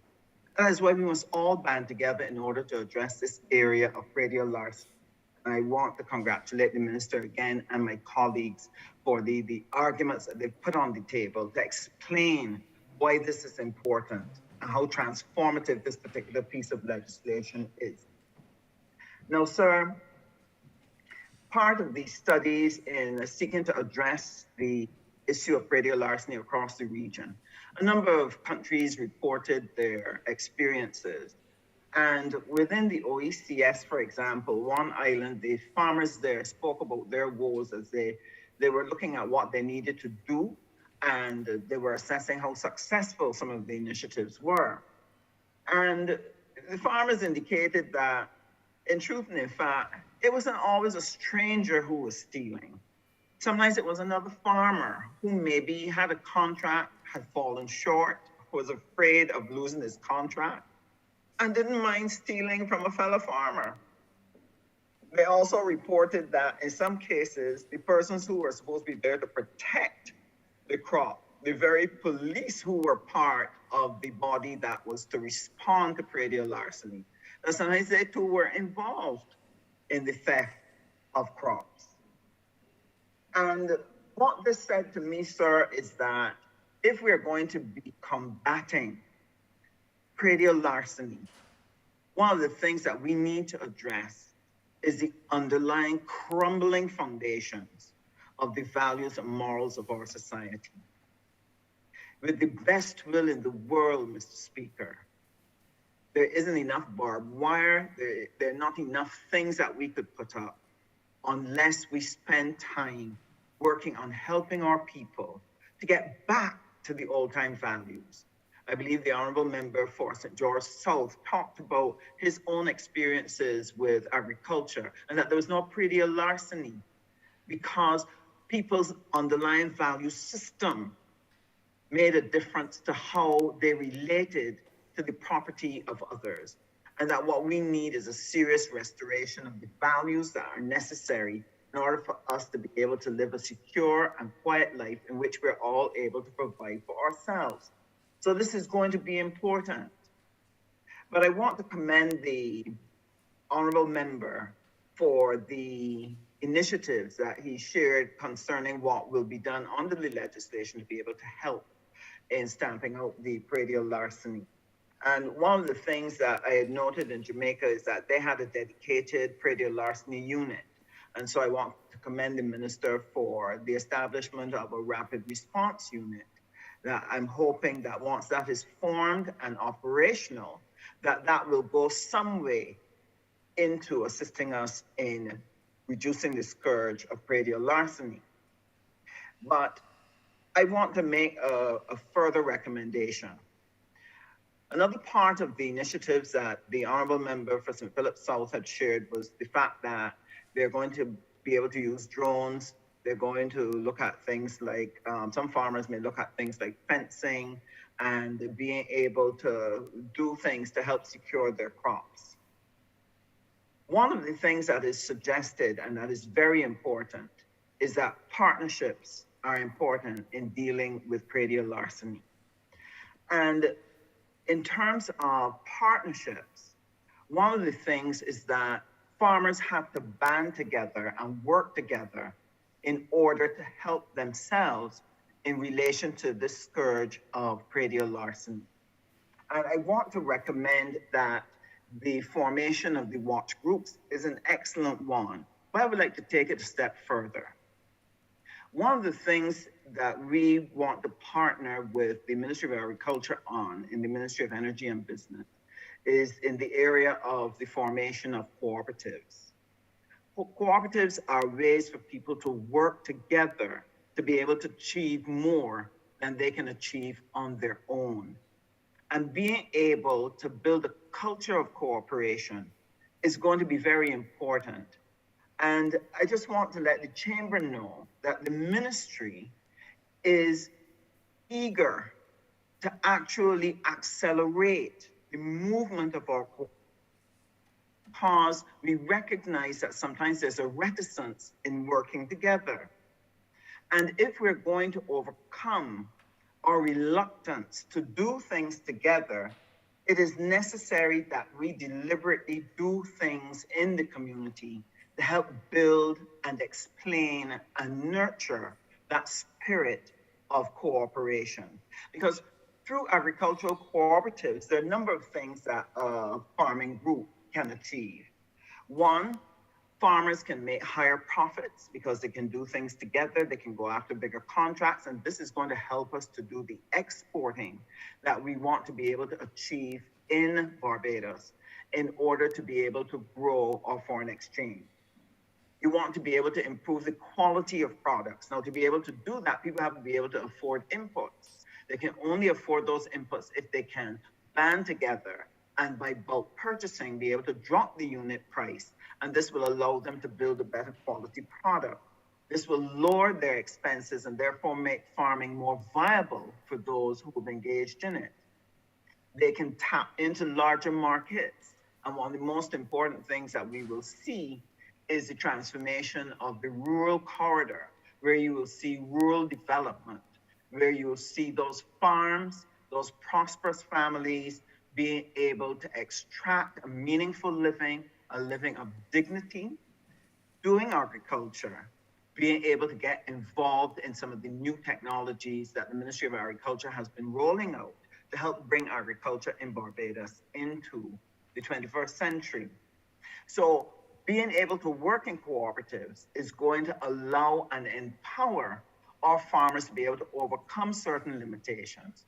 And when it comes to the issue of being able to buy drones, being able to use the technology, purchase the security services, when it comes to being able to maybe fence their property, that can only happen for a lot of our small farmers if they work in cooperatives and are able to negotiate lower prices, and they're able then to negotiate what is needed to help them to protect their produce. Because with the best will in the world, we will have in the foreseeable future a problem with the capacity of police to be able to be present. Police, more often than not, will come after the fact. But in terms of prevention, the best way to do that is for the farmers to group together. And these will be some of the areas that the Ministry of Energy and Business would want to cooperate and collaborate with the Ministry of Agriculture on, to look at the formation of the cooperatives to assist the farmers to be able to get some of the security technology which they will need, and that will enable them to be able to share resources so that we can ensure and make sure that farming is viable in Barbados. Because if we do not plug that hole in the bucket, we will compromise our food security, we will compromise our capacity to earn foreign exchange, we will compromise the capacity of families to provide for themselves.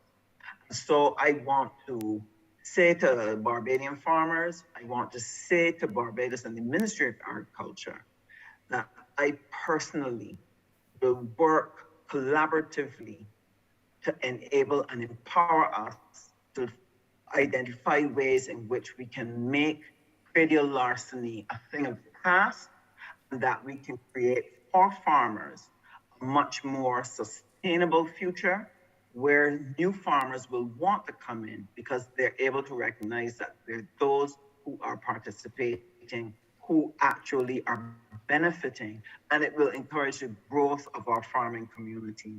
I believe that this is important. I think it's important for the survival of our country and to bring dignity to our farmers in Barbados.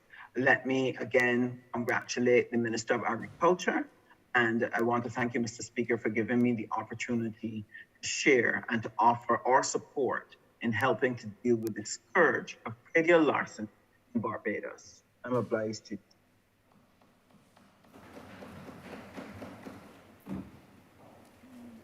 Honourable Member St. Joseph.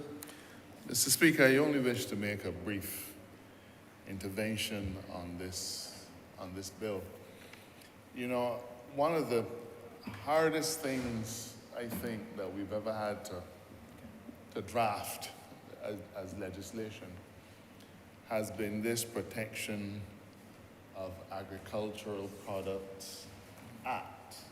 Everybody is calling it Praedial Larceny Bill, but it's actually the Protection of Agricultural Products Act. Mr. Speaker, praedial larceny is not a new feature in our landscape.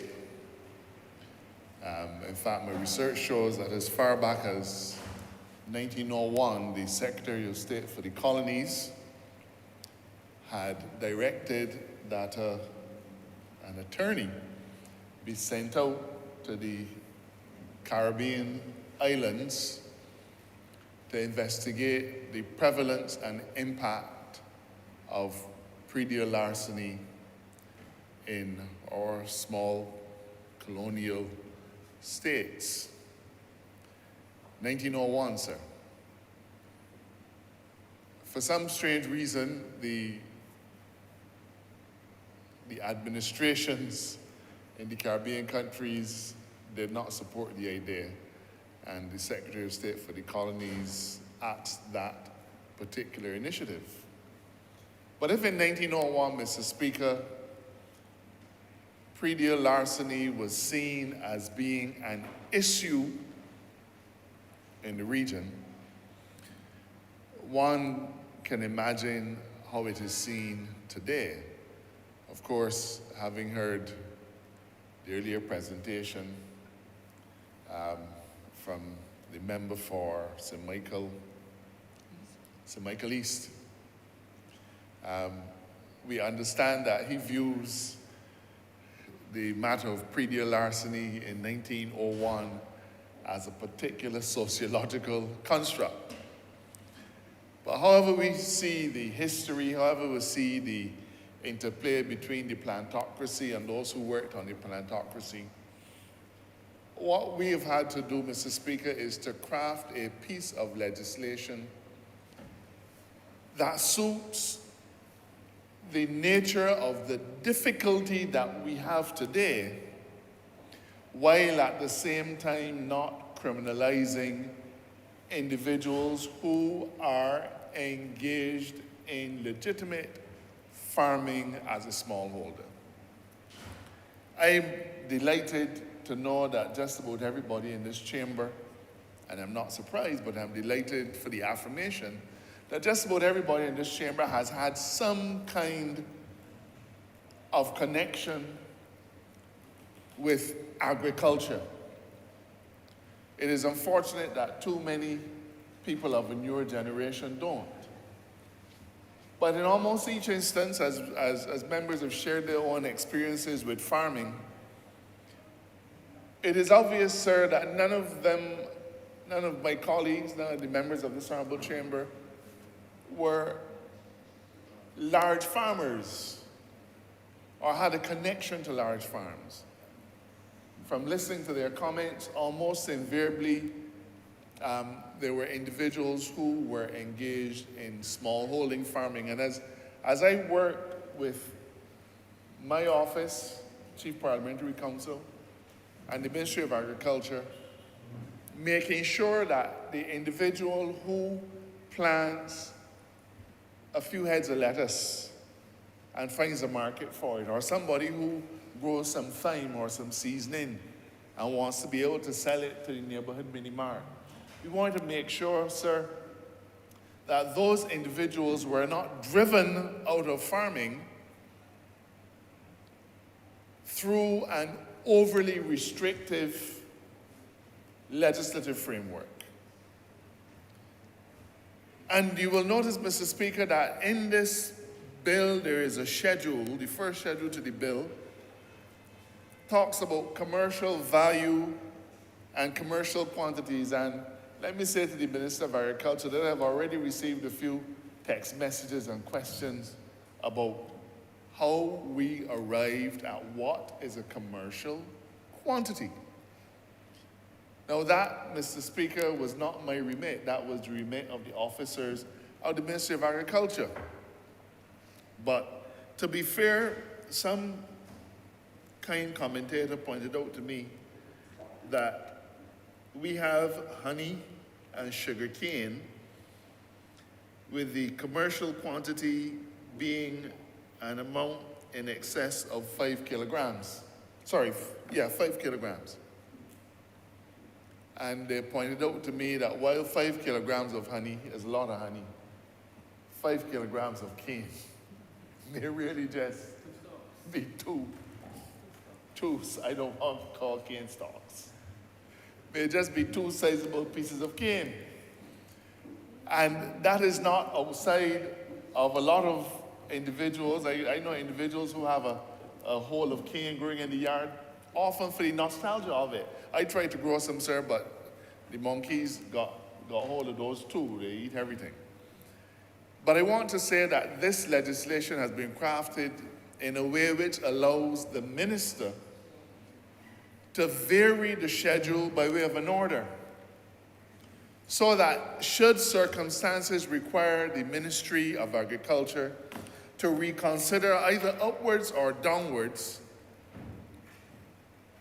the amount of agricultural produce that they will consider to be a commercial quantity, they have that flexibility. This particular schedule only lists a few broad headings, Mr. Speaker. But it is possible that there may be some agricultural product that has not been included within this, and that flexibility that we've imbued in the statute will allow the minister to make these changes. Now, let's be frank. Let's be candid. When we talk about crop security and food security, we also have to consider how to secure our agricultural produce. And I want to say, Mr. Speaker, that for those people who do not think that the police have put a lot of resources into helping to deal with the issue of praedial larceny, they're sorely mistaken. The police have been playing an extensive role in trying to fight praedial larceny. But, Mr. Speaker, we have to recognize that for as long as there is somebody who is willing to purchase agricultural products at what he or she may consider to be a good price, without regard for the provenance of that agricultural product, we're going to have a serious problem. People who are involved in purchasing agricultural produce, whether it's a supermarket, a mini mart, a small shop, there's a serious obligation on each of you not to bury your head in the sand, but to ask, where did this come from? If somebody turned up, Mr. Speaker, at a hardware store and said, I want to sell you 100 bags of cement. I want to sell you 4 dozen pancards. I want to sell you 100 hammers. I guarantee you, Mr. Speaker, that the owner of that hardware store is going to ask the first question, where you get this from? Where you get this from? Mr. Speaker, somebody came to your law office and told you that they wanted to sell you an encyclopedia of laws, an encyclopedia of forms and precedents, and the price good. You're not going to take it. You can say, Chief, I don't know you, where you get this from. But there seems to be, it would be wrong for me to say a pervasiveness, so I don't think that would be correct. But there seems to be a feeling that then, however, it comes to eddos and yams and breadfruits and chives and sweet peppers, there seems to be a feeling that the person who wants to buy these things is under no obligation to ask where the body got that from. Mr. Speaker, we should not have to pass a law for that. The same norms that we apply, if somebody show up at the member for St. Michael South residence and offer to sell him a flat screen TV, what will he say? But yet still somebody can show up with sheep, pigs, pork, lamb, lettuce, and offer it for sale. And you know, it be snapped up without anybody asking about the provenance. That speaks, Mr. Speaker, to a dishonesty that I think we have to confront, and we have to say to those individuals that if you get caught, you too will feel the hammer and the pressure of the law. Mr. Speaker, we have had numerous instances where farmers, both big and small, have been raising the issue of praedial larceny, praedial larceny. We need a law, we need a law, we need a law. All I will say is this, Mr. Speaker. We now have the law, or when this parliamentary process is finished, we will have the law. But I want to urge those people who are involved in agriculture to understand that securing your product is as much an input into your farming enterprise as buying fertilizer, as investing in acreage, as investing in tilling, as investing in any part of the product. In other words, Mr. Speaker, it is not going to be enough for a farmer to sit back and say, the government, we need a law, we need this and we need that. There's an obligation on every businessman, whether you are a musician trying to protect your intellectual property, whether you are a supplier protecting what you supply, or whether you are a farmer protecting your produce. You have an obligation as well to meet us halfway and to work with us in helping to protect your produce. I know that there are many farmers who have sleepless nights because as the crop is ready for reaping, they're forced to patrol their own fields, stay awake at night just to keep the hands of the thief off of their product. Those people need a national award. But the fact is, the only award you will get is the recognition that that too is part of doing your business. Mr. Speaker, the Barbados Police Service has had a tremendous amount of success going into the end of last year and into the early part of this year in helping to confront and battle praedial larceny. A large number of arrests, some individuals were sentenced. We've had a special operation dealing with police and so on. Police, BDF, we've mobilized special vehicles and equipment, including drones. They've done some mapping. They've looked at a whole variety of factors. I'm not at liberty to disclose them. But they have been able to reach some significant success, especially in the area of sweet potato thefts. Some people were, and Mr. Speaker, you know what a rod of potatoes is. I know. You know what it is for a farmer to lose 74 rods of potatoes, 70 disc rods of potatoes. Mr. Speaker, as a little boy, growing up in St. George, my father would go and buy a rod of potatoes. And the manager would come and he would measure out the rod. And you know what happened from there. Them is yours. But Mr. Speaker, you gotta dig them.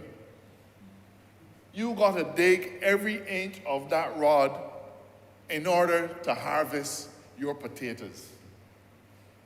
And my father would do the digging because he was a big shopping man. He was just a little boy, so my brother and I, we would, as he dig, we would clearly research for potatoes. Mr. Speaker, it is not a 2-minute exercise. For you to dig the equivalent of 74 rods of potatoes, you had to start and work for hours and hours and hours. But that speaks, Mr. Speaker, to the tenacity of the thief. This is not like a break-in where you slip in quick, grab some things and run back out. Though that is a person who is intent on depriving the hard-working farmer of his goods. But the police have been able, through intelligence operations, through skillful policing, to obtain the prosecution and sentencing to some of those individuals. In 2 instances, the individuals were sentenced to 6 months in prison. Now, I hope that the level of fines that we've included here are sufficient to be a deterrent to the farmer. Sorry, to the thief. I hope so. But if it isn't, Mr. Speaker, we will come back to Parliament if we need to, and we will increase the level of fines where necessary. I believe that these numbers, the level of fines proposed and so on, will be a sufficient deterrent, but we are taking this seriously and we are prepared, Mr. Speaker, to come back if necessary. I support this effort. It has not been easy. The minister can tell you we went through several iterations trying to get it right. We were fundamentally opposed to how the last administration dealt with some aspects of praedial larceny. And we raised those issues when we were in the opposition benches. But, as was the case with everything that we said to them, they ignored us. They ignored us. They went ahead, they enacted the legislation. It was proclaimed, I think, in December of 2017. But nothing done on it. Thankfully, it wasn't proclaimed.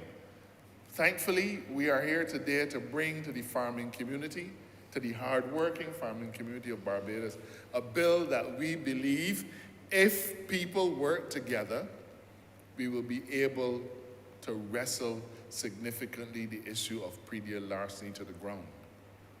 But, Mr. Speaker, we are a society that says we need a law.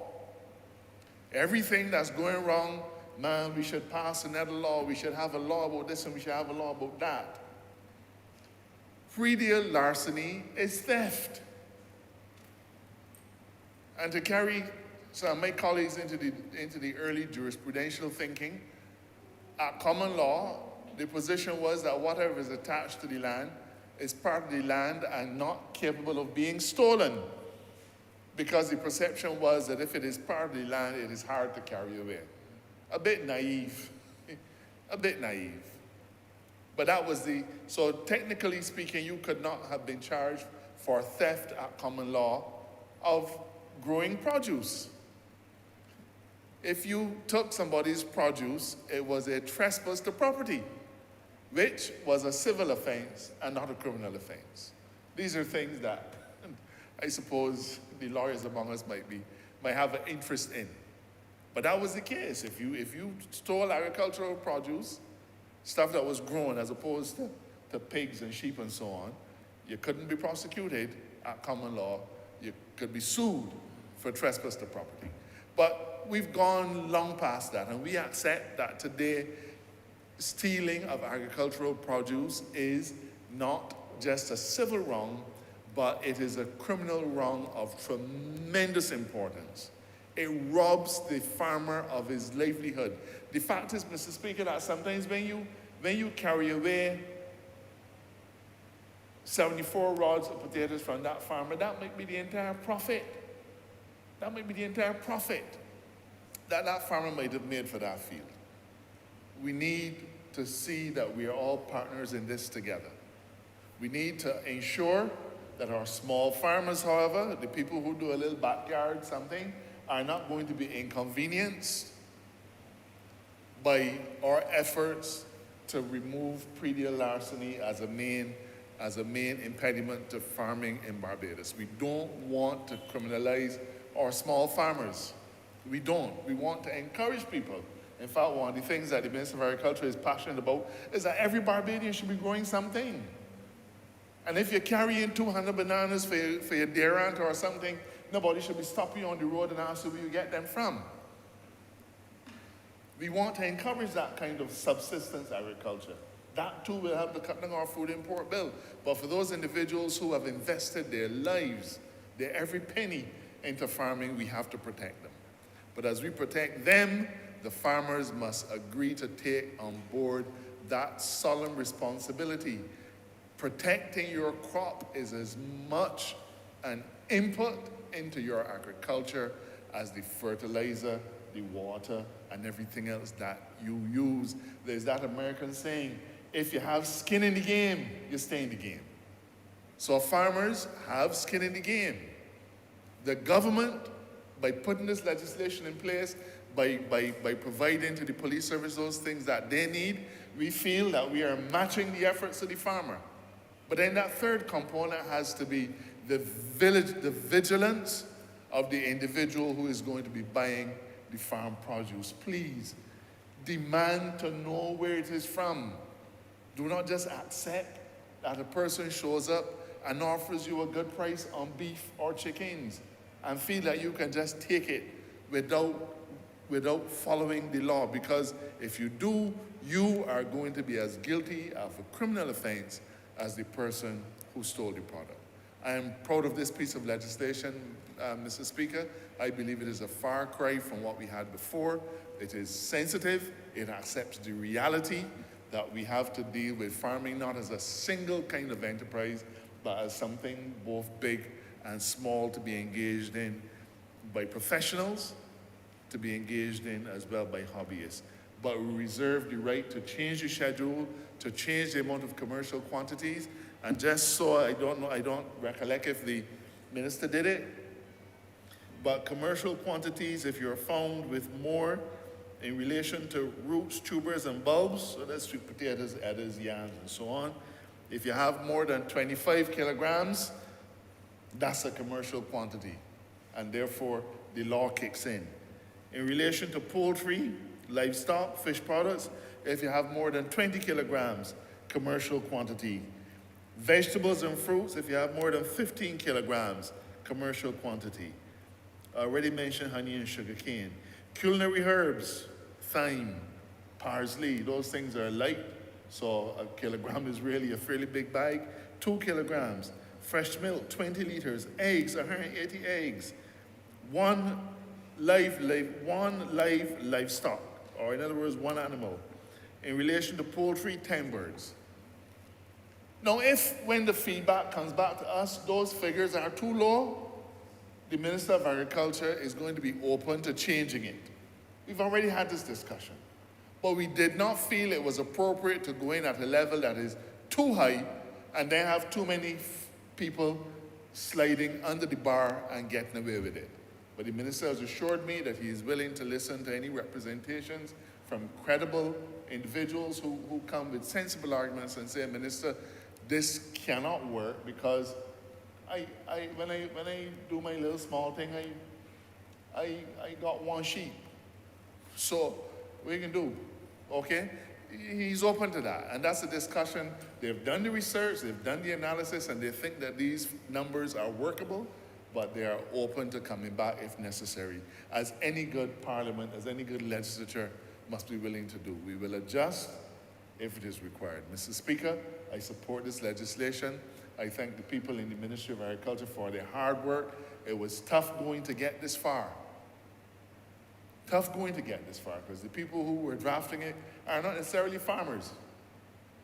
But I think, Mr. Speaker, that we have a bill that will work for us and that will serve the farming community well and for a long time. I'm obliged to you. Honourable Member for St. Andrew. Thank you. Mr. Speaker, sir, I'll be very brief, but I felt it extremely important that I led my voice to a piece of legislation that would most definitely impact in a positive way residents of a constituency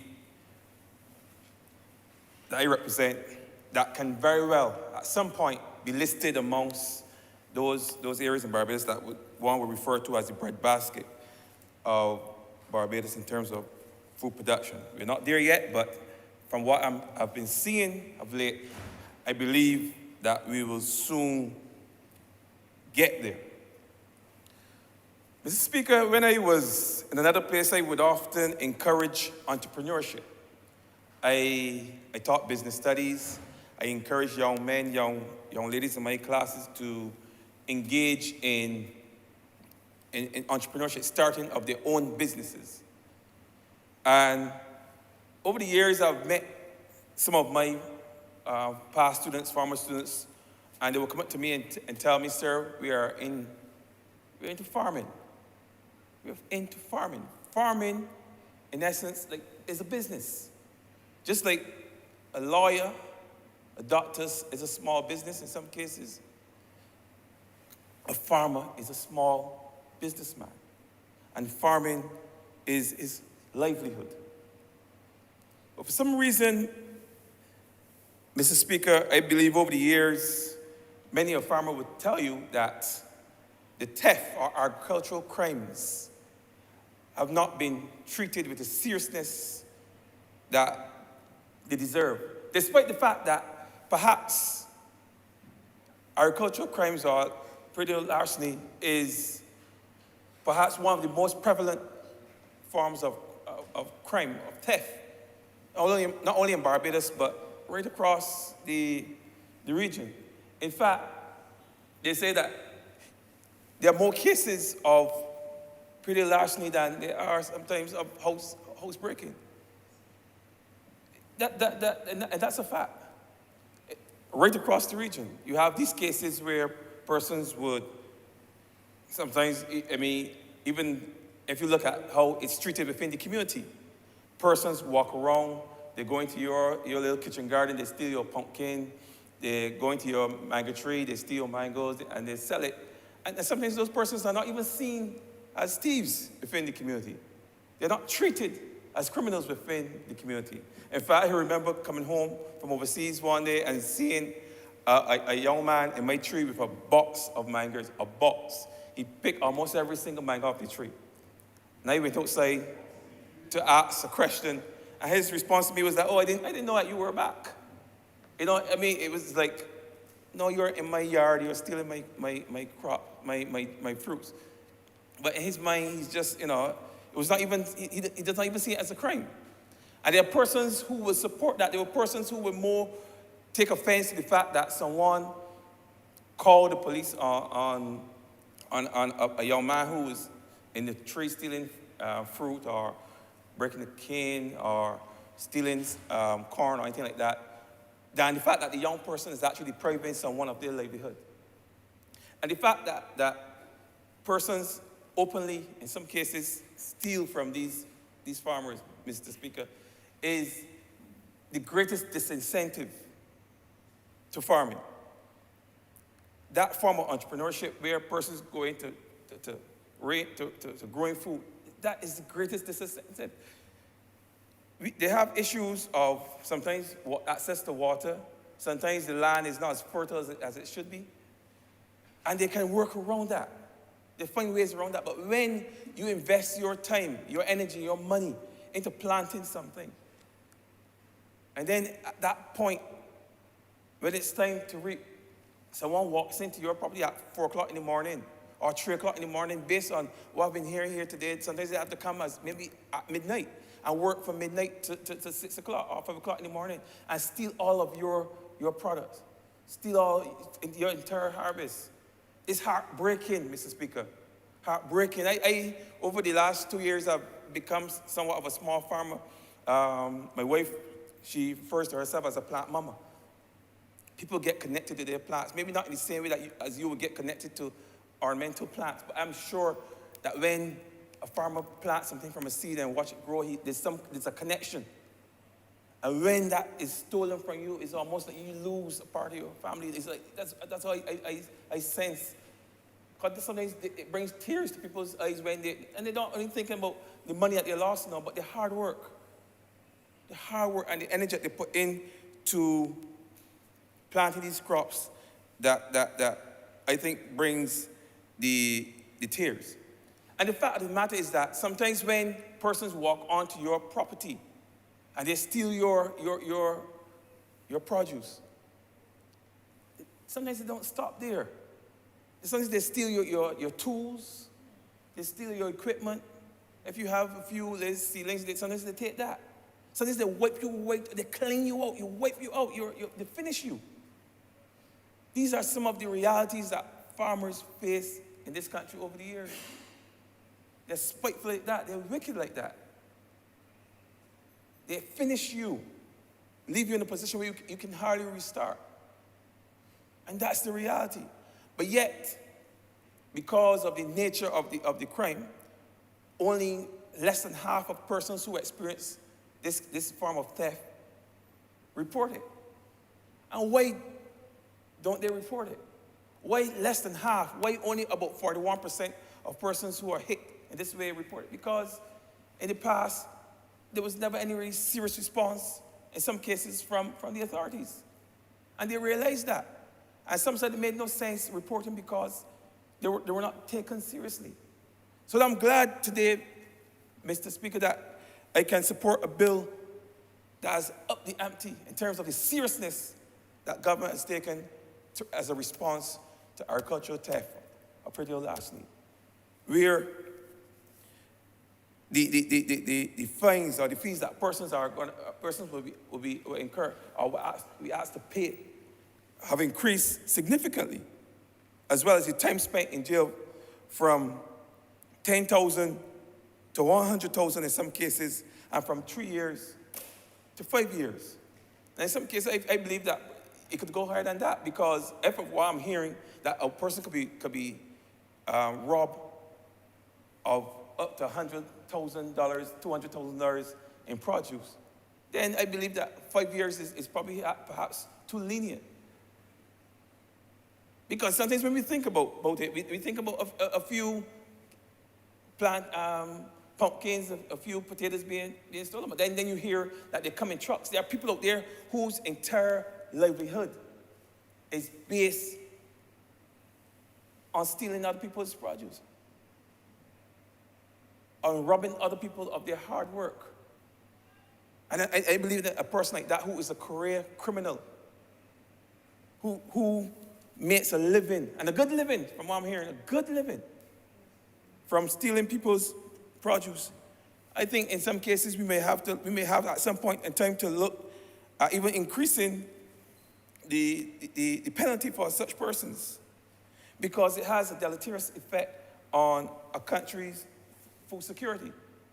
And sometimes we don't see things. Sometimes when you see things, you can see the beginning, maybe able to see the middle, and it'd be difficult for some persons to see the end. But if you look in history, you can see the effect of theft on society. I remember, I was a historian. I would study history, and during the raids in that colonial period, Europeans were going, encourage various tribes or ethnic groups, however you choose to name them, to go and raid other communities. And one of the things that people never really talk about is that they didn't only take captives, but they also raid the villages of their food stock. They raid villages of their food stock. So many persons starve. Apart from being captured and spirited across the Caribbean Sea to be used as plantation slaves, a number of persons starved because there was no food. Unless you were from a hunter-gatherer society, you were into agriculture. And when persons raided, they took what they want, but they also took your food. So that agricultural theft existed even then. And it resulted in the destruction and the downfall of many of those societies. Because unless you can sit down and you know that food takes a period of time to grow, and you have the peace of mind that you can wait for that to grow that particular food item, plant it and allow it to grow for the six-week or 12-week period, then you're not gonna start. And if you're not gonna start, then you're gonna have a shortage of food at some point in time. And that happened. It's not talked about, but it happened. And if we're not careful, maybe not to the same extent, but we can have a situation where persons may not be interested in growing food at all. Because it makes no sense to grow food. And we find ourselves again with a high export bill. Something that we've been struggling against for a long time. So, Mr. Speaker, as I said, this bill attempts to address that particular issue that none of us want to see. And I will hope that as we go forward, we see, because we're seeing evidence of it, maybe encouraged because of the COVID period that we've been through, but we've seen more and more persons going into agriculture. And the fact is we're going to see more and more persons being involved in agricultural theft. But we hope with these measures being put in place in terms of prevention and detection and tracking, that a dent can be placed in what has become a scourge on agriculture, and that is theft. We hope that we can reduce those numbers significantly enough that people can see it feasible to engage in agriculture. And I know it was mentioned here earlier, the CARE program, the feed program. This is something, Mr. Speaker, that I've been encouraging in St. Andrew. Just as recently as last month, I would have acquired a piece of land from the church. The church decided to give a piece of land to the community that they can use for the CARE program, that they can use for agriculture. And I spoke to the young people in the community, and everyone I spoke to was on board. Persons are eager to get involved in agriculture because they see it as a way of making a living, especially in these threatened times where things are getting difficult. People see now the value in agriculture. But even with the enthusiasm that comes from having access to a new source of income, at the back of everyone's mind is the belief that the possibility that their produce can be stolen from them. And that's a core reality, especially in St. Andrew, where we have large isolated areas. We have vast areas that can be transformed into agricultural land. But the reality is that if you're going to plant in those areas, you don't only have to fence up the areas, you may very well have to build a house there, which is what a lot of the farmers, the small farmers within the Turner's Hall area are forced to do.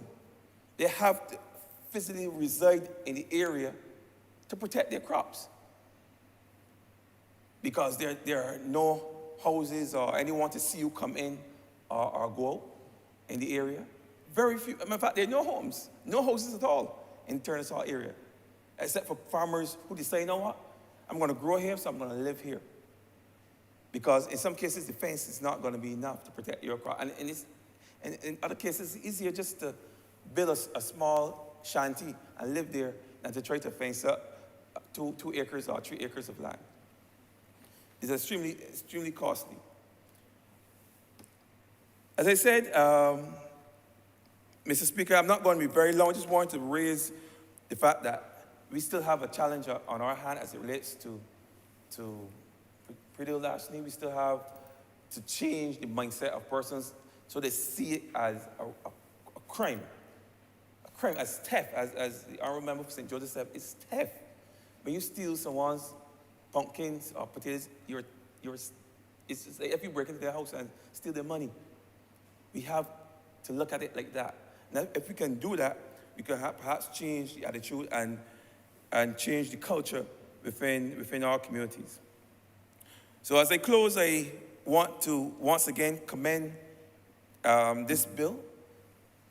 It really is a step in the right direction in terms of the seriousness that we take in protecting farmers in this country, protecting those operating in those rural spaces, working hours in the sun. and in the rain to ensure that there's food on the tables of Barbadians and to support their families. It's a step in the right direction in ensuring that we can reduce our import bill, and it's a step in the right direction in promoting the empowerment of young people in our communities. Mr. Speaker, and the member for St. Philip South, I commend this bill. It really is timely. This is perhaps is a time where such a piece of legislation is more required, more than ever. And I want to commend you. And with those few words, Mr. Speaker, I'm obliged. Honourable Member for St. Lucie. Mr. Speaker, sir, I will not be as long as the honourable member who spoke before me, but indeed it would be remiss of me as representing a constituency which has two major projects going in terms of agriculture, the Spring Hall land lease, and the project at Mount Poyer, where a number of persons, a number of young people continue to ask to be involved. It would be remiss of me if I did not share a perspective on this.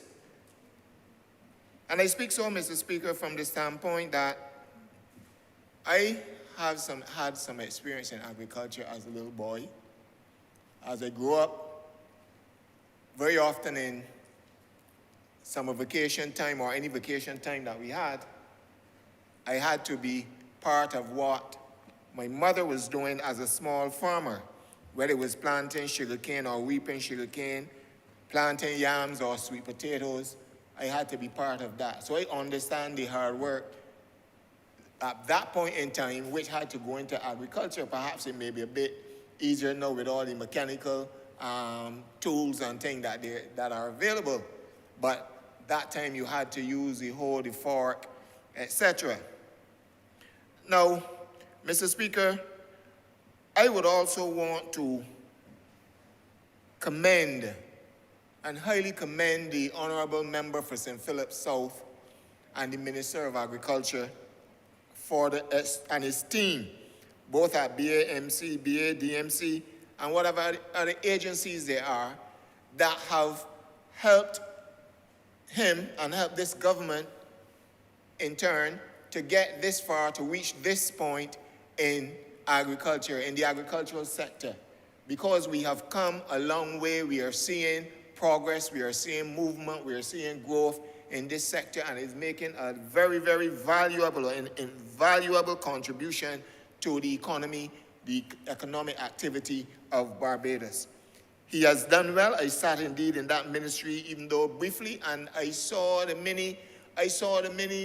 present at the many meetings, and I saw the challenges as well that the Honourable Minister had, but he pushed through. And we have come, Mr. Speaker, to this particular point, and I want to commend him highly in that regard. Now, we have a fancy name, or two fancy words moving around here today. We heard quite a lot of praedial larceny and so on. But in short, in Bajan parlance, it's thieving. Thieving what don't belong to you, taking up what ain't yours. And I had an experience, Mr. Speaker. I was nowhere near politics. I wasn't thinking about politics, wasn't thinking about representation. And night as I was coming to a meeting, a community meeting, I remember in the district of Crab Hill and coming across Friendship Road, I saw a vehicle parked next to the land lease. And men were moving with tomatoes, bags of tomatoes, like they belonged to them. I wasn't sure. So I stopped and I kept on my lights, and I watched. When they recognized that somebody was behind them and they wouldn't pass because they were calling me out and I wouldn't move, they got in the vehicle and moved off and gone a little further down. Now, I moved on behind them, but I didn't sure what they had in terms of a tool or whatever, right? So I went past them, Mr. Speaker, but I called back the Crab Hill police station and asked them, yes, I called back the Crab Hill police station and tell them some activity going on out there, but the landlord's going to check whether that was people hard labor. Certainly it could not be the person who was working any of that land out there, because they would not have to come in the cell from night. They would have gone to weed the crop during the day, so it had to be somebody thieving. Mr. Speaker, as well, they had another farmer at Mount Poyer who had some nice cherry tomatoes, and cherry tomatoes are more expensive than the ordinary tomatoes.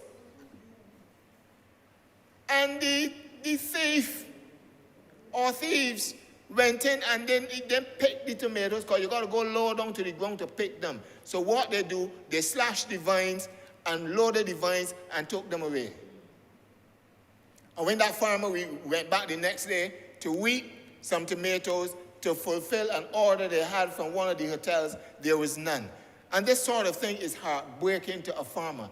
So therefore, this government is moving in the right direction. The Honourable Member of Minister of Agriculture is moving in the right direction to putting these things in place, Mr. Speaker, to help farmers out there. But I want to add, as much as the government may do, and I support fully the contribution for the Honourable Member for St. James South, as much as the government may do, Mr. Speaker, the farmers have got to come together and help themselves. This cannot be a crab mentality approach. You got to come together. There's a problem, and you have to come together and help yourself. Help yourself to save some dollars. I know agricultural produce, as far as I'm told, can make some good money. Equally, you can have some serious losses too. So what the farmer has got to be prepared to do, as he has invested his time and so on in those crops, he has to do a bit more. And I support the technology, I support the legislation. But equally, the farmer has to invest some dollars, Mr. Speaker, to protect his property, just like you would invest to protect your home with cameras and whatever else. The farmer's got to do that too. The farmers have got to come together and do that. So, Mr. Speaker, I want to commend highly the Honourable Minister. I want to commend the government for moving in this regard. I want to commend everyone who's been involved in pushing and raising this agricultural sector from the level, this ministry from the level where it was at to where it is today and where it's pushing towards. I am obliged to you, Mr. Speaker. Honourable Member for St. Philip South. Thank you, Mr. Speaker. I first of all want to start by thanking all those honourable members who very eruditely contributed to this debate today in support of this bill, the Protection of Agricultural Products, Bill 2022. And I say so because today we all sang from the same hymn sheet, and that is very important to note. The very coherent approach to addressing this bill was at the same time sharing various diverging views in response to various sections of the bill, but yet still not in criticism of what we are hoping to achieve. And I think that is important. There were, however, a couple of areas that were questioned, and I am pleased to report. The Attorney General, the Honourable Member for St. Joseph, did mention that someone messaged and asked about the 5 kilogram quantities. This morning, when I spoke, I mentioned that we did extensive consultation. And coming away from the consultation with the Barbados Sugar Industry Limited, they are of the view that you can't only see sugarcane as sugarcane in commercial quantities for a factory, but that there are people who use sugarcane to peel, cut, and bag for commercial purposes as well. And that is the reason why the number is at 5 kilograms. Because the idea here is to also address being able to harvest, peel, cut, and package sugarcane for sale for what I consider to be raw consumption, or what we call sucking sugarcane. Therefore, I trust that that is enough to explain why we have it at 5 kilograms.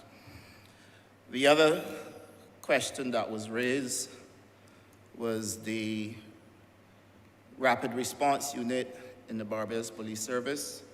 Again, when the Attorney General spoke this afternoon, he mentioned the successes we've had with the work the Barbados Police Service is doing through Operations Bird's Eye, and that program is in place with the Barbados Police Service and the Barbados Defense Force. And they will continue. We have also consulted with the Commissioner of Police, and they are satisfied that this can work rather than having to appoint praedial larceny wardens within the Ministry of Agriculture advising the Barbados Police Service. In terms of the FAO project with the chip and pin, we have done the consultation for the traceability. We have carried out the work with vet services, and it is only for us now to receive the chips for the animals, so that program is already ongoing. I believe that the FAO will provide us with those chips so that we can start through the veterinary services, the program to start tagging or placing the pins in the animals. And then the other one that was raised by the Honourable Member for St. Michael South Central was the issue of taking an animal to the abattoir where that animal could be slaughtered. But at Section 3.1 of the bill, we spoke to how an animal, or well, agriculture products can be sold and be purchased or for the purposes of conveyance. So that if I take, Mr. Speaker, your animal to the abattoir should respectfully ask for the same documents. But their failure to do so would mean that that animal I will have to be using for personal consumption. Because if this is to be worth what is intended to do, my ability to sell that meat will be hindered by the fact that I can't produce those documents unless I forge those documents, and then that is getting into fraud, where in actual fact, then if convicted, you're subject to $100,000 in fines, 5 years in prison, or both. So, and the bill itself is really seeking to simplify the process. So that's the reason why you would find that the language that is being used does not put you in a position where you have to then turn around and define what everything else is. So if it had said to an abattoir, then you have to then turn around and define what abattoir means in this bill, and you go on and on and on and on and on. And I think, like the Attorney General said, we have done various iterations of this bill to be able to arrive at where we are, but I'm equally prepared if necessary, to make changes as recommended. So far, so good. I believe that this really is addressing the issues with praedial larceny and will go a long way in helping us to mitigate the challenges that farmers face with praedial larceny. But I have to put back on record that the legislation on its own will not be the only means through which we can address the problems of praedial larceny. And so therefore, we have to take responsibility as people. I think Barbadians now have to reach the level of maturity where they themselves want to participate in making sure that the very thing they complain about and criticize the government for, they can participate in making sure it becomes a reality. And this, Mr. Speaker, will become a reality if Barbadians play their part by making sure they look for source of supply. And source of supply will be through the recommended documentation that is required at the point of sale, at the point of purchase, at the point of conveyance. Mr. Speaker, I am pleased to note that we have reached this point, and it will be remiss of me if I didn't first of all thank the CPC for the work that they have done in really guiding us through this process. Because for as much as the Attorney General did say that they're not agriculturalists, we are not lawyers either. So we needed each other. And this process took us from 2018, when I became minister, through going to cabinet, in 2019, being halted by the COVID pandemic in 2020 and 2021, going back to cabinet though in 2020, and then having to go back again for the final draft of the bill before receiving the Attorney General's certificate. And I also wish to thank the learned Attorney General for the work and support he has given, because he literally took this bill and stripped it apart in a meeting with us to make sure that we were comfortable with what we were presenting in order for us to come to this honorable chamber to have this debate today, and I wish to thank him. Above all else, Mr. Speaker, I want to thank all of those stakeholders who participated in the consultations we had.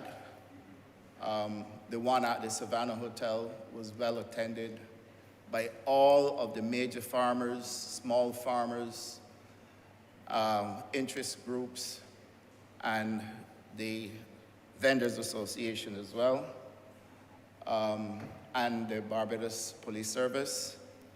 The other consultations we had, again, we brought back all of the farmers, the major farmers, the BAMC, the BSIL. We had the police service again, and we made sure that at each time we went through the bill to get to where we are. And the tremendous amount of support we got from all stakeholders was really overwhelming, and I want to thank them.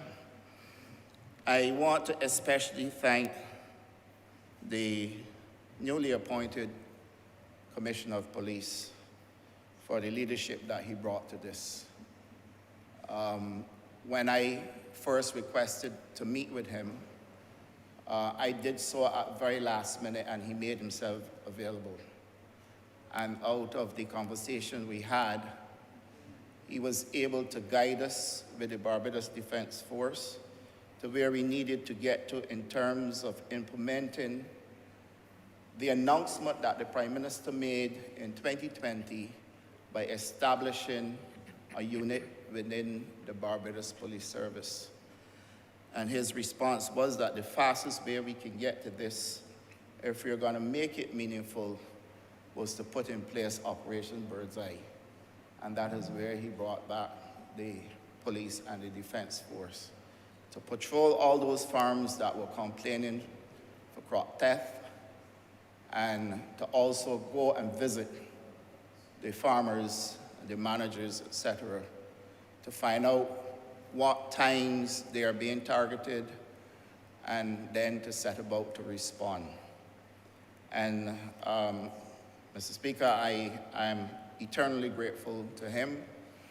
And all in all, I want to say that I really have a tremendous team at the Ministry of Agriculture.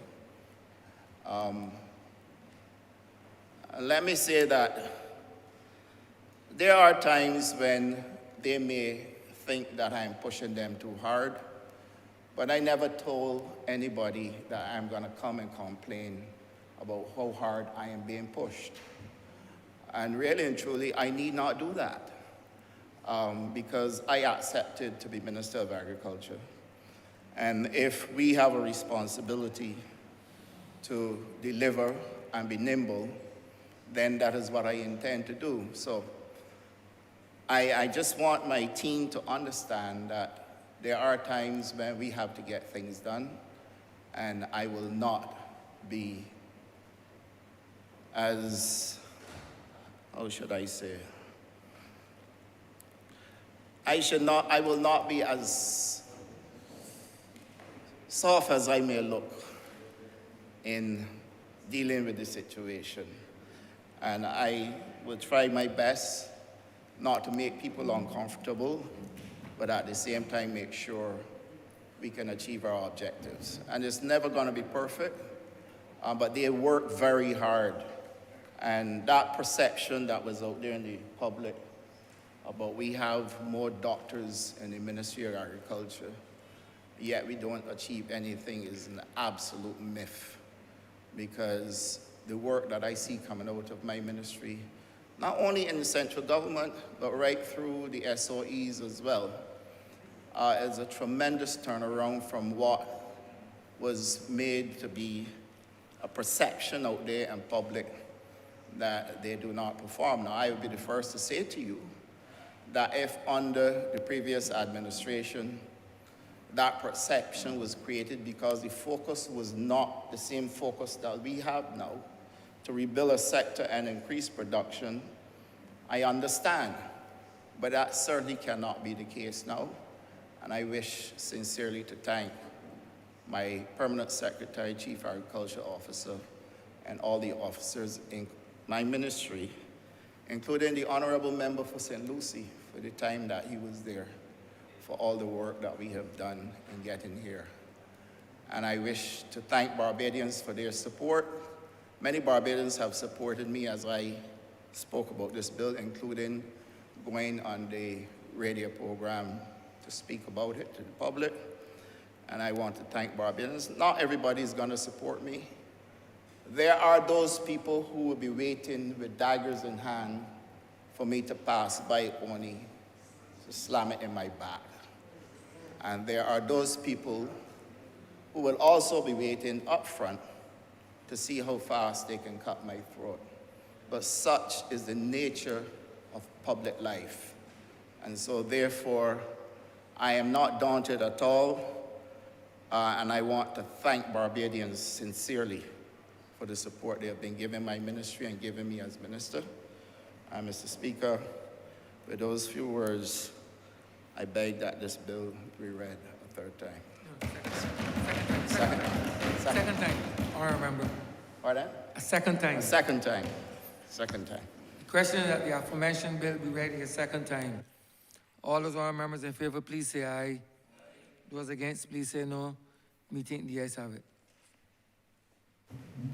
Mr. Speaker, I beg that you do now leave the chair for this House to resolve itself in the committee for further consideration of this bill. The question is that the Speaker do now leave the chair and the House resolve itself into committee for further consideration of this bill. All those honourable members in favour, please say aye. Those against, please say no. We think the ayes have it.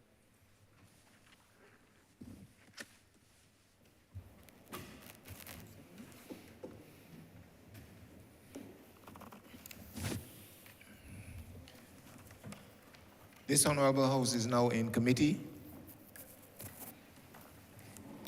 Mr. Chairman, with your permission, call in groups of 5.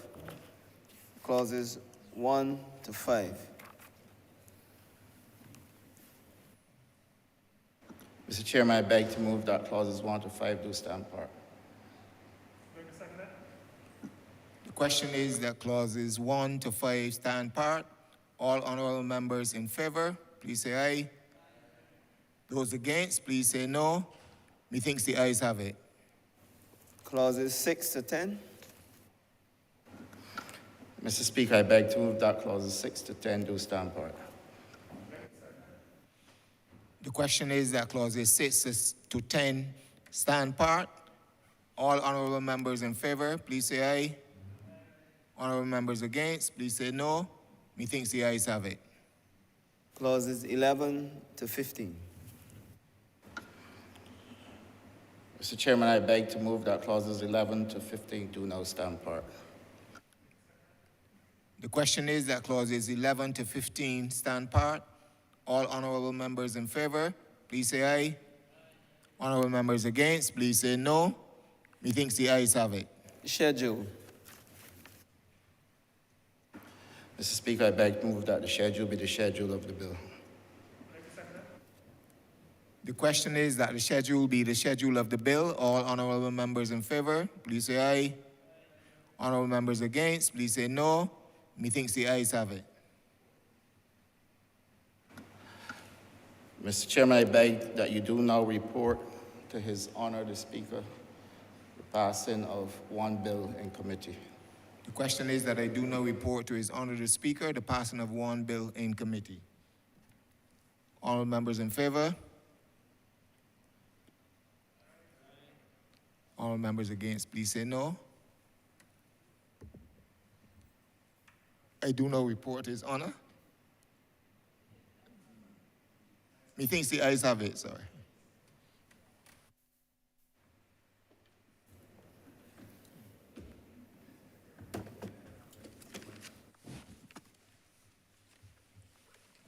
The chairman of committees is reporting the passing of one bill in committee. I remember saying Phillips House. Mr. Speaker, I beg to move that this bill be read a third time. The question is that the bill be read a third time. All those are members in favor, please say aye. Those against, please say no. We think the ayes have it. Mr. Speaker, I do beg to move the passing and citing as one bill the protection of agriculture and produce and Protection of Agricultural Produce Bill, Act 2022. The question is that the aforementioned bill be passed and so cited. All those honorable members in favor, please say aye. Those against, please say no. We think the ayes have it. This bill is passed and so cited. Mr. Speaker, recommittal of papers. Honorable member for St. Peter. Mr. Speaker, I am commanded to lay the 17th actuarial review for the National Insurance Fund, the Unemployment Fund, and the Severance Fund as of December 31st, 2020. Government notices. Honorable member for Christchurch Central. Mr. Speaker, I'm commanded to lay the Barbados Optional Savings Bonds Plus offer to the public bill 2020. To give notice, sir, to give notice. Of the Barbados Optional Savings Bonds Plus offer to the public bill 2022.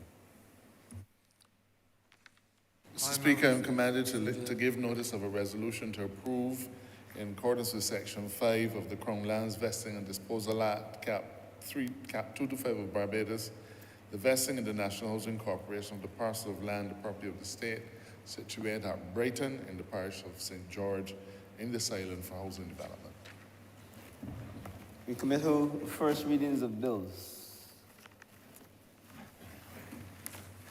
Honorable member for Christchurch Central. Mr. Speaker, I beg to move that the Barbados Optional Savings Bonds Plus offer to the public bill 2022 be read the first time. Question is that the aforementioned bill be read a first time. All those honorable members in favor, please say aye. Those against, please say no. We think the ayes have it. Revert to government business, sir. Honourable Member St. Joseph. Mr. Speaker, you can tell that I don't want to leave. This brings us to the end of our proceedings for today. Beg to move that this House do now adjourn until 10 a.m. on Friday, 12th of August. 10 a.m. Friday, 12th of August. Question that this Honourable Chamber be adjourned until Friday, the 10th day of August at 10 a.m. in the forenoon. Friday the 12th of August at 10 a.m. in the forenoon. All those honourable members in favour, please say aye. Those against, please say no. Meeting the ayes have it. This Honourable Chamber stands adjourned until Friday, the 12th day of August at 10 a.m. in the forenoon.